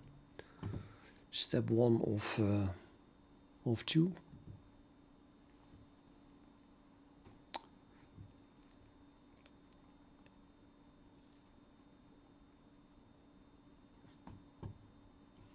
I think the king wants to go here as well. Oh, the bishop moved. This is no longer defended. Can I use that? Make use of that? I have to defend that one first.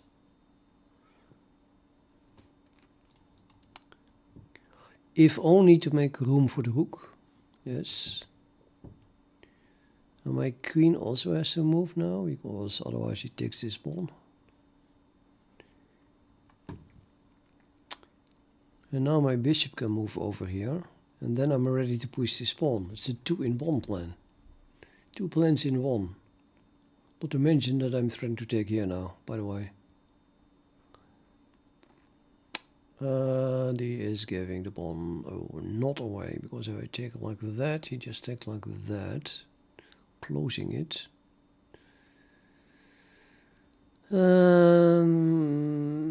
Threatens to do this, but that would be mate. I can just go here, can I not?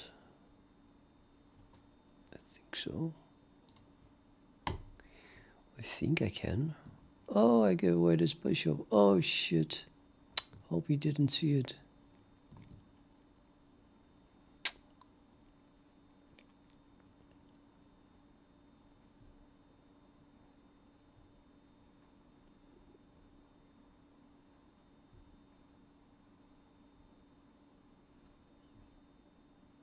Now I'm threatened to take this pawn again with the knight.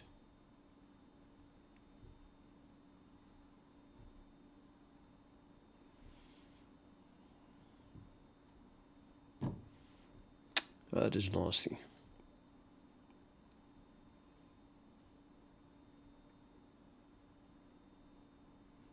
No, I'm just stick here. Move the knight into the center. Can never be wrong, except that I give away my bishop now. Good. That's the minor problem. Really not all that serious. Shit. Okay, maybe I can finally go to bed, because this is of course absolute horror. Threatens to go back, twist check, and then win the rook. Cannot have that. Cannot have that.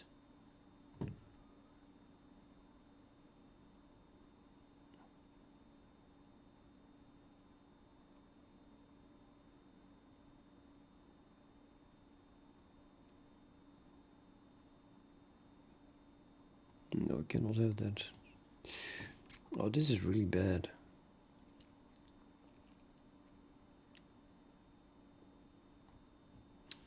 I can win a pawn back. I can win many pawns back. I'm 2 behind. If I win 2 pawns back, it's all... the problems are all solved.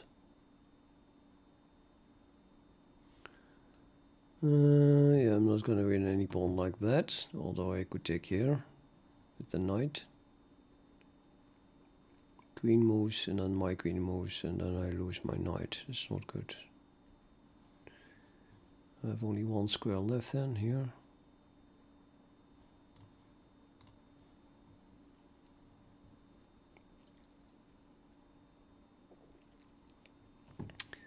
Threatening to go here with my bishop.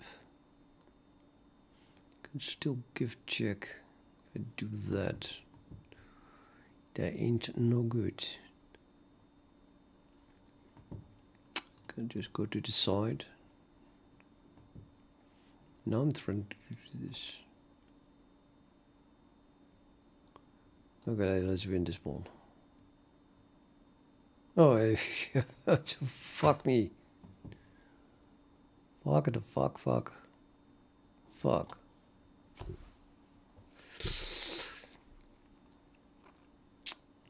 recover from that. Oh, he's so dead. And I win again on time.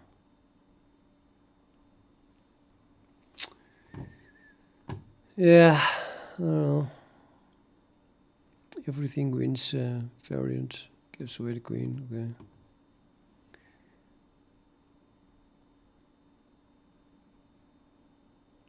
Mate in 2 or 3. Do a move. I win anyway. Absolutely any move is losing. Or you can just let the clock run out, of course. Oh, yeah, okay. There we are. New opponent. I cannot go to bed. This is gonna take the whole night. I just feel it.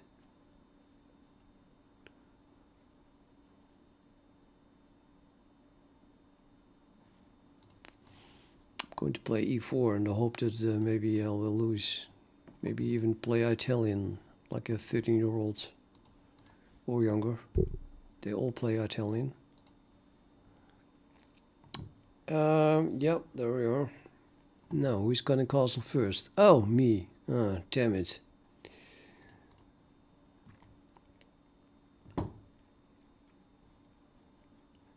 I cannot push my pawn now, or what? No, I don't know what I'm doing. A move. Knight goes back.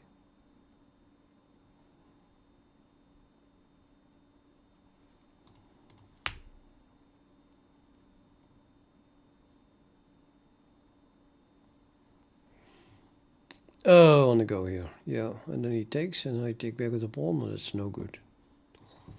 I also want to develop this bishop, which looks suddenly much better.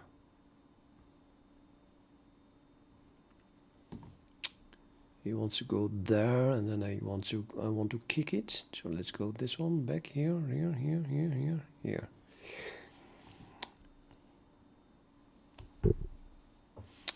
Now again, put the queen here, connect the rooks, attack that pawn. That's a double attack on my pawn.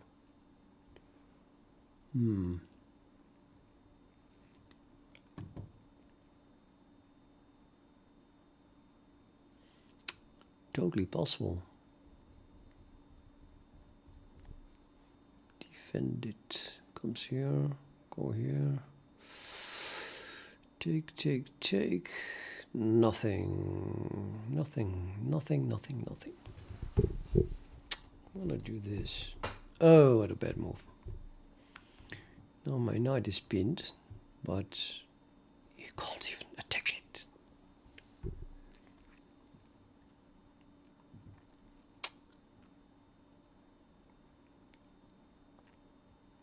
Especially this square here is weak. Very weak square now. Can you get a knight there? Yeah, I can put the knight over here. Well, I can just put my bishop back. It's not that bad. Okay, let's defend my bishop. Defend it twice.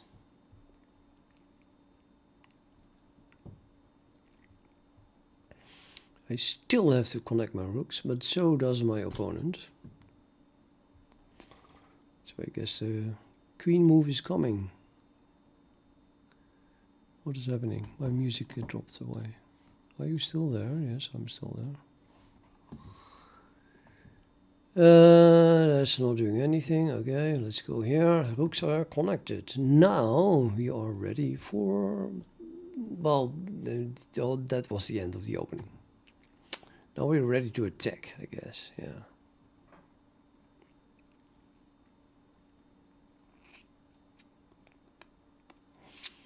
Move the bloody bishop, man. Just move it. I mean, as long as that bishop hasn't moved, I cannot go here, because then he just takes it with tempo. It isn't even an option without moving that bishop first.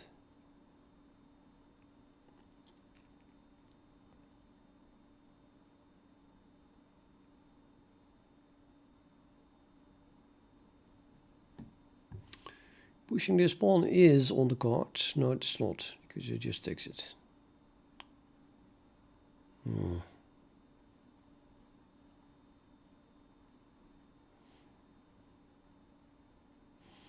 I'll just have to put my rook on D and E1, I think. Both.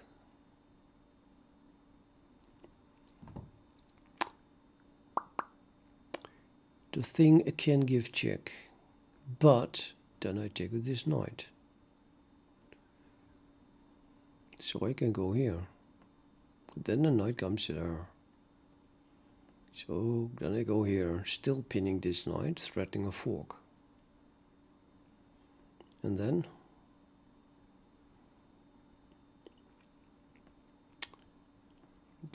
looks semi problematic. Maybe not problematic enough though. You can take here after the bishop is no longer there. Oops. Let's defend my knight. Now I have threatened to pin it, I think.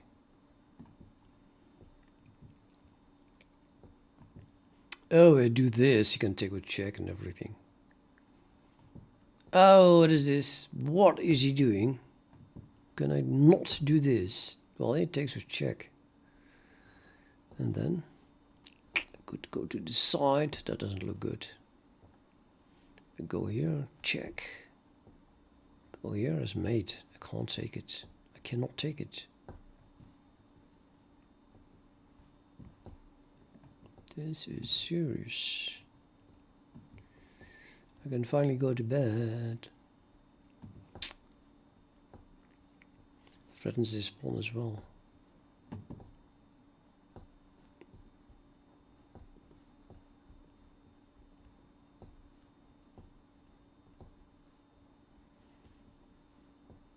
I don't know. Let's just go to bed.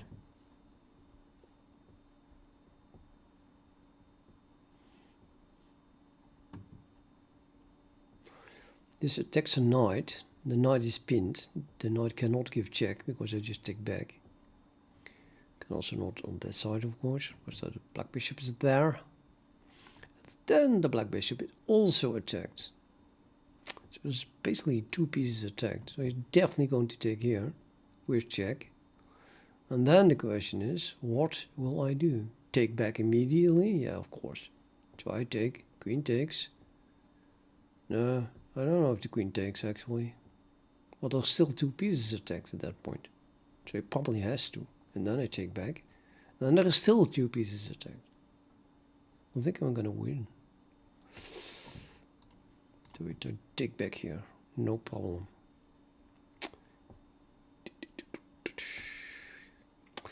And then again.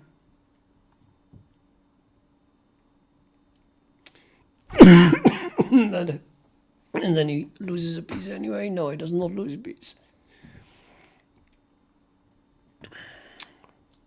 I could go here, attacks my rook. Take here, he takes it there, with attack on my bishop. Bishop goes here, and I hopefully win the knight back. I'm now 2 points behind.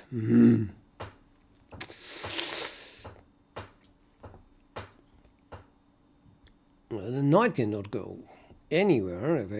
I can go back here. Okay, I'm gonna try this one. The why not move. So the knight goes here, and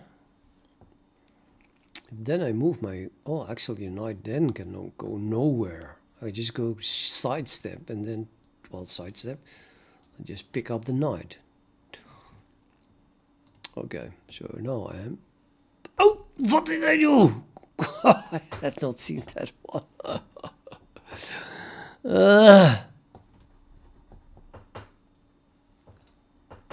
Okay, now I seriously lost. This thing can just escape completely. There is no winning here. There is no winning. No, I lost. Yeah.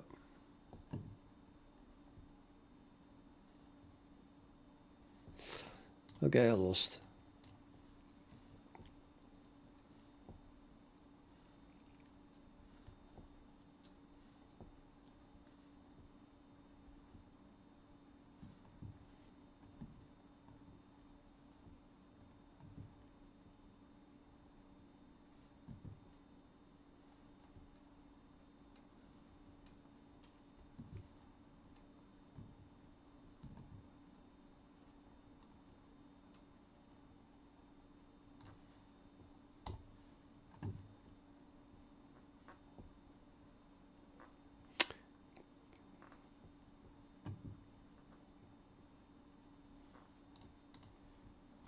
And I give away this bishop. He didn't see it. Could have put it here and then I just lost my bishop. Maybe he misclicked. That was a really bad move, this one.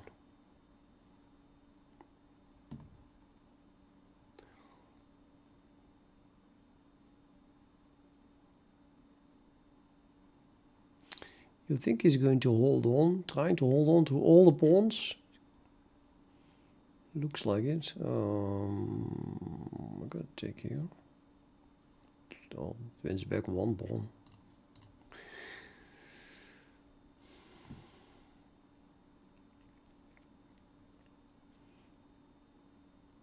Cannot take here because I win the rook.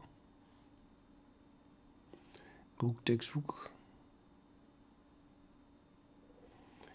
And the rook can move, but only here. And I attack it again, and he has to give up that point and cannot attack anything. And I'm winning on time. I'm still winning. Come on, man. I don't want to win this. What the hell? What are you doing? Okay, that's possible. I had not seen that one. I have to admit it.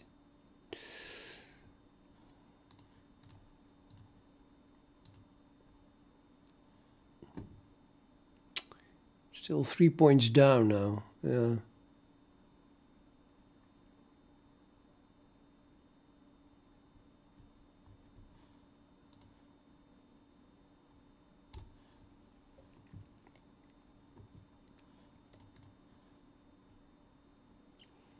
Looks like this pawn is going to win, isn't it?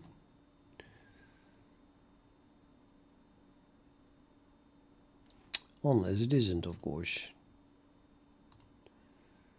Yeah, okay, let's try that.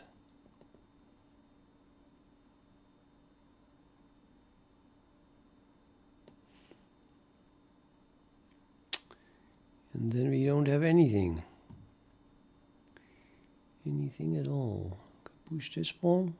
Take this one. No, let's not do that. It's going there. What's a weird move.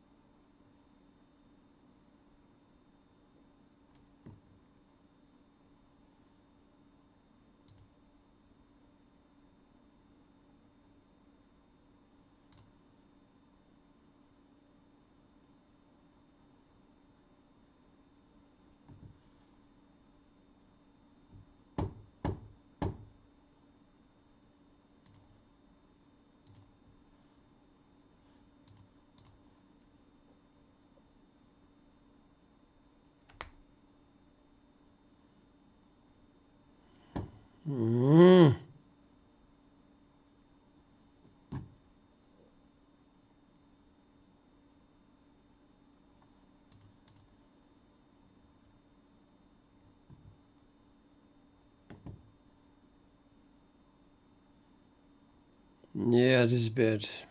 Again.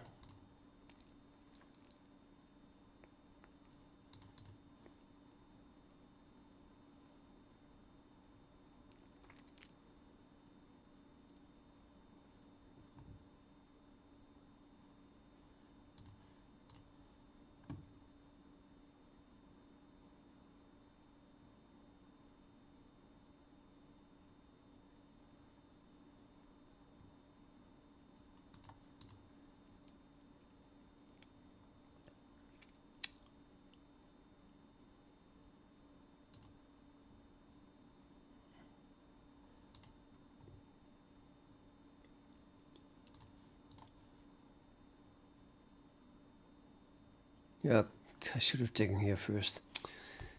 Ugh.